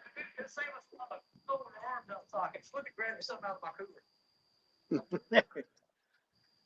We'll do this the easy way. We'll do this the easy way. I'm just gonna give you something I got because I don't know this anyway. I was really hoping to catch some for him just right there off the dam. But that's all right. We'll take care of it right here, right now. You got it there to take care of him with. I got plenty.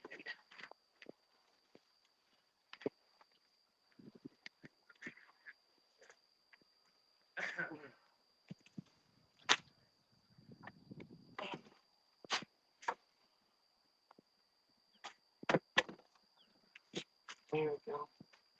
That ought to do him. Oh shit. Yeah, take that, man. You sure, man?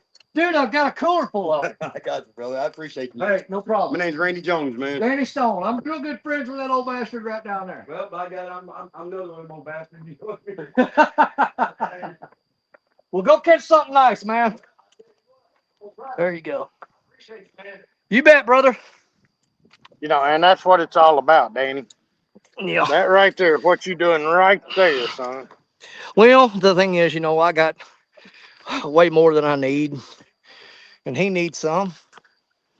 Yep. Ain't no point. I mean, God put them bait fish in there for me to catch them for some reason. If it ain't for catching fish, it's for giving them to somebody else. That's right. He'll probably take them shad, go over to some place that I don't know about, and catch a ton of fish. There ain't nothing wrong with that. No. Yeah, it's a lot. That's here's the thing. A lot of these people that live around here, we fish for fun, And as much as we are, we push CPR and stuff, but the general population in our area, this is a poor area, to be honest with you. Yeah, it is. Folks around here ain't got a lot of money. There's not a lot of good jobs around here. Everybody's struggling. A lot of times, I hate for it to sound like it's just so bleak and dismal, but it's the truth. There's a lot of people around here, a big portion of the population, that find themselves in situations throughout the week where they got to choose to pay a bill or buy food. Or eat. Yep. Exactly. And they keep pretty much everything they catch, but the majority of them, they're fishing with smaller hooks, smaller rods and reels, cheaper stuff. They're not out there catching, 30, 40, 50, 60, 70 pound fish. They're catching, 1, 2, 3 pounders, getting as Yeah, many of them as they can and going home feeding the family. And that's right. and anytime I see them that's working hard to try to get something for supper on the table to feed the kid or something, man, if I got bait, it's yours. You know what I'm saying? Yep, yep. Um, it Well, was a couple that's years. where Yeah, go ahead. that's where I grew up, Danny. That's the way I grew up. There was a lot of times that, you know, we would go out and fish for the week for a weekend, and that was so we had something to eat next week, Exactly. Well, I mean, or through the winter. we grew up poor. We squirrel hunted, rabbit hunted. You went out there. You got a lot of times. The supper came every day. There wasn't like something in the refrigerator for tomorrow. You got up in the morning Yeah, and you went and got it that day. yeah. Uh, It was based on what you killed that day while you was out.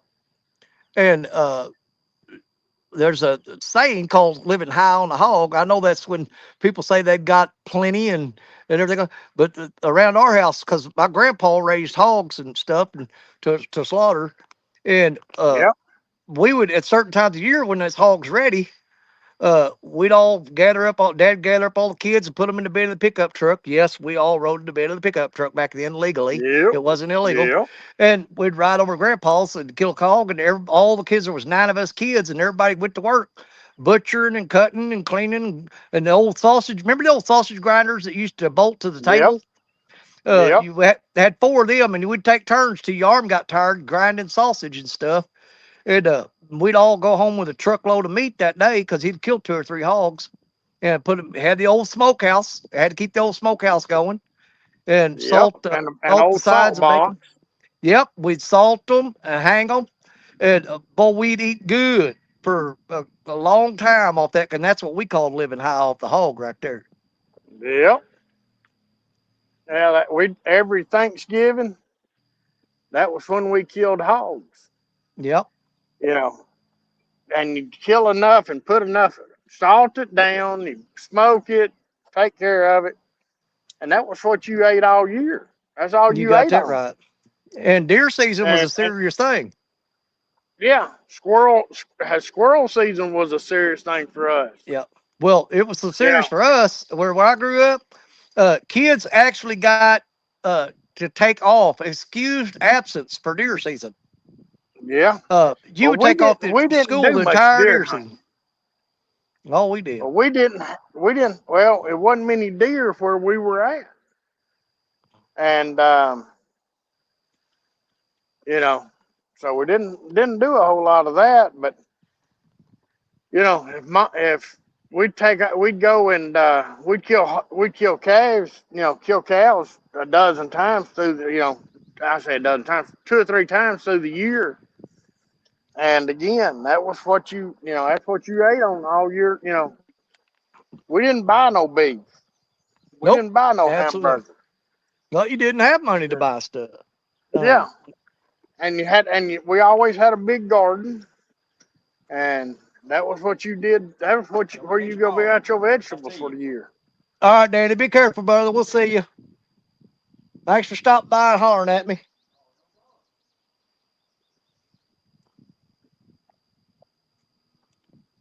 Oh, that's a good old boy right there. He's gone through hell though. I'm gonna tell you that cancer stuff will wear you out, man. Well, he's had it all over his body and he's still here. But I remember when that man used to weigh 200 pounds. He probably weighs about 100, 130, 140 pounds now. Yeah, But anytime I'm down here and he sees my truck with them RCT stickers on the door, he may not have the energy to pull up on that Ranger that he drives, a little side to side. I'll see yeah, him pull up over in the parking lot. And if he just ain't got the energy to walk over and say hi, he'll sit there and watch me fish for about an hour or so. And then you'll see him start it up and pull off real slow. yeah, That's the first thing he said whenever I walked over there. He goes, yeah, he said, I've seen you down here several times over the past few weeks. He said, I've been sitting here watching you, just kind of enjoying the sitting on the river and watching you fish. And I said, yeah, I seen you sitting over there. Yep. And I honestly, I probably should have went over and said hi to him, but I have done that before, though. I just basically walk off, leave the camera, and say, all right, y'all, I'm going to hang out with a guy for an hour. Yeah, people are like, wow, what kind of show is this, you know? He's going to walk Yeah. off, go over and sit down side by side with some guy and sit there for an hour talking to him. Hey, Danny, they sit and watch people sleep. You know, they'll watch Yeah. people sleep all night on the live. What makes you think they won't sit there and watch, watch somebody's fishing rods for 30 I minutes know an it. hour? I mean, it's just like you get to take over. I'm not here to watch them, and you get to see. Because a lot of people sit there going, you know what? I hope he gets the biggest takedown he gets ever had while he's gone, and they sit there and watch for it. You know, going, hoping, Yeah. hoping, hoping. Come on now, take it down, take it down. Yeah, because there ain't nothing, and it's not a mean streaking people. Don't misunderstand me. It's not a mean streaking people, but there ain't nothing makes them happier than when you come back after being gone and they go, oh And they, my God. But you should have seen the takedown you had on that rod, you know. And they get yeah, pleasure out of the fact that you wasn't there and you missed that fish and all this. And but you know, yeah, it's fun and they don't mean no ill will by it for it. It's just funny, you nah. know. Whew, boy, tell you what, the weather cleared up, but the humidity, what I was talking about, it is definitely the humidity is a kicking. I'm gonna adjust this camera just a little bit here. We Right got there. lucky. We got a little bit of a breeze blowing now, I got one and just now. You no more said that, and one kicked up. we got a little It's bit of a almost like breeze a blowing along. yeah. It's nice out here. Yeah, it was almost like I was standing beside you in that moment because the minute you said that, a breeze kicked up.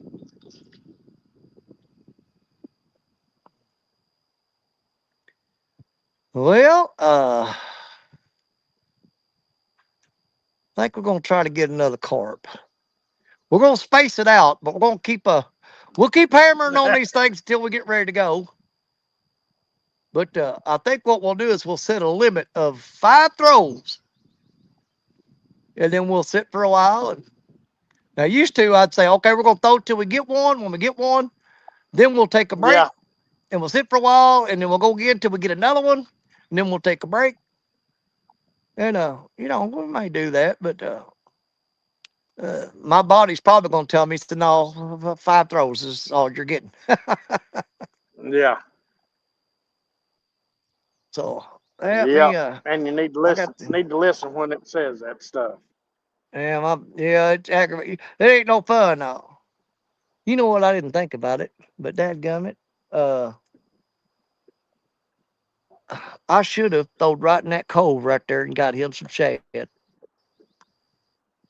because I guarantee you, you know what? Just for the hell of it, I was throwing off that dam and like a freaking idiot. I know better than that. There was if they're not on that dam, because like I said, when I In got that here today, corner. I got up in that dam this morning. I threw 3 throws and I filled that 5 gallon bucket half full. Now the times that I come out here and throw on that dam and they ain't there, they're in that corner right there, that little cove. Now Yeah. I'm either gonna look like an absolute genius that knows what he's talking about, or a total jackass. But we're gonna see right now if I'm right.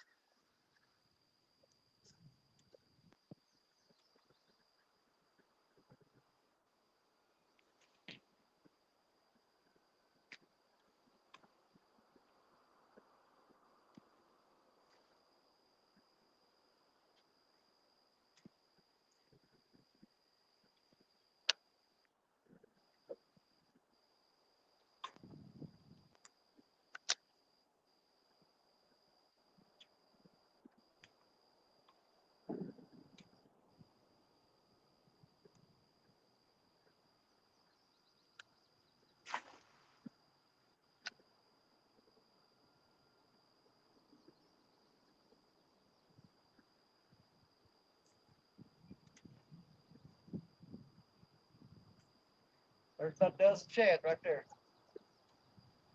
Did you get them? Yep. I got them.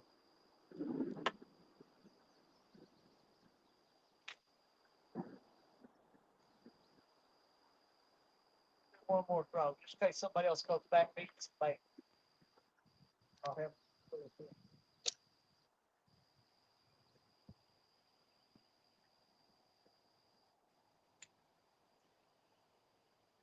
I'm gonna go right at the edge. There's a concrete wall right here, and there's a big flat right above it. And I got a feeling your shed is gonna be right there. That's where they generally hang out. If they're not on the dam, they're on that flat. So let's just see. Yeah, we got about 12 in that throw right there.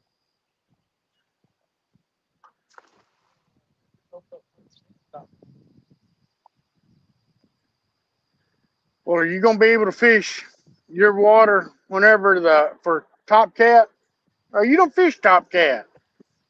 Boy, you're like way behind, or Boy, I ain't even thinking. oh, what is that? That's a get out of here. Baby common carp. We're gonna keep you alive, buddy. Just gonna. I didn't get nothing but a baby carp on that throw.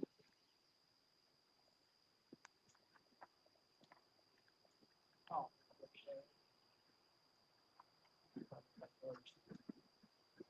got it. Their odds of survival are about 10%. They're probably not gonna live anyway, but.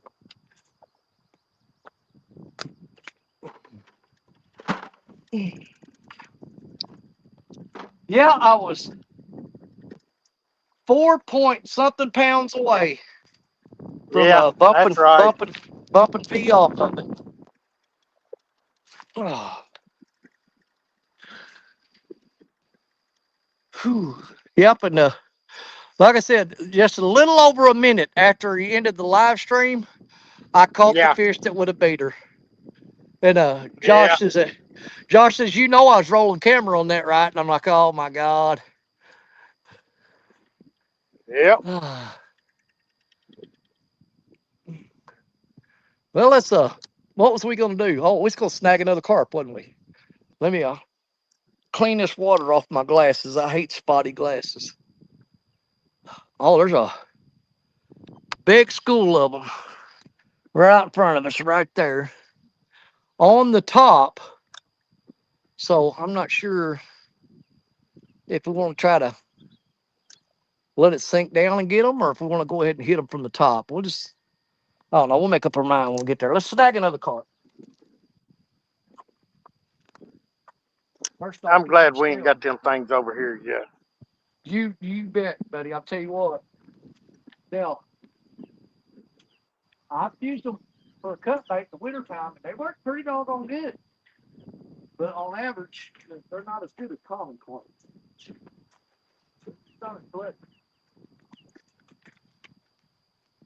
There's a whole school up about 40 yards out from us.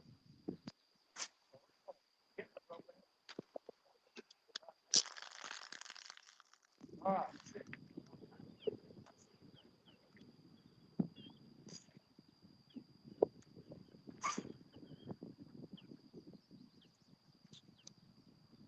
Oh, I scouted the school. I seen them take off. I went to the middle. Can't believe what they're doing at school park. Every single one of them. That's right. All right, let's let it sink this time. Sink down just a little bit. Second. Good.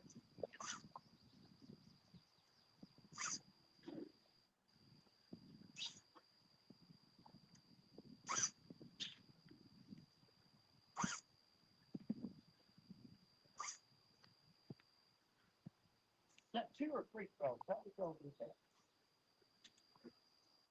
I think that's 2 throws. We got 3 more throws. See if we can get one. Oh, they're all over us right out there. A little bit tougher today, ain't they? I know it, they're spread out, but there's that big school out there. But that got, for some reason, that school's hard to hit. I went right through the middle of them, but didn't get none of them.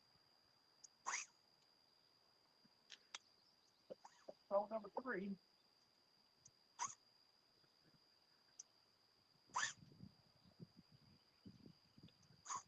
Oh, touch one.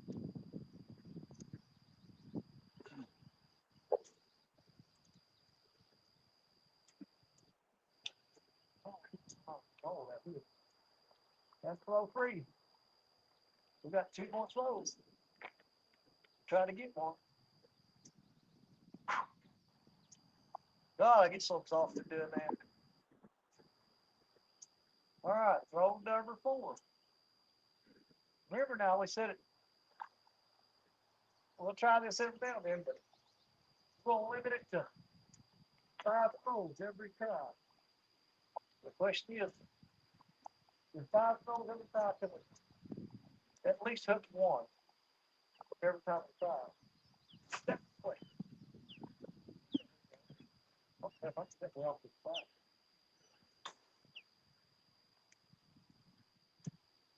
Oh, crap, I'm still there. I feel like slippery rock when I jerked that hood. Lost my balance.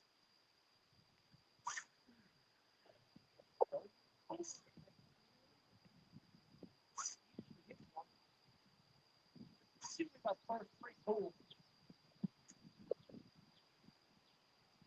Right, right there in the bank. All right, last throw, then we'll take a break.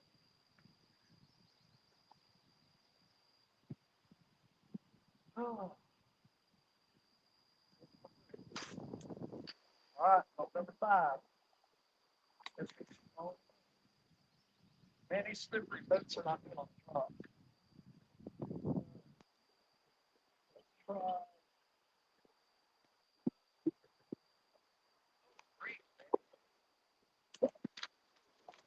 Oh, that side, though. Oh, I hit the head while through. Flash that. Oh, no problem. Slog, I think.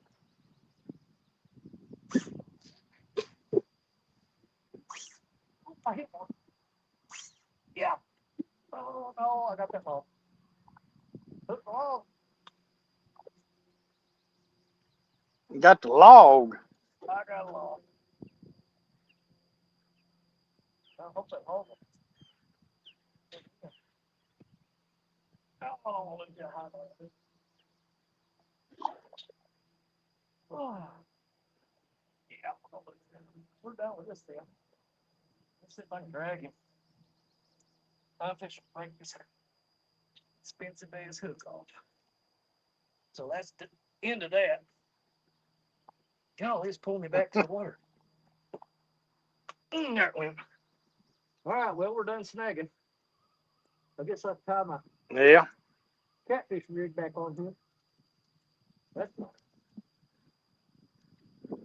I already done that more than I should have been doing it today anyway. What broke? Yeah. My shock leader or my braid? That 50-pound mono broke, not the 50-pound saltwater braid.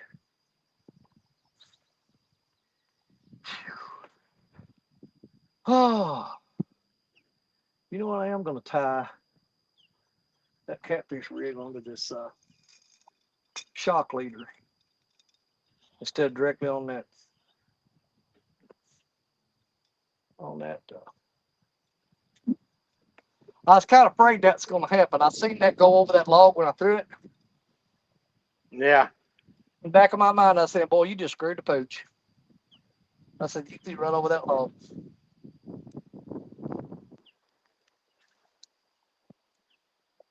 What time we got? 4:45. Okay, I just want to make sure that we don't get on top of all Lance now. Yeah, we're good. Yeah. I was planning on leaving way early today, but I may hang around for Lance because to be honest with you, that's about the time that the catfish start moving up in here, and you might actually got a shot at really, really catching something. I've been debating on whether I wanted to make a run down the river or not. I can run down the river about 5-6 miles, and I got a big rock pile down there. Yeah. I catch some good. I caught some good flatheads and all out of that area. Well, And let me ask this: would you want to hang around? And let's try to jump up on the RCT show when it starts. Are you planning on leaving for then? I'll probably leave before then. I'm gonna try. I think I'm gonna try to stick around and maybe jump up on there. Because here's the thing, I do this Sunday show, and majority of the time I wind up freaking leaving about the time the fish start biting. Yeah.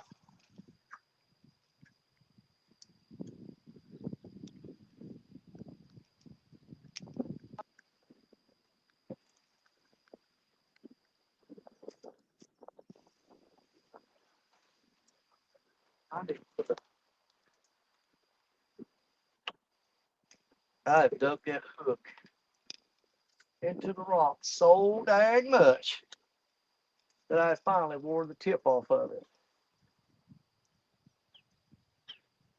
Let me see, will it catch a fingernail? Not really. I'm gonna change that hook out. Ooh, I just wiped that fish guts on my face. That got it. Yeah, we're gonna change this hook out. Gonna change this hook out.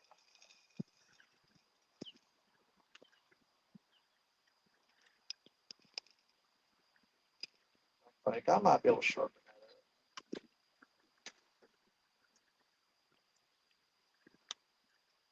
Let me get my little file out of my pocket.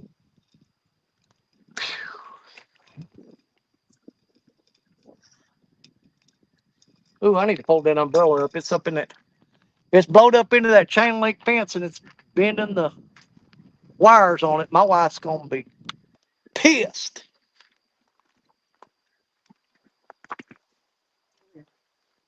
Yeah. She'll want that for next week. Well, I promise you. If I tear it up, she's gonna get another one. Popped out of the, there we go.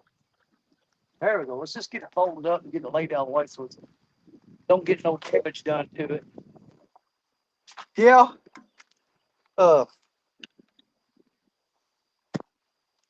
I hate the fact that we have to go to Florida in July, but the company I work for, you got mandatory vacation 2 times a year, and it's the week of 4th of July and Christmas. Yeah. And it's not my preferred time to go to Florida because it is freaking unbearable hot. Yeah. Yeah, I understand. We used to. It's easier to deal with when all your employees are off at one time instead of a little bit here and a little bit there. Well, that's the thing. The factories. Now, I don't work in the factory. I work in the maintenance department, Yeah. which basically, I have nothing to do with the factory workers other than fixing whatever they break. But with that factory, the way it is, you got stuff going down through a line, and each person does something to that product. If you've got somebody on that line that's gone, you shut down production. You shut down production for everybody. So instead of individual vacations, everybody goes at the same time. Yep. Yep. That's what we used to do. Growing up, when my dad had his own shop, that's what we did every year. We would shut down, and some of the guys liked it, some of the guys didn't, but we had, it's just the way it happened. Just the way it happened.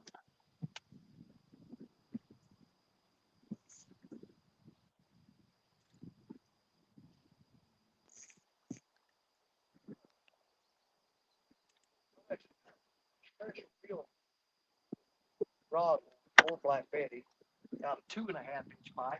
Won't fit the other ones. I'm gonna have to go get that.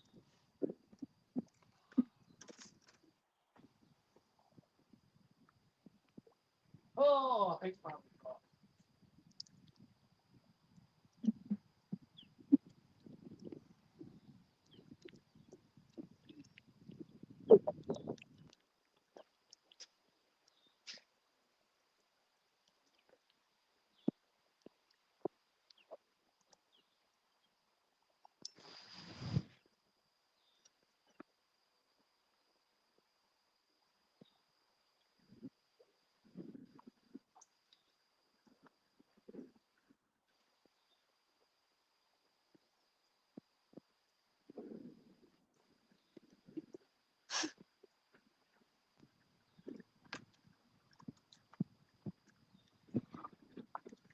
All right, where'd my hammer go? There it is.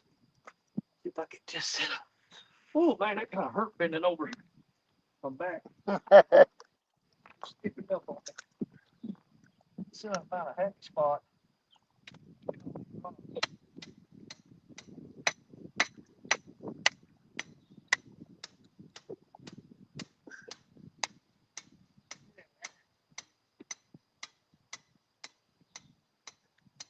There's been times I got this. Don't get me wrong, I've got some really nice rod holders made by Double Hook Angling. I've got some from Takedown rod holders, bank rod holders, and several other companies. But when you're in this riprap rock, they'll Yeah. They'll rebar with a piece of PVC. It's a lot easier to drive in there than and don't get me wrong, on a dirt bank, I wouldn't take hardly nothing for my Double Hook Angling rod holders. They are the cat's meow, buddy. I love those rod holders. And the Takedown rod holders, they're pretty good. But when it comes to driving these into, I mean, you see those rocks, that's packed. It's hard to drive. It's hard to drive a daggum rod holder into those. And the cool thing about these PVC pipe with a piece of rebar is I've got basically a whole yard out behind the shop with tons of rebar and tons of PVC pipe. Yeah. There's been times that I've drove that rebar into these rocks, and at the end of the day I couldn't get it out, and I just leave it there and everybody use it. Yeah. I'm like, you couldn't pull it out there, but I'd drive by later on. Somebody had their rod sticking in that rod holder. I'm like, you're welcome. I'll leave that as a donation. Permanent rod holder till somebody just absolutely wants it so bad that they'll fight and twist and pull and finally get it out of the rocks and take it home with them. Yeah. No, we've got some rod holders that we got from 419 Fishing and Powder Coating. Yeah. Man, they are nice, but they're almost too nice to use. Oh no, dude. The day I bought this GMC truck I bought it brand new, 0 miles on it. And the first thing I did that week, I took it out fishing, and I drove through the woods, and the tree limbs scratched the paint all down the side. And my wife like to had a fit. She goes, "That's a brand new truck." She goes, "You know what? The only miles you got on it is driving over to the river. You've got like 48 miles on that truck, and now you got this big scratch down the side of it." And I said, "Well, that's what I bought it for, to go fishing." Ain't got to worry about it now. Ain't got to worry about it now. It's already got a scratch on it. It'll be fine. No, put the scratch in it, get it over with. There's that log I snagged on that rod a while ago. with that 14-knot hook, and it's floating out there. If it drifts this way, I'll get that hook back.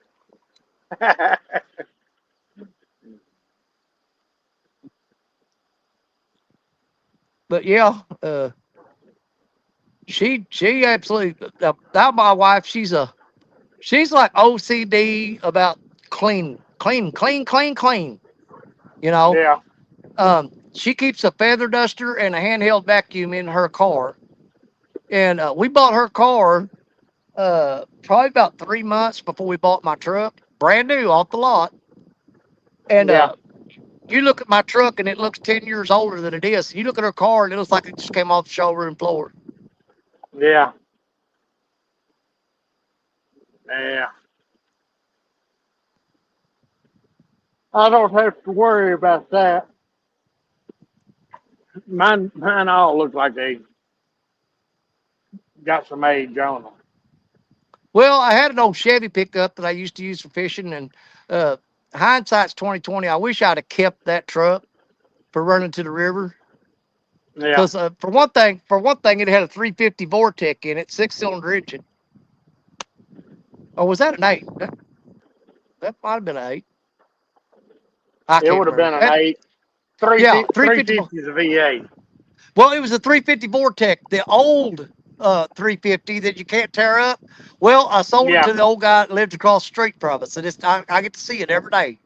Um, Yeah. but anyways, that truck, uh, it burned a fraction of the gas that the truck I got now burns. Yeah. And 4-wheel drive, it went all the fishing spots, no problem. And I should have kept it for going fishing in places that other truck don't need to go. Yeah. We got. I sold my son a dead gum Chevy Malibu back in the spring, Yeah, and it had a little bit of an oil leak on it. Now, I didn't pay no attention to it because it's had an oil leak on it ever since I had it. It's a oil filter adapter. yeah, It's always leaked. Well, the dead gum rear main's leaking on it so bad it's puking. I mean, it's puking it out. yeah. So we got to figure out something other about getting him another car. If I had sold it to somebody, sorry, that's your luck. But I sold it to my son, and so I got to live with that thing now. Yeah. Got to figure out what we're gonna do on that. Um, buddy of mine called me this morning, or yesterday, and he had found an old Chevy pickup, but he didn't, it needed a couple of things on it. I don't want to buy something other I got to work on all the time because that's what we got now. Yeah.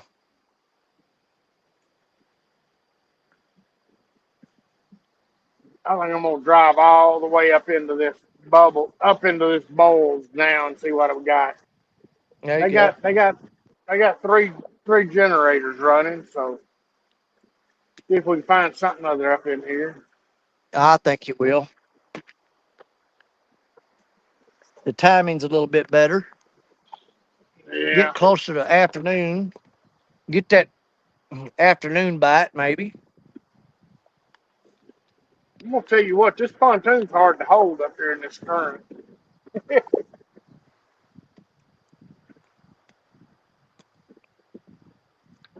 Oh, I bet.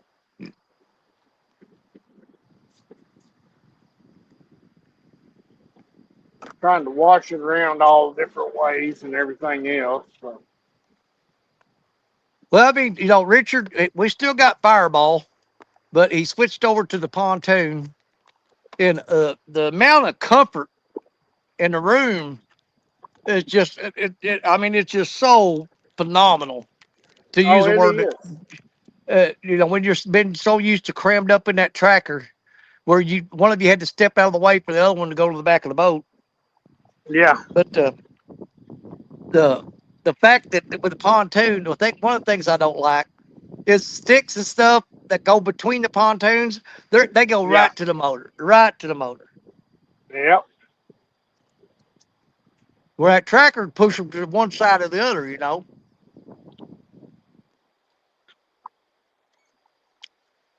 I'm finishing up this cheese and meat tray.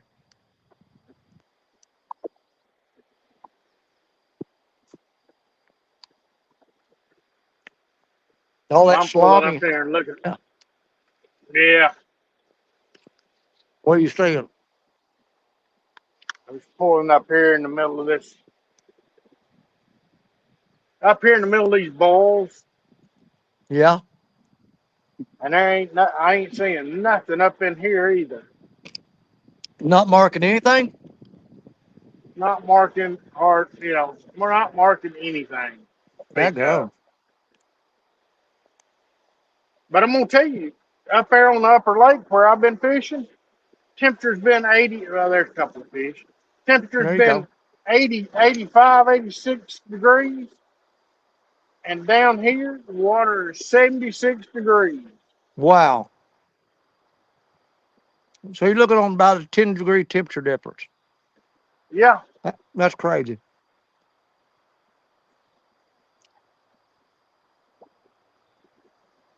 there's a few uh, dead fish floating around that have been busted up as it comes through the dam or get up here around the dam.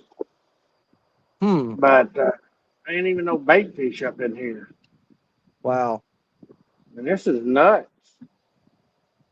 Well, if there ain't much bait in there, you throw on them 2 fish that you saw, they're going to be hungry.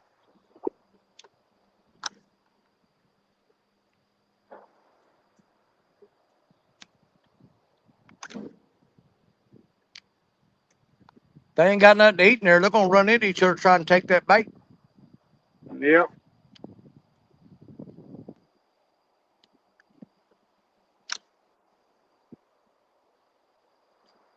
I ain't even seeing no gar up in here now.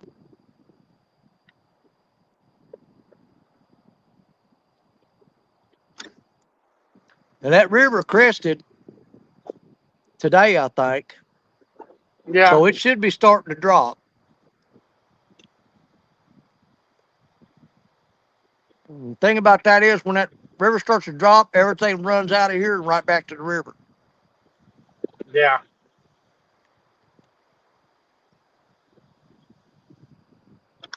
Dang, I ought to put some of these cheese cubes on there. Try to catch a channel cat. And the only one problem with that is I'm eating them. Yeah. Well, you'll enjoy them more than them channel cats will. Yeah.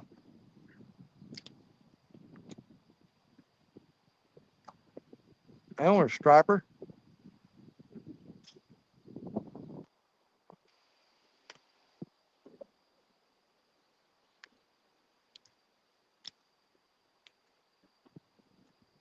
But we got a ton. I got 40 cormorants over here, and they just sitting around cleaning themselves. They ain't diving or nothing else.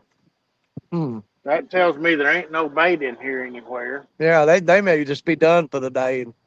They just sitting around. They just sitting around resting, and there's 5 or 6 out here in the water working. The osprey are just soaring around. They ain't hitting no water or nothing. There ain't no bait or nothing in here now.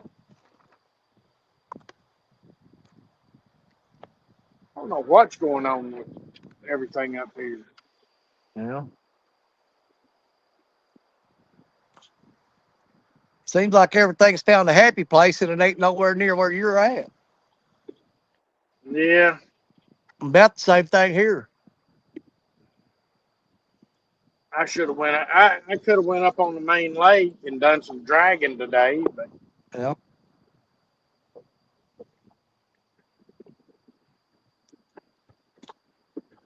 you never know. I'll tell you what, Yeah, it you know the it takes a lot of preparation, weeks ahead of time, for if you're doing tournaments. I'm talking about the live in-person tournaments. Like yeah, we'll be heading to Vicksburg here yeah, next month. But first I gotta go to Florida. Well, that takes anywhere from 2 to 3 weeks of preparation of get stuff ready to go and everything. So you're spending all your time getting ready for that. Well, by the time I get back to Florida, I got to finish everything I got to get done to turn around and head right back to Mississippi for Vicksburg. Yep. We got the hotel room booked and everything. That's took care of. But just getting everything, because I redo all my lines and we Yeah. go through and make sure things. I'll check everything 1,000 times before I actually have to have it. Yeah. But I got no break coming up at all because we got head to Florida here this coming next weekend. Get back there. I got to start packing everything, getting ready to go to Vicksburg, Mississippi for the Megabucks tournament, and get back from that and basically just start getting ready for Mississippi River Monsters tournament down in Memphis. Yep. And I'm not going to have a break until after all that. Now I thought about taking off and going down to West Tennessee with dragging my boat down there and leaving it down there for several weeks, where I could run down there pretty much every weekend and do some fishing, do some studying and everything. And going down there around where Daryl and James are talking about fishing and seeing what I can find. Because just going down there the weekend of the tournament, you ain't gonna be ready for it. No. You can't compete against guys that are down there for the 3 weeks beforehand, and then show up the week beforehand and come up down there and spend a full week down there pre-fishing. You can't compete against those guys. But it's all a roll of the dice on a lot of things too, because I mean you could go down there and pre-fish, find you some just amazing spots and say, dude, this is where I'm going to be at. I know I'm going to do good here. And in a tournament morning, you head for that spot and there's 2 freaking boats sitting on it. You're like, well, if you didn't do any other planning besides that, you're screwed. That's right. That's right. That is 100%. Yeah, if you find a spot and you go, this is it, I don't need to look nowhere else, you better think that through. You better look some other spots. You better keep looking. If you ain't got 2 spots, if you got 5 spots, you better keep looking. Yep. You better have plan A through Z, because I'm telling you, you put all your eggs in one basket and you get down there and say, well, there's 2 boats sitting on that spot catching my fish.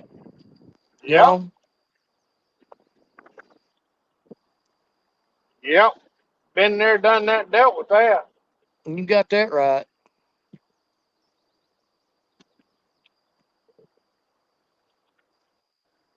But I'm going to tell you something else, too. I never fished wing dams and wing dikes and all this kind of stuff. Yeah. Like down there, you don't know what to expect or anything. Oh, that's money, buddy. Yeah. But I didn't know. But Danny, if you don't know which ones to pick and how to study them to learn them, you're in a bad situation.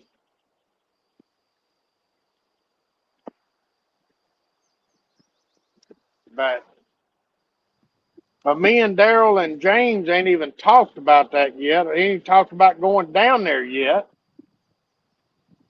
And if you ain't, we got to start making some plans on this thing to talk about. And the best thing to do would be load up and go down there and spend a week down there, or at least 2 or 3 days. Yeah.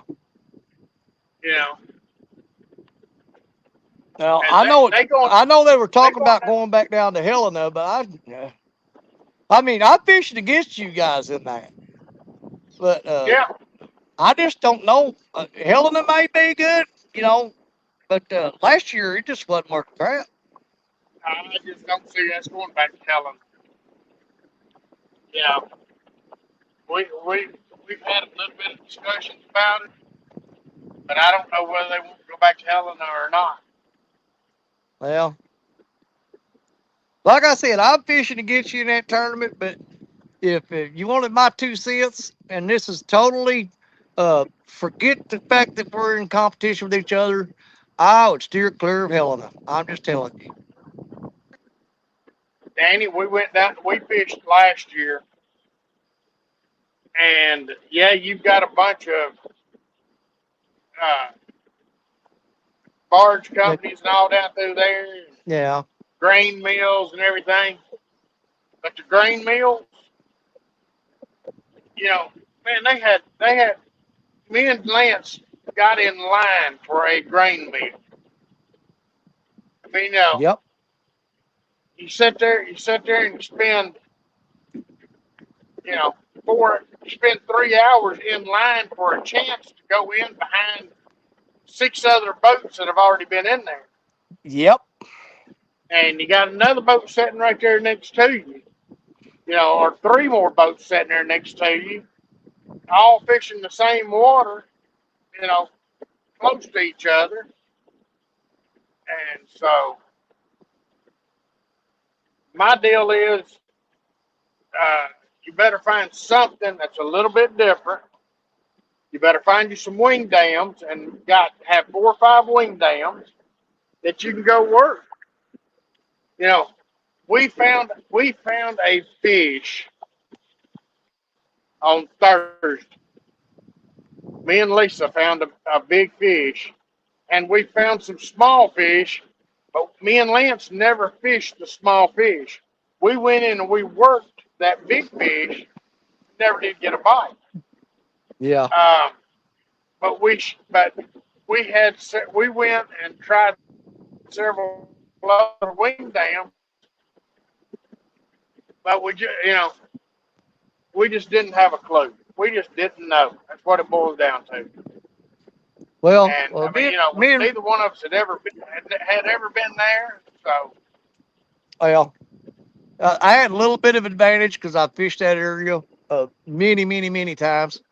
But yeah, I was amazed. Me and Richard were running up through there, and there was a lot of boats that were ahead of us that was outrunning us.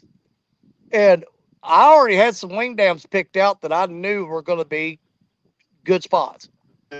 And the boats were ahead of us, and I'm sitting there going, "Yep, you're kind of robotting a little bit. You sound like a ping pong ball. Hang on, just stay with it. You'll get it figured out."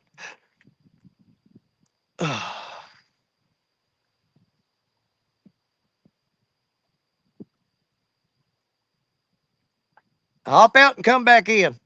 There he is. We'll put you up there twice. okay, I'm there again.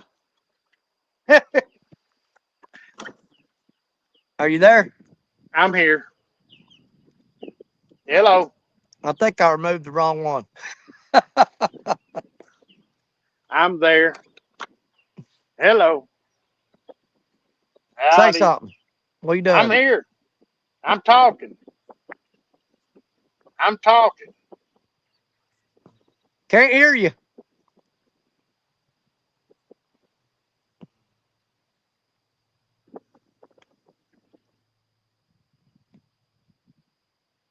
Hop out and come back in one more time.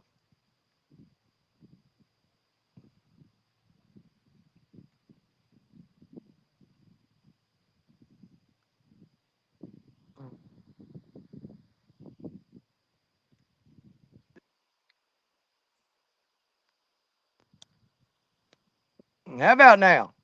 I can hear you. Can you hear me? You got no. Hello. You got no volume. Uh, Hey, stay in there. Let me hop out and come back. okay. Stay in there. Let me try.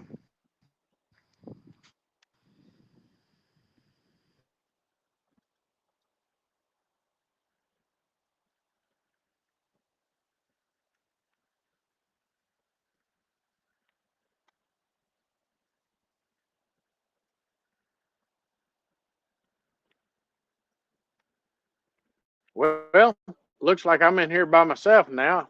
Can anybody hear me? see here. Let's go to chat. See chat. Show chat. Start the conversation. Well, studio chat. And Say anybody something hear now. me? I can hear you loud and clear. Hello.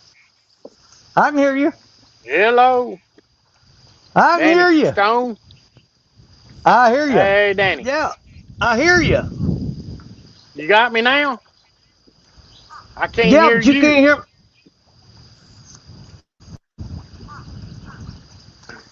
Ah, I can't hear you. Hang on a second. Okay, I'm going to close everything out. And then I'll try back in.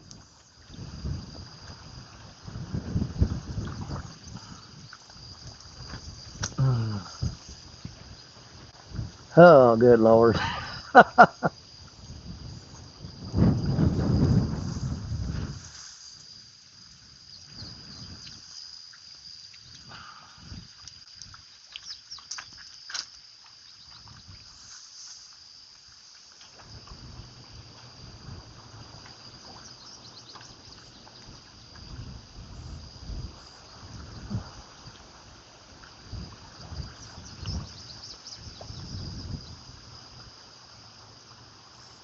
That's going to take him a minute. Nope. Look there. While he's gone now, I'm going to get a bite. Yeah, rod's pulling. I'm not sure what we got going on there. That green rod right there. Getting a bite. While he's doing all that crap. Yep, there it goes. It's getting closer to time of day. We might be able to get this catfish. I don't know. Oh, blue rod's going too. I'm getting a bite on the blue rod and the green rod both same time. Let's see if we can get him back in here real quick. All right, Can you see if hear I me can now? hear you. Can you hear me now? I can't hear you. I can hear you. The lovely Well, StreamYard. oh, yeah. Well, Hang on a second. Let me try something.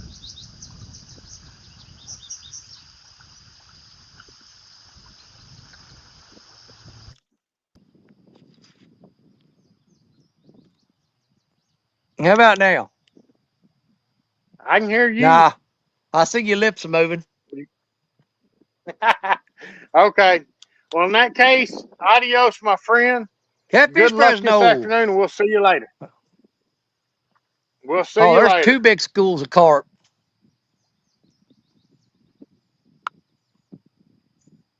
Up, up, up. I'm getting a bite on 2 rods at once.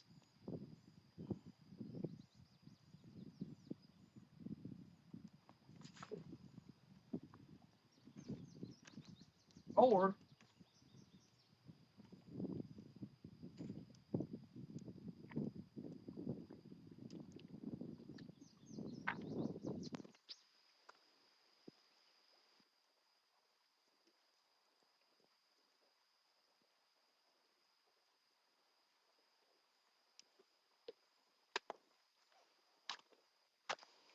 all right, hang on. I'm gonna try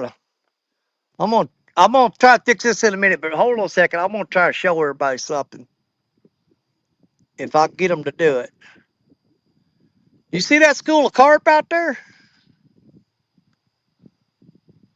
There's another school right there if they'll come back up. All right, let me get Randy back on here.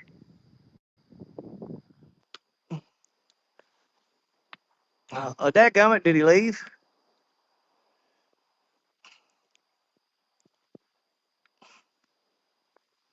Come back, Randy.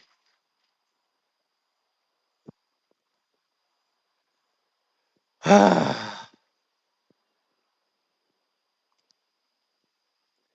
was trying to show y'all that big school of carp.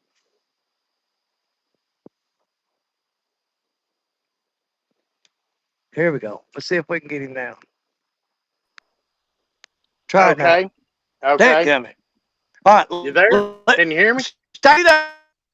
Let me leave and come back. Let me leave and come back. Because when I left a while ago, I got checked.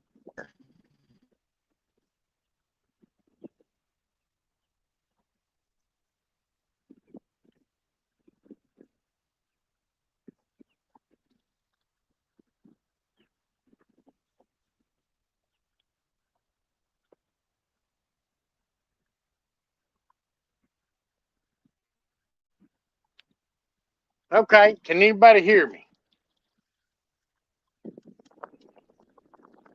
I'm gonna tell you. I don't know anybody can hear me. If this don't hurry up and get, we can't hurry up and fix this stuff. I'm gonna load up and go to the house.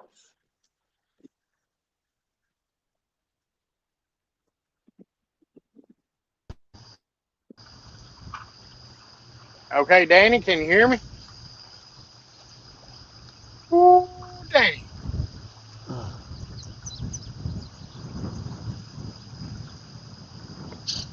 Can you hear me now? I can hear you. Can you hear me? I don't know if it can hear me or not. I can hear you.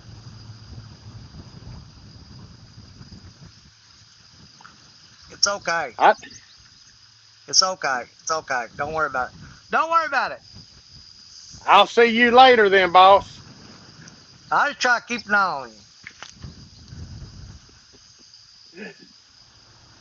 I don't know why it's doing that. I don't either. I tried Google Chrome. I've tried Safari. It don't like me.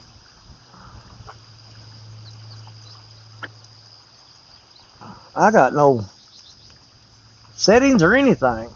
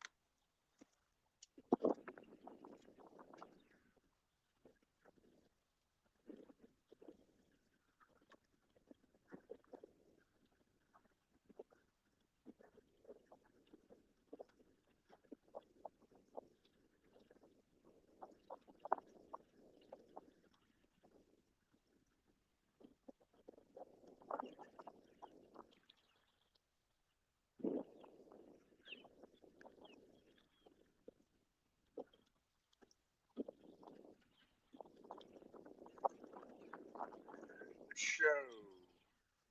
Oh, there it is. Grumpy, I'm about to start looking for an older truck. I can't stand all this technology in these vehicles. Says I'm in the show. Can anybody hear me? Can anybody hear me? Oh, I heard him for a second. Did you hear me, man? Danny. I say hello, Danny and Randy. We always have you on the TV. Well, Anybody dadgummit. hear me? I heard you for a second, but now I got a black screen.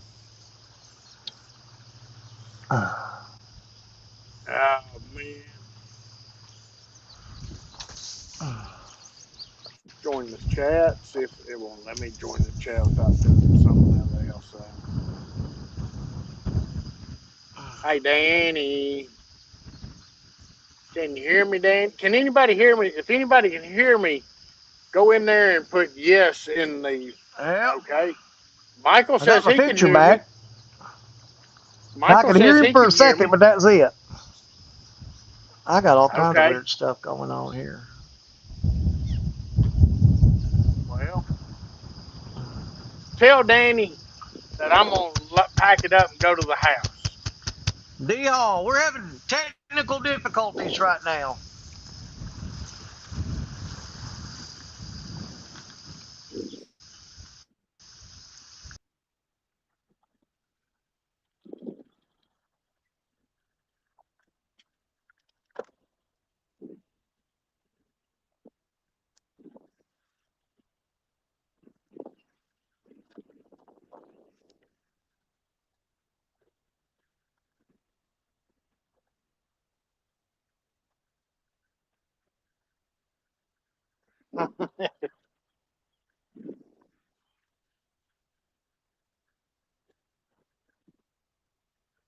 Well, hello, Bob and Doreen. I'm hanging on, Michael.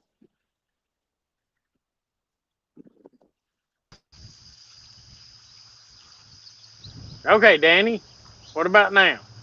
He can't hear me now.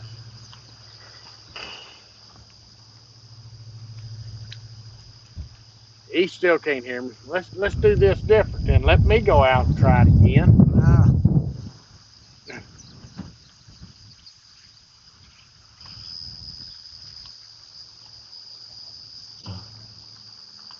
Yeah, I think my phone's losing signal.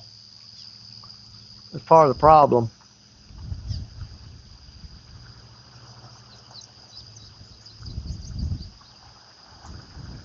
Uh, you gotta be kidding me.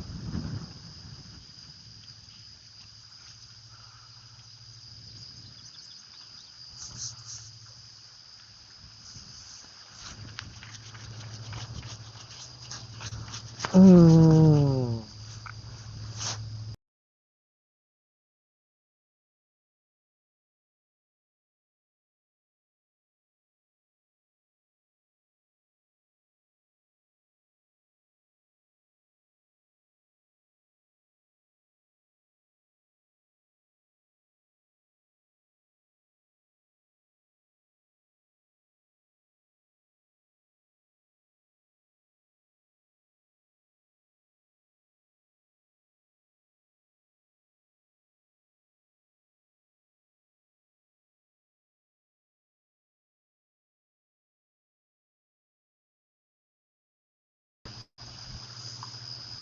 All right. Well, my phone's acting all weird. I don't know if it's I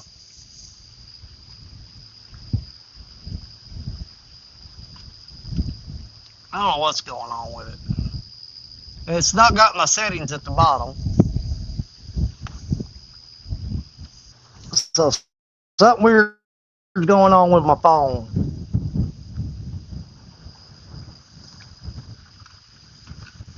Let's see if I can.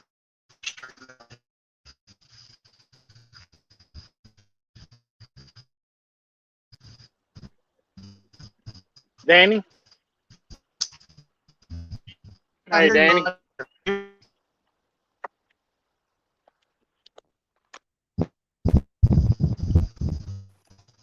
Can you hear me? I can hear you. I can hear you. I got an echo now, though. I think I got me on there twice. I'm not checking it. I don't have an echo. Okay, mine's gone now. Okay. Dude, I lost all signal on my phone there. It kept kicking me out for a minute, so I might have had something to do with that. Yeah. I'm gonna go up here and look on this corner and see if there's fish up here again. There's fish up here. I'm just gonna find me a All right, place then. for it. Well,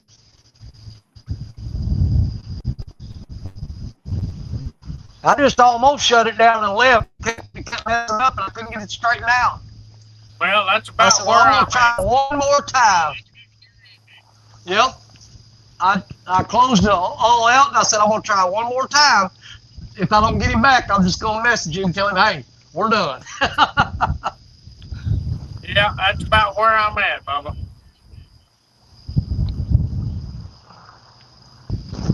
Yeah, I'm probably just gonna give it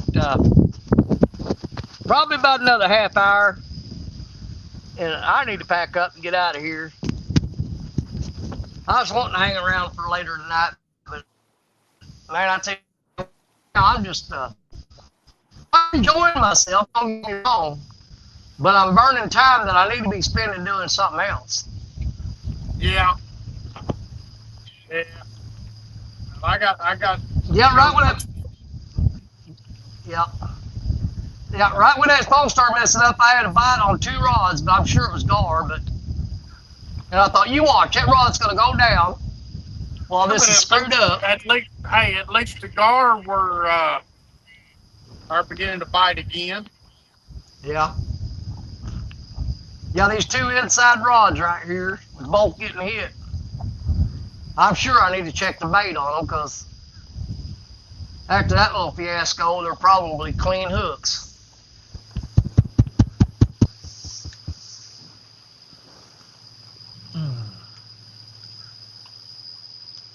Well, we got a nice boat ramp right here, and unfortunately, they've got it blocked off and won't let nobody in it.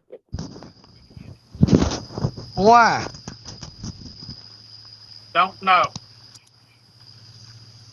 I think it was a city's boat dock, and they don't want to spend the money fixing it, keeping it up, keeping it clean or anything. Yeah. But it's still a good dock. It's good a dock as what I'm using over on the other side.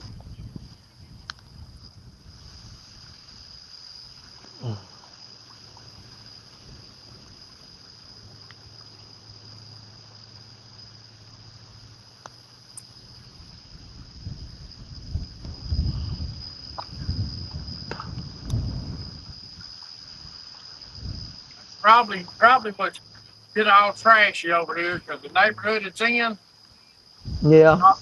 probably everybody and their brother probably come down here and it's trashy and everything else. Yep, that's the quickest way to get something shut down is not take care of it. Yep.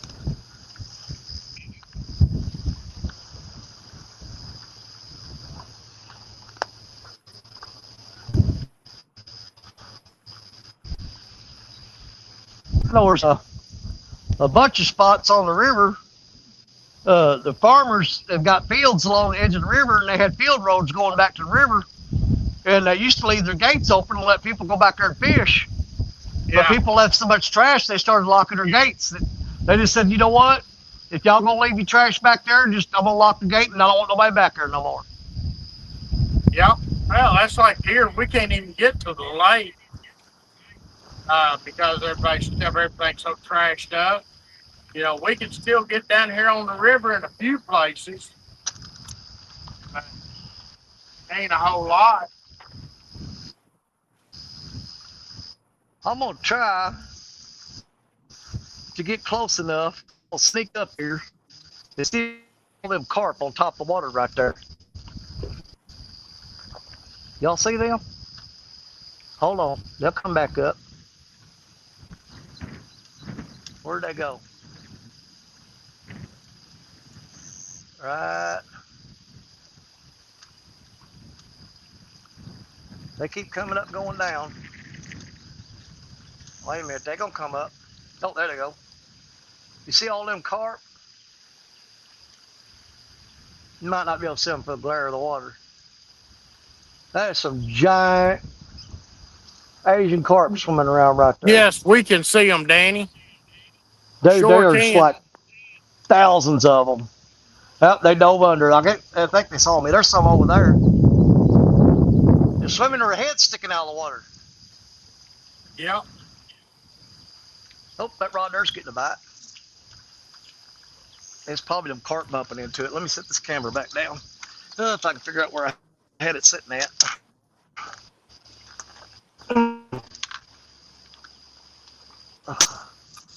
Take me off.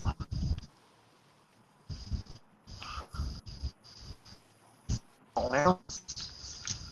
Something going on with this phone. It's just being really touchy. Is it getting too hot Come again? on. No, I'm in the shade. It shouldn't be. There it goes. All right, that green rod's going. That's acting like a gar. He's steady pulling down, but he ain't pulling hard.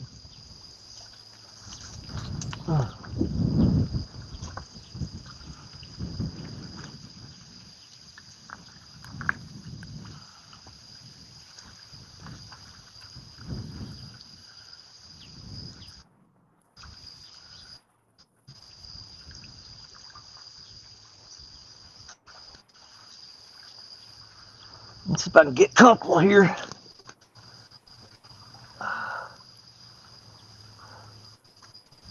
He's working on it.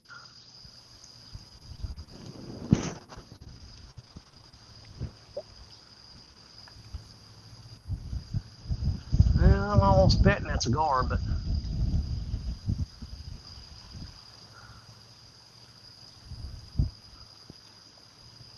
let's see what he does.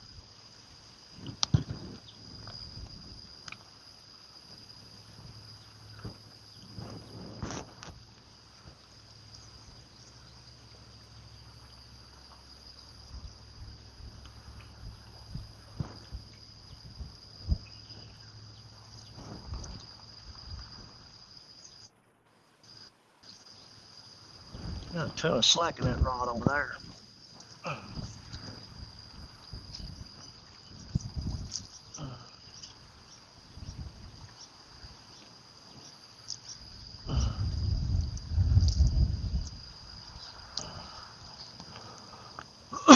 I think that's a gar just chewed all the bait off of that rod.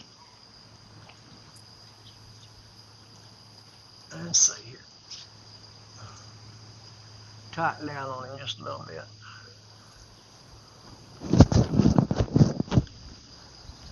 Well, I had that bottle of water and I drank it real fast and it's made me kind of nauseous.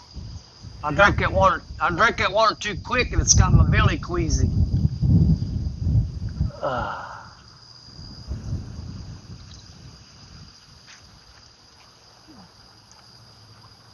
I don't know what in the world.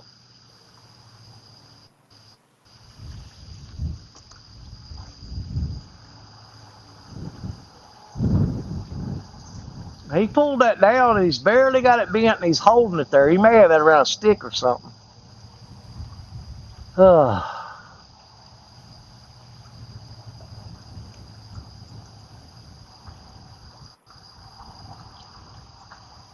I caught a big old flathead here one time that did that. He just kind of jiggled the rod and he just sat there with the bait. He barely pulled the rod down and just laid there with a bait in his mouth. Yeah. They'll sure do it. I'm fixing to reel down on him, and then I'm going to check them other two rods. They both got hit a while ago. No, he's gone, whatever it was. Yeah, he ate half the bait. Bit it in half.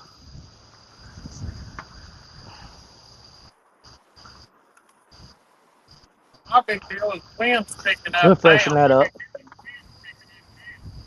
It is here too. Man, that is weird. And the wind's blowing hard It's like every enough. time something. The wind's blowing hard enough that I can't set and hold steady downstream, and I can't set and hold steady upstream. And I just really don't want to dig out this big windsock or sock. Yeah.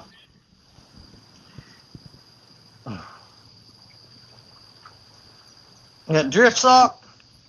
Yeah, Yeah, I knew you was looking for that word.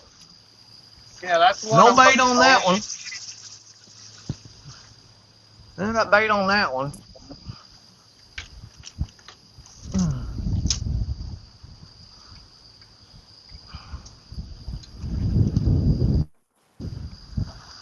Now, generally, if I'm catching fish, I'll throw, like if I change baits, I'll throw the bait out there, kind of like a reward for the fish that are biting.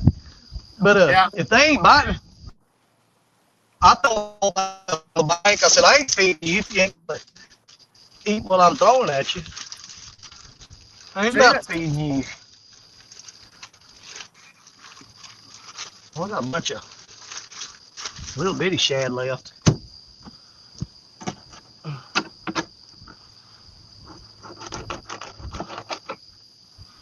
Let's try a body section. A couple of body sections here.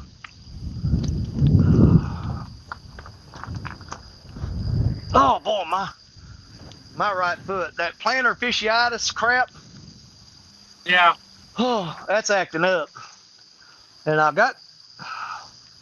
I'm out of my meds for that, but they were supposed to come in yesterday, which means I'm not getting them till tomorrow. It's my nerve pain medicine. Yeah. You know what? Let's throw this right up against that dam. A little bit over from where we've been fishing. Let's go right there.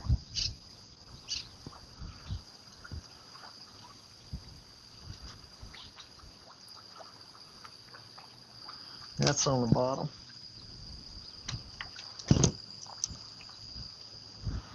And this one here,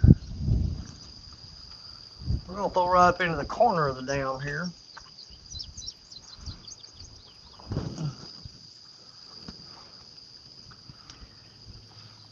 I'm probably not going to last much longer. I'm starting to feel a little.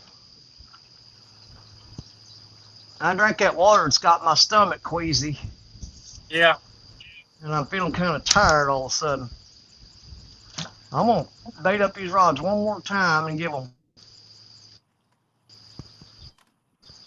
a little bit. And I think I'm going to go home. I feel like I need to lay down for a little while.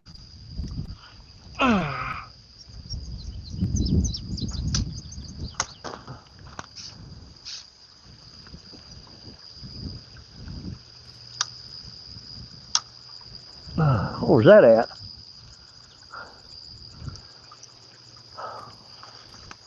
We got a bunch of these logs moving up in here against the dam.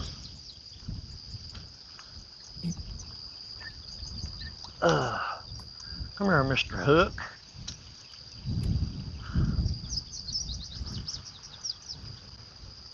I'm gonna throw across to the other side of the dam with this one.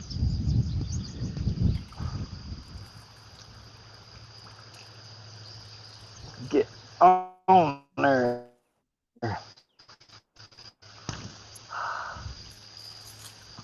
Yeah. Just got a weird feeling came over me. I'm feeling nauseous. That ain't no good. I drank that water too fast.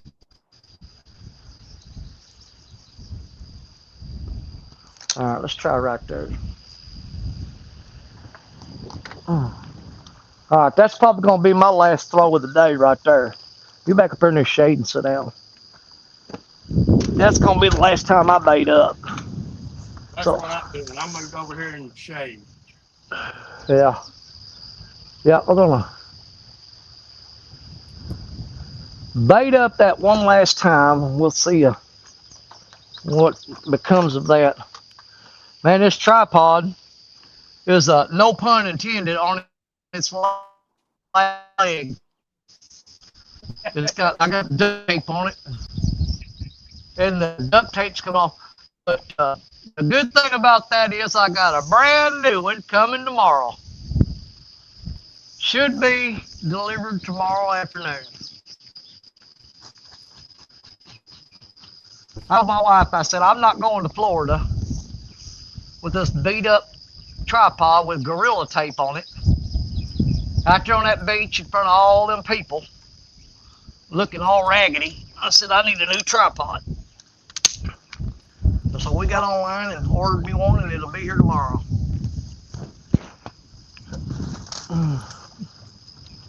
I'm going to try to have when I set up on the beach down there fishing next weekend, I'm going to try to have the RCT flag hanging up and everything out there on the beach. That'll be cool.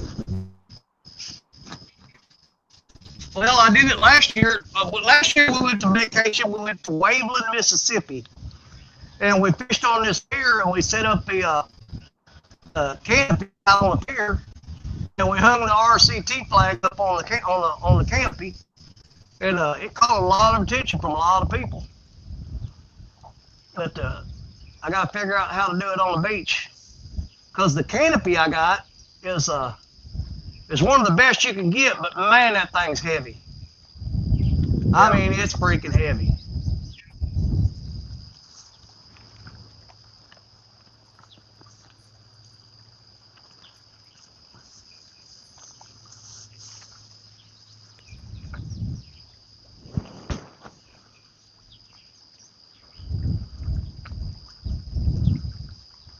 There's that big school.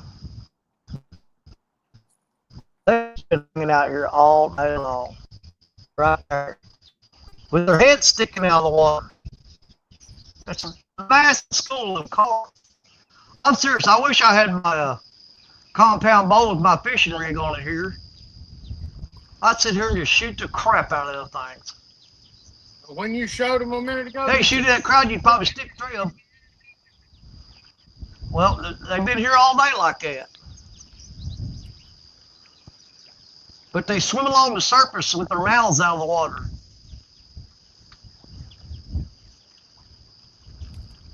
And usually this time in the afternoon, you got a bunch of young boys come down here.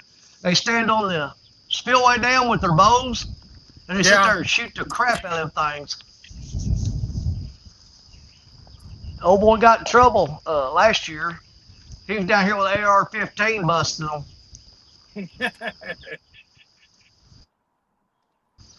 He's bragging off. He had 31 bags, man. He was just unloading them all.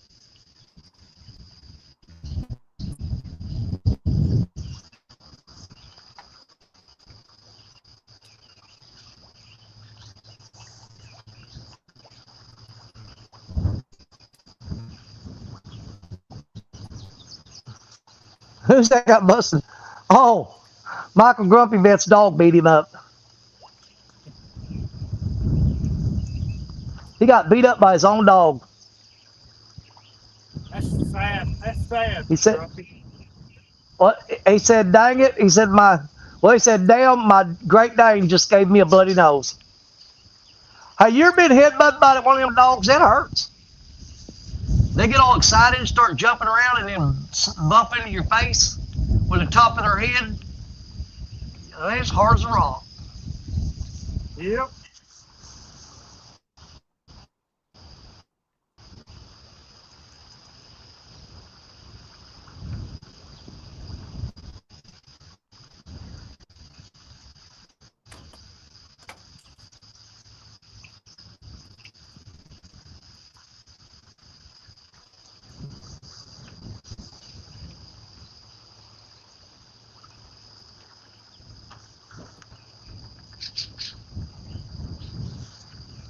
Yeah, I kind of wish them boys would come down here with their bow fishing rigs right now. They'd have a field day shooting these things.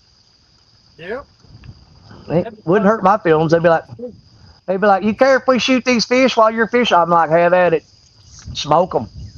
They'd come down there and you'd say, "Hey, over here, boys." I would. I'd tell them. Dude, there were some guys for the longest time. They ran a guide service. They had a big platform built on the front of their boat, raised up, with all the lights and everything on there, and they'd take you out at night with bow fishing rigs, and you could shoot these carp and gar. And was making some good money doing that. I guess it kind of was a little bad there for a while, and it kind of died off. But for a while, they was booked every weekend straight. They had people lined up waiting to go on them bow fishing trips.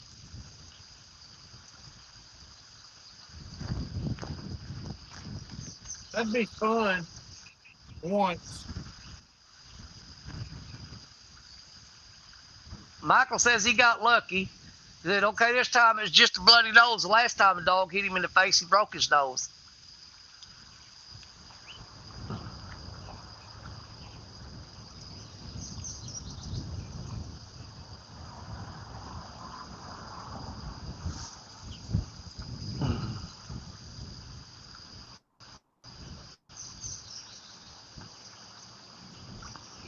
No, I think I might have.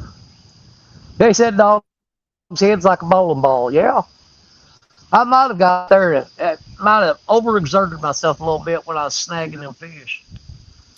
Yeah. I know it makes me sound kind of wimpy, but it don't. Hey, I'm standing out in the shade down there in that sun, pulling that rod. And, I might have just exerted myself a little bit. I'm just a little exhausted. And then drank that water real fast and got it all on my stomach and made me queasy. Oh, let's see what time it is. Hang on. 4:51. I'm probably gonna go about I don't know, 15 more minutes maybe. I think I'm about done. Yeah. I don't need to.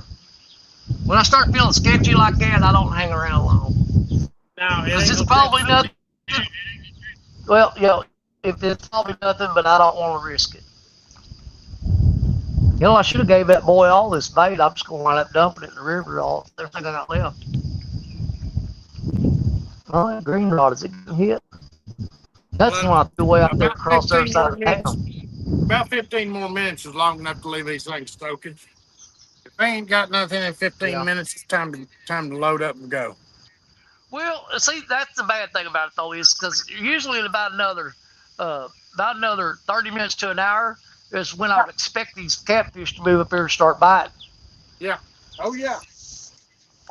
It gets to be that time. I know it. Like I said, I really need to start doing an afternoon show instead of a middle of the day. Yeah. But can't go in the afternoon or in the evening because of Lance. Well, I Unless mean, 3 o'clock till, and then go in on his show and finish it up on his show. that's what I do. I would go in at 3 hours on my channel and then hop on his channel, Yeah. and that would put me in prime time fishing right there. Yeah.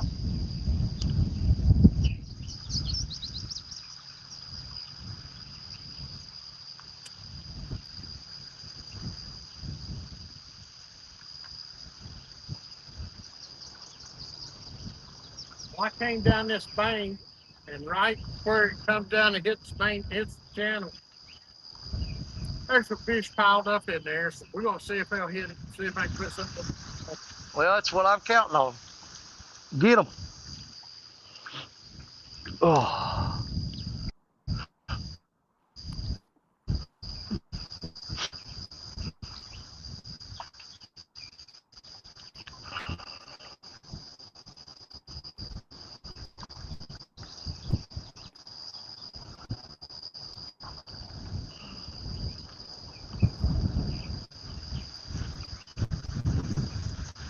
Ooh, man, there's a gust of wind. Put over here next to the bank to get out of it.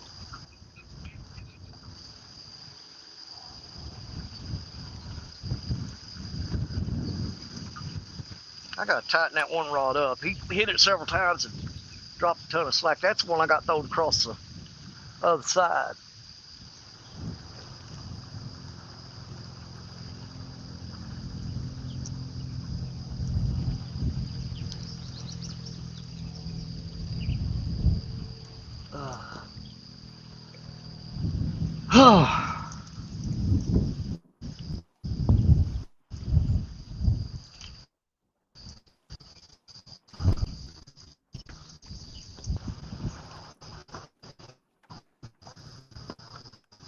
Mm.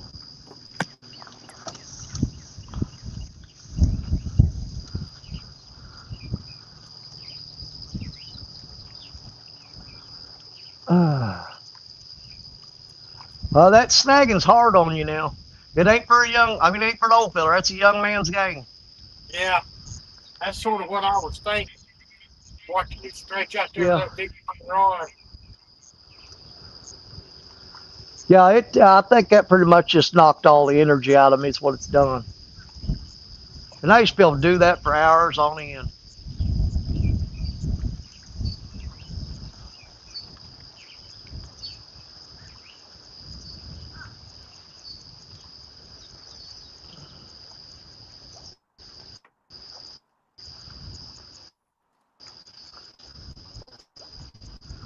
Well, that fish on that green rod's back. He's biting again.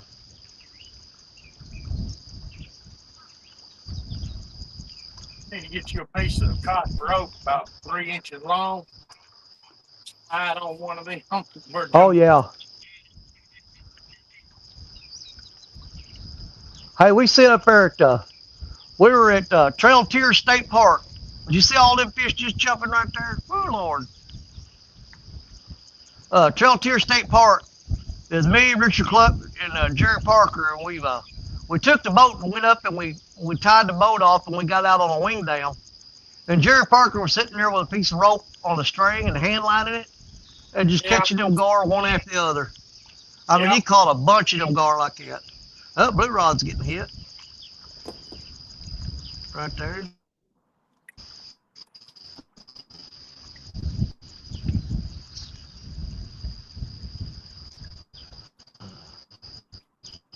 That's that one way at the end of the dam.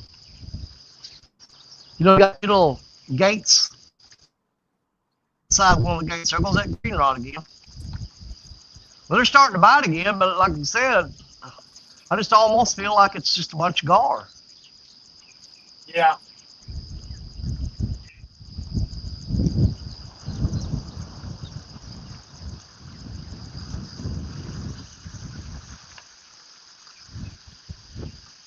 Yeah, normally, a lot of the locals have got it figured out. Uh, if you're down here at 6 o'clock in the afternoon, got that big old parking lot over there on the other side of the dam, and right around 6 o'clock, that parking lot will fill up because they know that we're biting. Uh, afternoon. People don't waste their time sitting out here all day. But that parking lot will fill up around 6. Cars pulled up in here, running down here, trying the best spots with fishing rods. And that big old school cart right there. Right out there. That gum them things. That's crazy.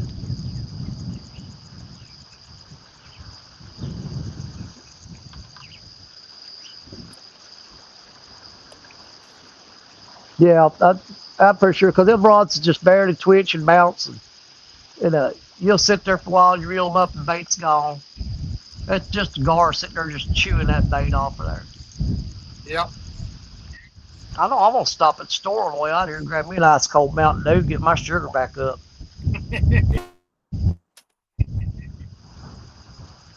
I've been drinking this unsweetened stuff and water all day. I got no sugar going in my body. Other than that piece of banana bread, and that's just not gonna do it. That'll only last so long. Not gonna cut it. I know that's right.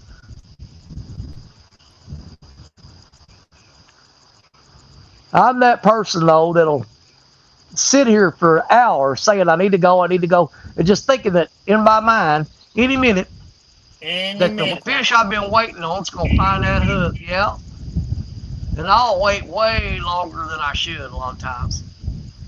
I'm waiting on that one fish that I know is gonna show up.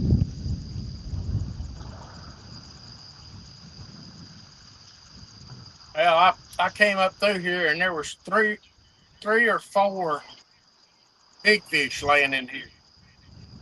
And I mean, you could see Yeah. their outline perfect and everything. You know, they're big fish. Come on now, I'm waiting on him. He's coming down on this rod right here. There you go. Fish on, Danny. That's what I'm talking about. I got you. He don't know he's hooked yet.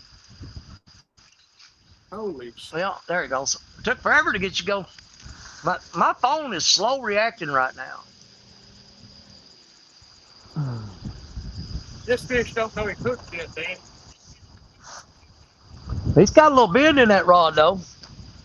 Just wait. Oh, he come off.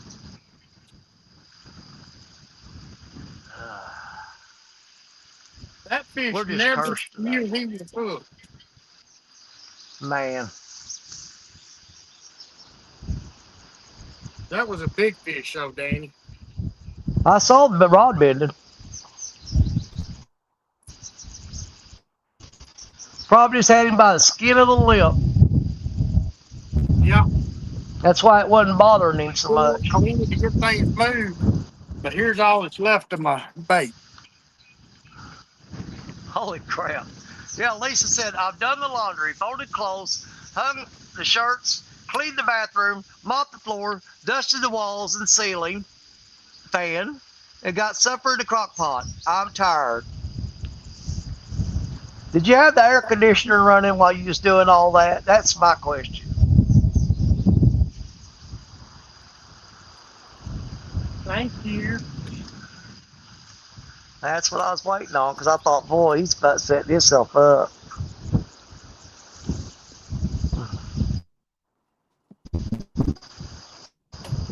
You got supper in the. Oh, that green rod. Boy, he been it good that time. Oh, I'm still on you here. Dadgummit. Every time.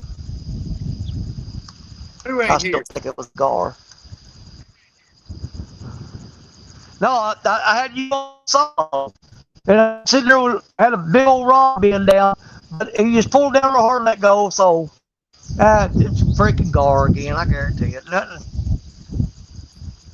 That rod bend don't mean nothing if he just pulls it down and lets it go.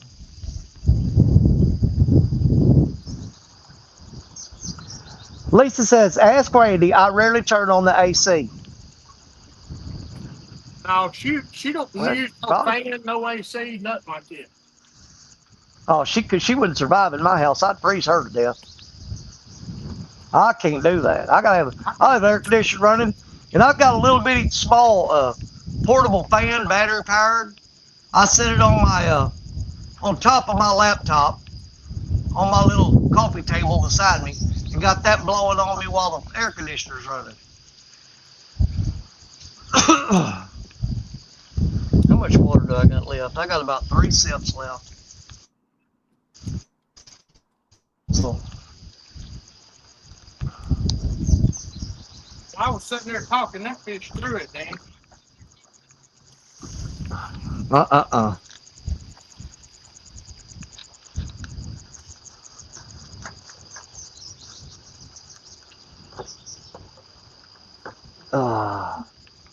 I always said when I'm almost out of water, I'll save just a little bit so that whenever I get done carrying everything in the truck, I'm always like super thirsty after making 3 or 4 trips in the truck, and I gotta have at least enough water to get a sip off of it, or I am in absolute I'm miserable until I can get to a store somewhere and get something to drink.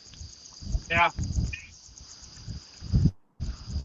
So when I get down to the last of my water, wait a minute, I got that big water in the truck, but hell, it's been in there for forever. That was Haza coffee. Don't think I won't drink it though.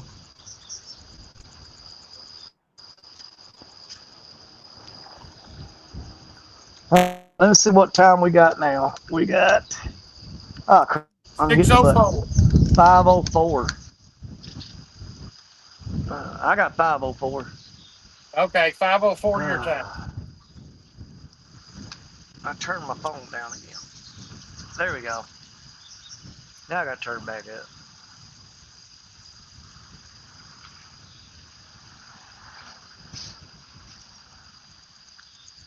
That was the one I've been waiting on all day, Danny. I know it.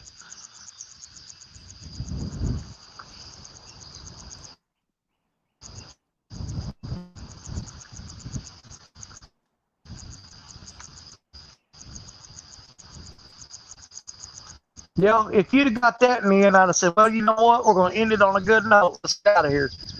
Yeah. Instead of I just was ending really it hoping you got that fish. I was counting on you. I know it. I was hoping. I said, man, he gets that one in. We're going to call it a day and get out of here. And I thought, oh, we're good. I mean, he's going to finish this up, right? Oh, dadgum the luck, man. I'm sorry. I'll try to do better next week. No, hey. Hey, it ain't no big deal, man. It happens. Oh. The struggle is real. Yep.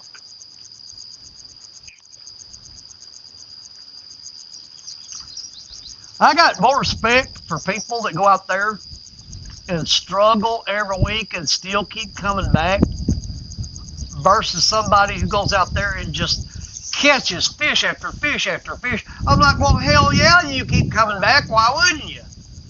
But a person that don't give up and keeps going, that's the one I said, you know what? That's the one right there that's really in it for the fishing.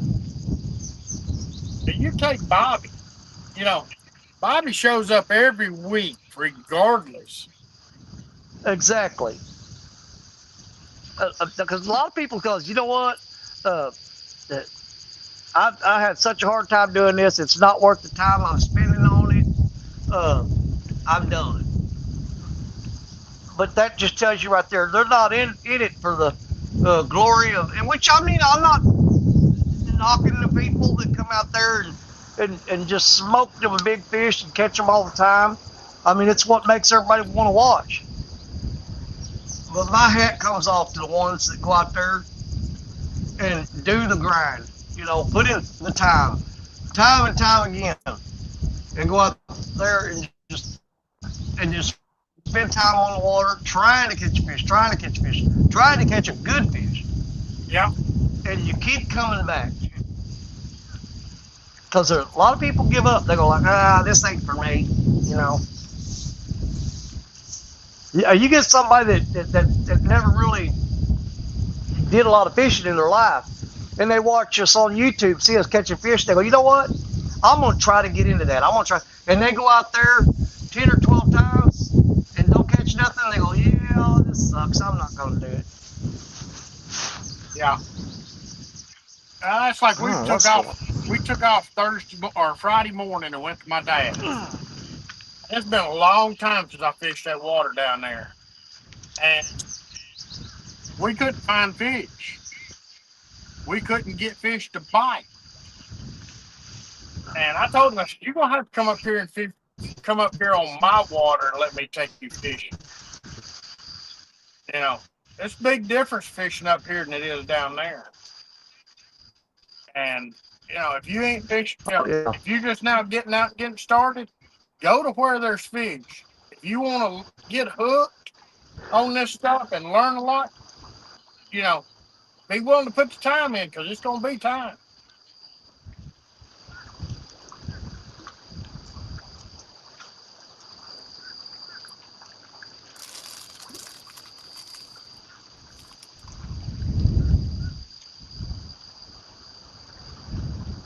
This ain't something other you're going to learn how to do in 3 trips. No.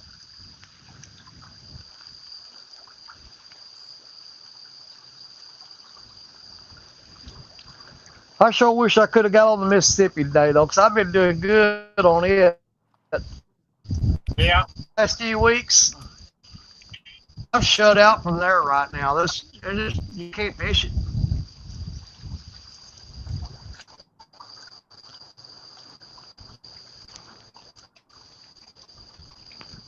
Yeah. It'll start falling again shortly.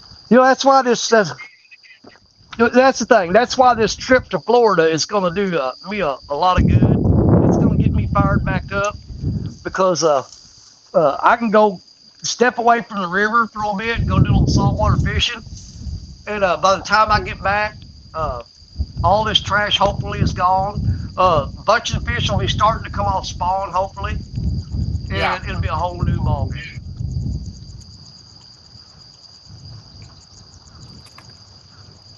Yep.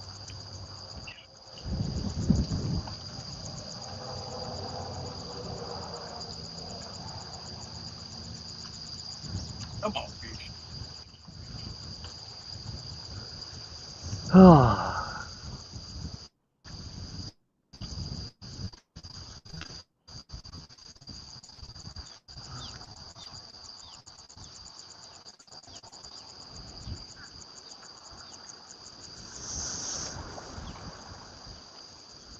Well, I got me some new leader line in yesterday, so Yeah. I got to get a new line put on 3 or 4 of my reels, and they've been rigged up for 2 years now, and ain't had no new line on them. You know, you strip some line off of them every now and then, but time to get everything re-rigged and get everything set up for summer bite. Yeah. Post-spawn bite.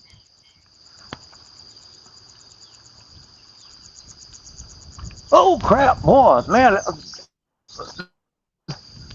What the crap? Oh, I don't know if y'all saw that or not, but yeah, there.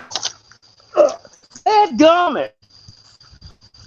He almost pulled it rod, the rod holder. Holy smokes. What the crap? He bent the rod down and pulled it. He had the rod holder bent over and still didn't hook up. That's probably a big, giant gar right there. I don't know if y'all saw that or not. Yeah, he bent that rebar down in that rod holder. Where did I have that thrown at?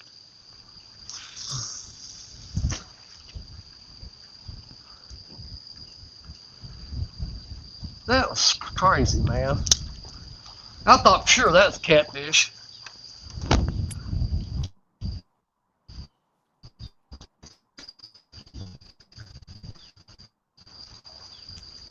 I don't know if they saw that or not. Man, he bent that rod down and the rebar started like warping because he's pulling that rod.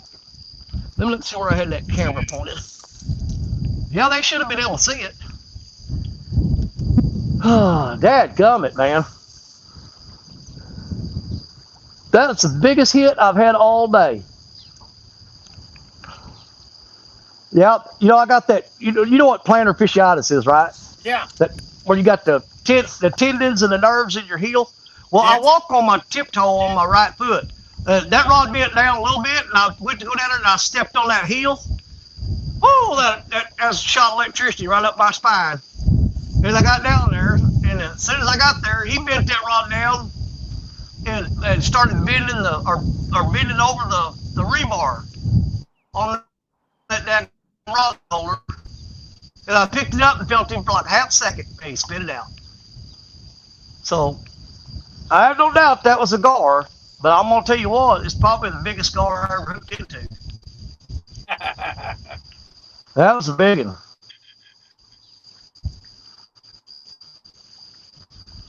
The last big gar that I call a monster gar, I think it was last year, year before, might have been last year. I was holding that thing up. You see the video where he put the knot on my forehead, where it headbutted me? I didn't see that one.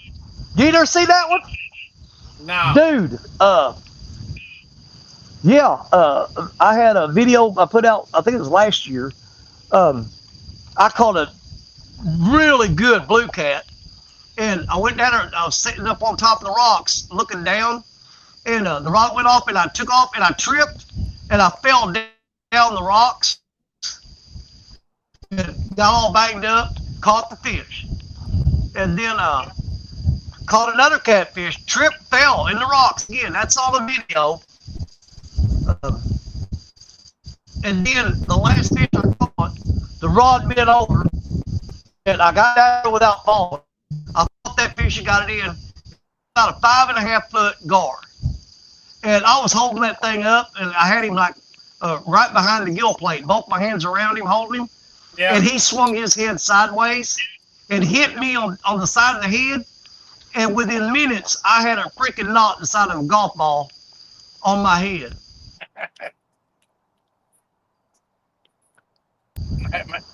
And I'll have to look back and see what that video's called. Yeah. I think it's called This One's Gonna Hurt. I'll see if I can find that this week. I had an alarm go off. I think it messed my live stream up again. Are you still there? I'm here. You there? Can you hear me?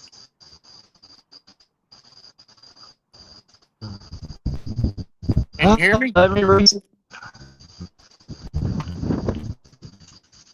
Yeah, I have live stream.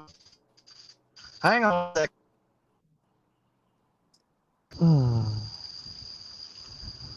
All right, I think I got you back. Can you hear me? Can you hear me? I can hear you. Yeah. Well, I had an alarm clock. There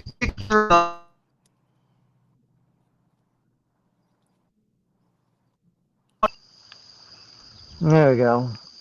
There we go. Still there? I'm here. Yeah. Okay. Yeah, I had an alarm go off. I got an alarm set. You know, when I did, it kicked your audio out. Oh, well, I think I'm fixing to call it, buddy. Wait a minute. Green. Every time I say I'm ready to go, freaking bounces. Oh, I know it's the car. In the back of my mind, there's some hope, some semblance of hope that a catfish finally moved up in here. I know more than said. I think I'm about to call it, and that rod bounced, and I'm like, you got to be kidding me.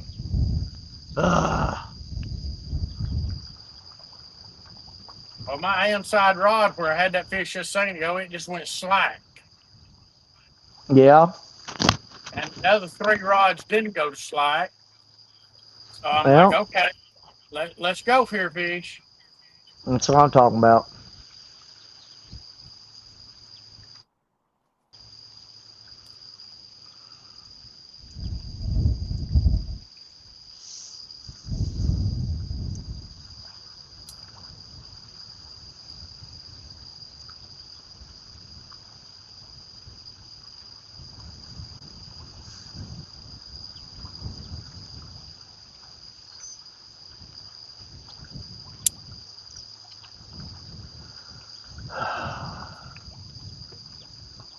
Come on, fish.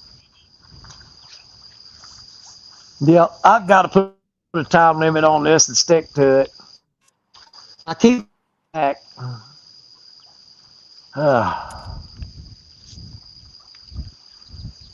Let's see. 5:18.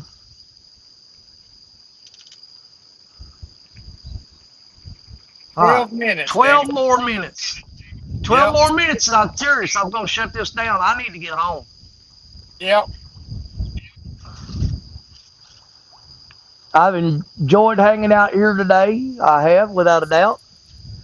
I would have enjoyed it a lot more if we'd been catching fish, but at least I got to fish today. When I saw the river, I almost just turned around and canceled the live stream. Yeah. And I thought, well, and I hadn't scheduled anything yet because I told my wife, she goes, are you going to set your live stream up? And I said, you know what? I'm going to wait. I'm going to drive over to the river and look and see what it looks like. And if it don't look good, I'm probably not going to do a live today.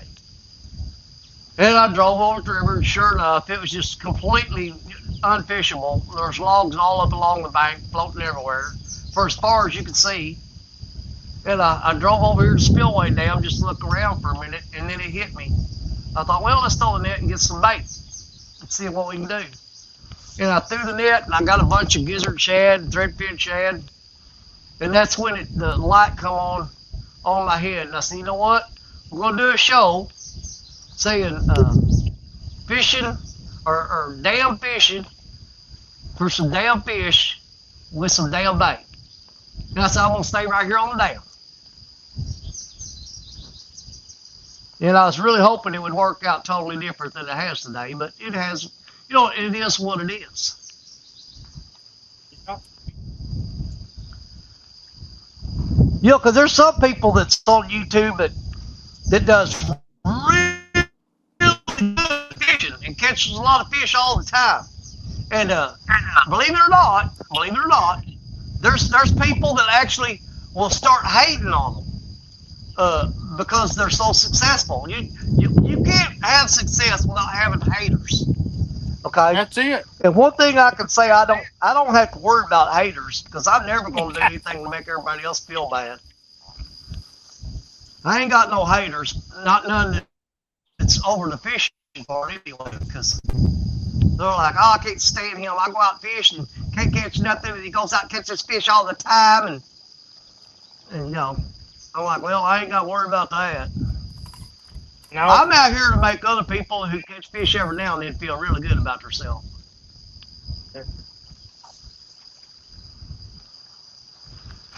If you go fishing and don't do very well, and you want to feel better about yourself, just watch my show, because here lately, it's all about making you feel better.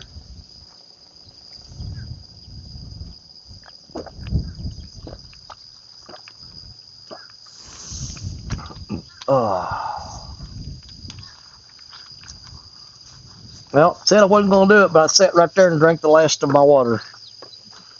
I was going to save a sip until I got done packing and stuff up. But there's a little store here that's going to get a sale on a Mountain Dew as soon as I leave here. Well, that green rod's fixing to bend because there had a bunch of slack in it, and he just took off running with the slack. Yeah. No, he just barely bounced it. Yeah, he dropped slack. That's a gar. They drop slack, and you see the line slicing through the water and going on. And as soon as he feels tension on there, he quits pulling.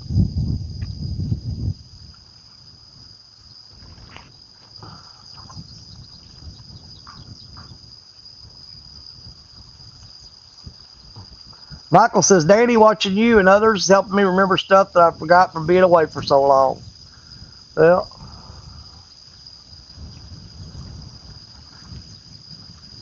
oh, they want a big old striper. He's chasing them shad.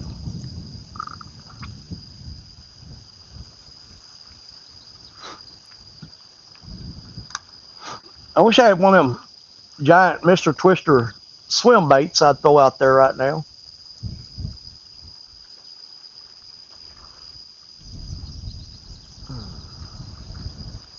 All right, how much time we got left?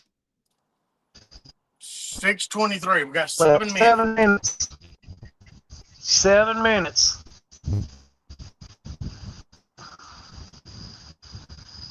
I'm gonna quit time that by the time I get everything loaded in the truck, it'll be time for Lance McCougar to come on, and I can watch that on the ride home.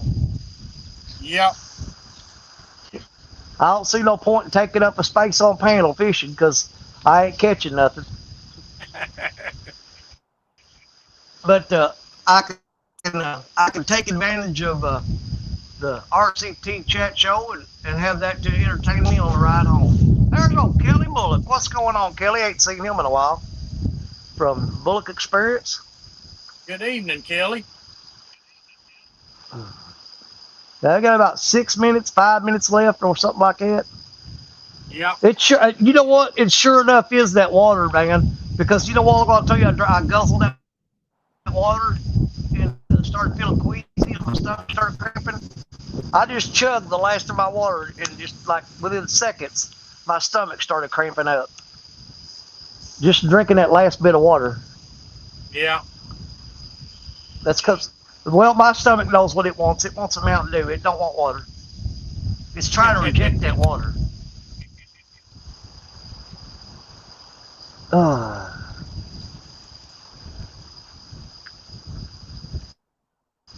Yeah, Michael Grumpy Vet said he was doing up to 4 tournaments a month until he had his accident. Well, I hate to hear that, Michael. There he is, dropping slack again.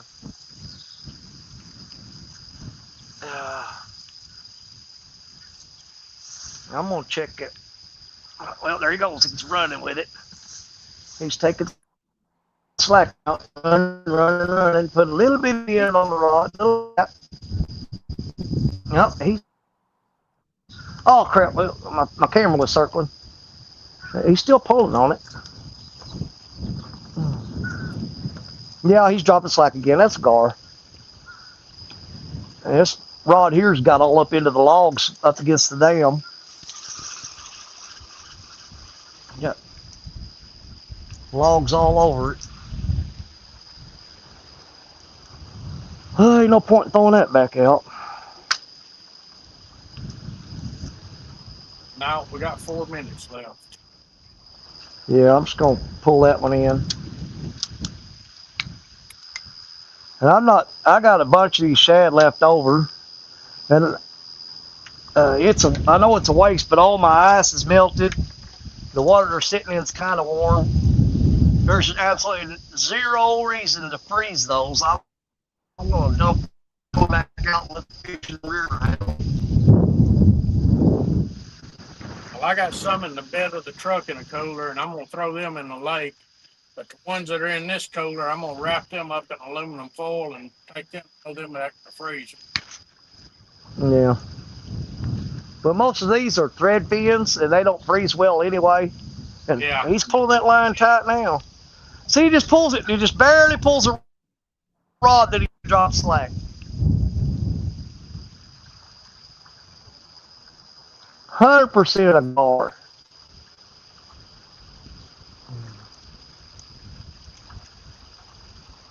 If I had a smaller hook on there, it'd be easier to hook these gar, but I got that gun 12-aught German steel on there.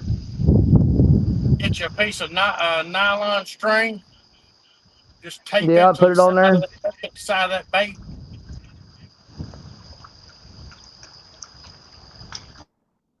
Well, he's pulling a little harder now. I'm gonna sit down here. Take a load off that right foot. Yeah, I'm pretty sure that's a gar because he pulls down. As soon as he feels pressure from that rod, he's dropped slack. That gar don't like nothing pulling against him. They No. do not like that. They feel any pressure at all, it scoops them and they let it go.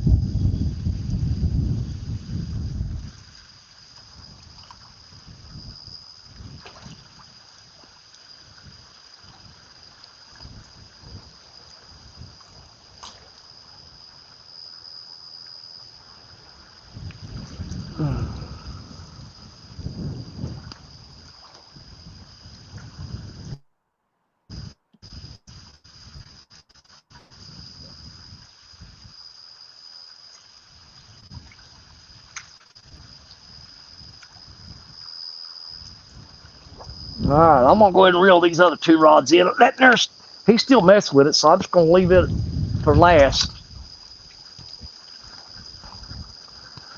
Well, today has just beat me to death.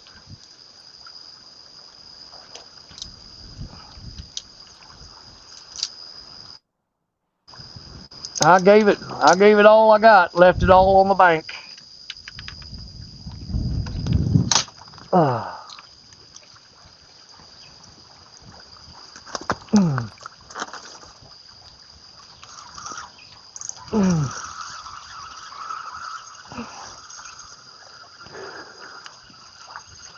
That rod there feels like it ain't even got no bait on it.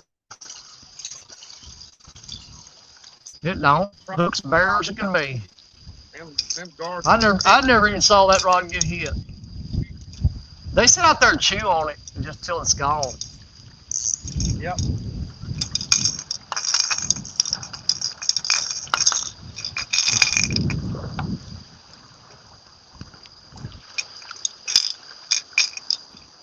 Now I gotta see if I can get these rod holders out of these rocks. That there may be staying.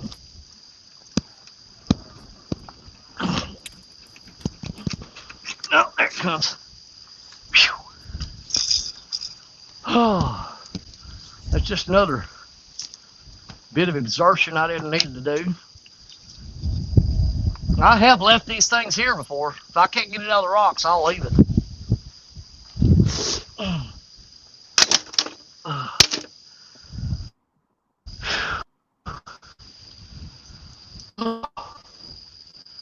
That winded me. Pulling that out of there. Alright, let's see if I can get this out without falling over the edge of the dam and landing in the river.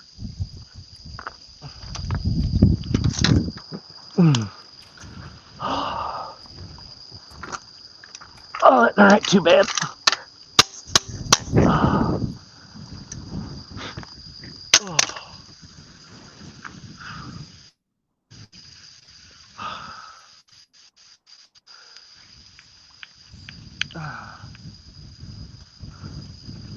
Oh, that breeze feels good. Breeze does out here.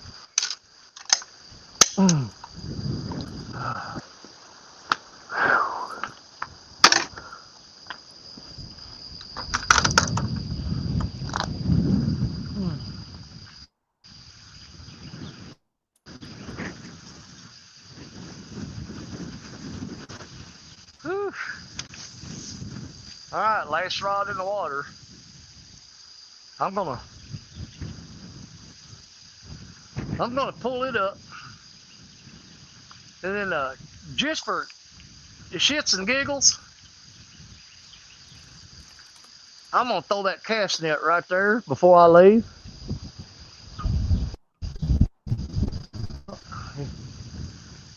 He's still biting that rod.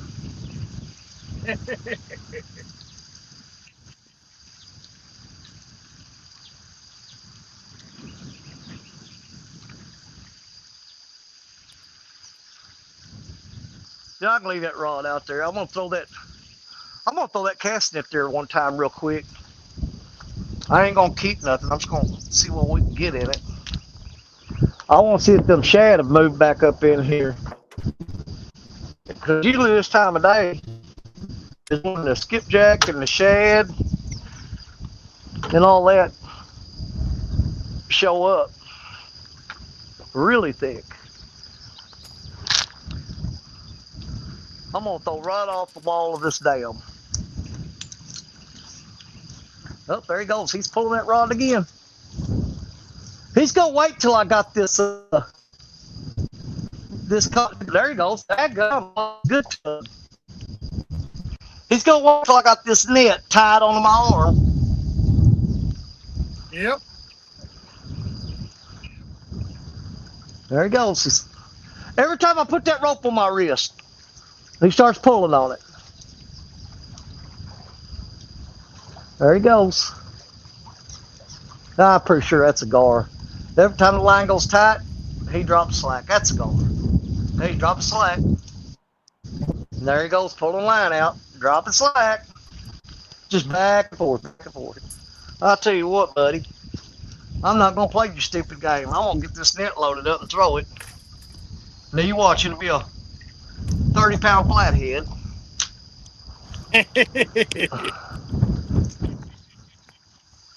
I want to see what's on the edge of the dam right now. Just for the fun of it. See what we got here. Now we ain't gonna keep none of these unless I got some gizzard shad. I'm gonna go home and I'll freeze them. But I want to see what we got right here. There he goes, pulling that line.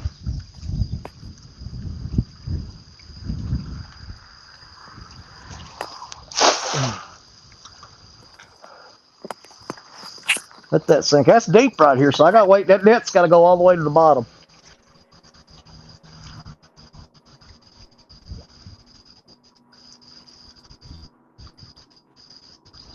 Still sinking.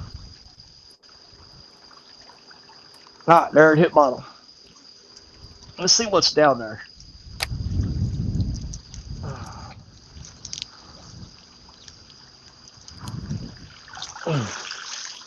I didn't catch nothing. That's unusual. I don't know, bait fish might have moved out of here.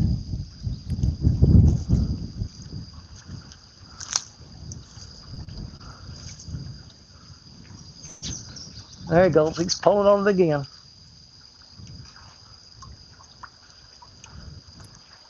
He's swimming downstream with it now. Yeah. Won't be long till you get to check to see what he is. I'm fixing to. He's jiggling. I don't think y'all can see that. I'm gonna sit down here beside him. I ain't gonna quit as long as he's biting it. See, I don't know if y'all can see that, just barely jiggling that rod. He's taking off toward the river.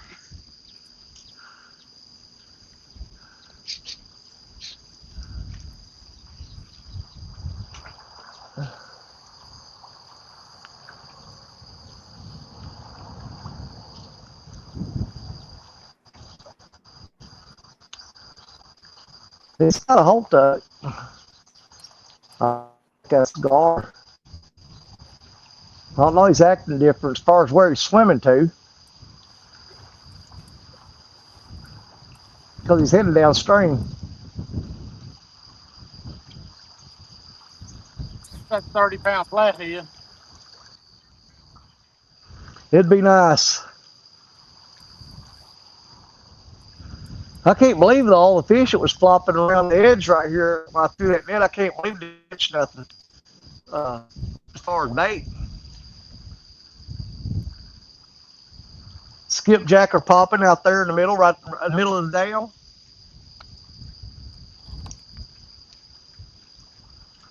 Come on. It's time to go, fish. Either poop or get off the pot.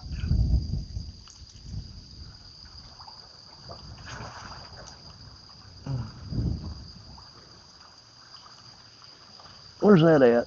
Oh, that's over behind me.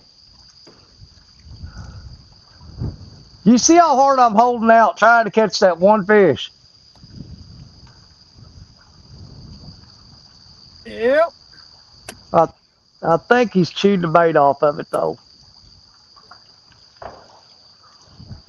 I hear a car pulling up. Hear a car door slamming. I don't see it, though. May have been over here on my phone. Oh, that's what it was. I was hearing a car door slamming, but I couldn't see no car. All right. All right, here's how it's going to go down. I'm going to throw this net one more. I'm not accepting that we didn't catch a single shad. I'm going to throw this net one more time, and I'm going to reel this rod up, and we're going to call it a day. Oh. I bet I don't have no trouble sleeping tonight.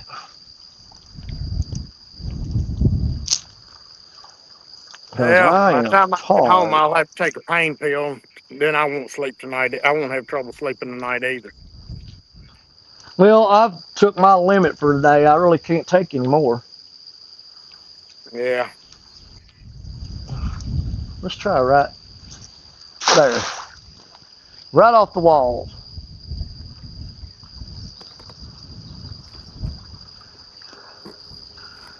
Man, me and Richard's over here one day, and I threw that cotton picking net, and he threw his at the same time, and we both pulled up nets full of buffalo.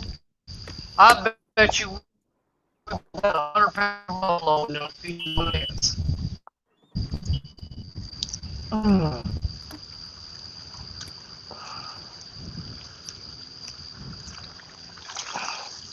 No, the bait fish have even moved out of here. They're gone. All right, we're going to reel it up, and I'm going to tell everybody bye. Okay. Put this net up. Yeah. I'm famous for holding out way longer than you should, but I've hit my limit. I've hit my limit. I bet you the bait's gone off this. Oh, crap. Hold on. Hey, that fish is on there. Is that on there? Yep, guess he's been on there the whole time. Of course, you know what it is, right?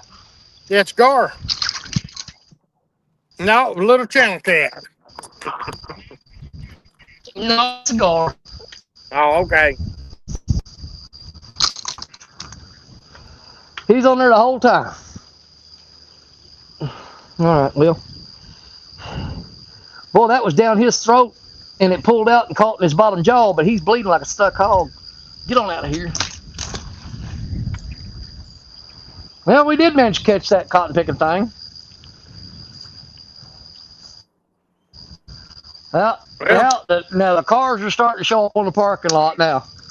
I told you right around 6 o'clock, or right close to 6. The cars start pulling up because they know that's the time to start fishing. And they're starting to pull up in the parking lot over there. But I'm going to get out of here and let them have this spot. They can sure have it.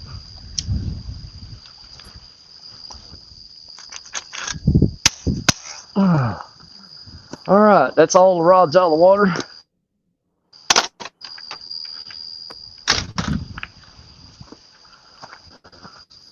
Well, I got all mine out too, Danny.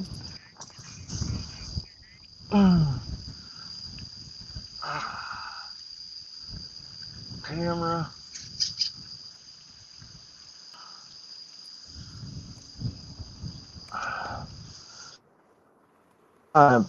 Bait. Man, that water look good though. You know what? It's got that kind of algae green looking color to it. Yeah. It's got a little bit of clarity where you can see through it for about. Them dang carp's been here all day though. Oh yeah, that feller's dragging out the heavy catfish rods and stuff over there. He's serious. But see, like I said, he's showing up about the time I should. If I had sense, now's about the time that I'd be showing up to fish. Yeah, but then you fish half the night, Danny, and you ain't fit for work. You get to work tomorrow and it's about to wear you out. I know it. That's true. I get these zip ties off here. I had that cotton picking umbrella. So here's some rod holders I made the other day. It's kind of like that one Bobby had. Yeah. But yep. Bobby don't even know where that rod holders he sits got. on He that. don't know where they come from. Yep. And the butt of the rod sits on that little flat plate right there. But I welded that up there down, made one for me, and I made one for Richard. It works pretty good, but today I used it for holding up the umbrella. And I can throw it on the rocks and it won't break. That's right. All right, brother, you tell them bye, then I'm going to tell them bye. We're going to go home. Hey, I appreciate all of you coming in here today. I've had a good day, Danny. I've enjoyed it. Wish we'd have caught more fish, but we had a good time, and that's all it boils down to. Absolutely. Thank you for doing this every weekend, sir. You bet. Hey, next weekend, whole new ball game, baby. I'm excited because it's going to be a different story. I'm going to have my granddaughter Coda with me. That's number one right there. Go get to see her. And, I'm going to say right now, I'm not thrilled with her choice of clothing that she's picked out and she's watching. I've done said that 100 times, but you know it is what it is. I don't have that authority over her, apparently.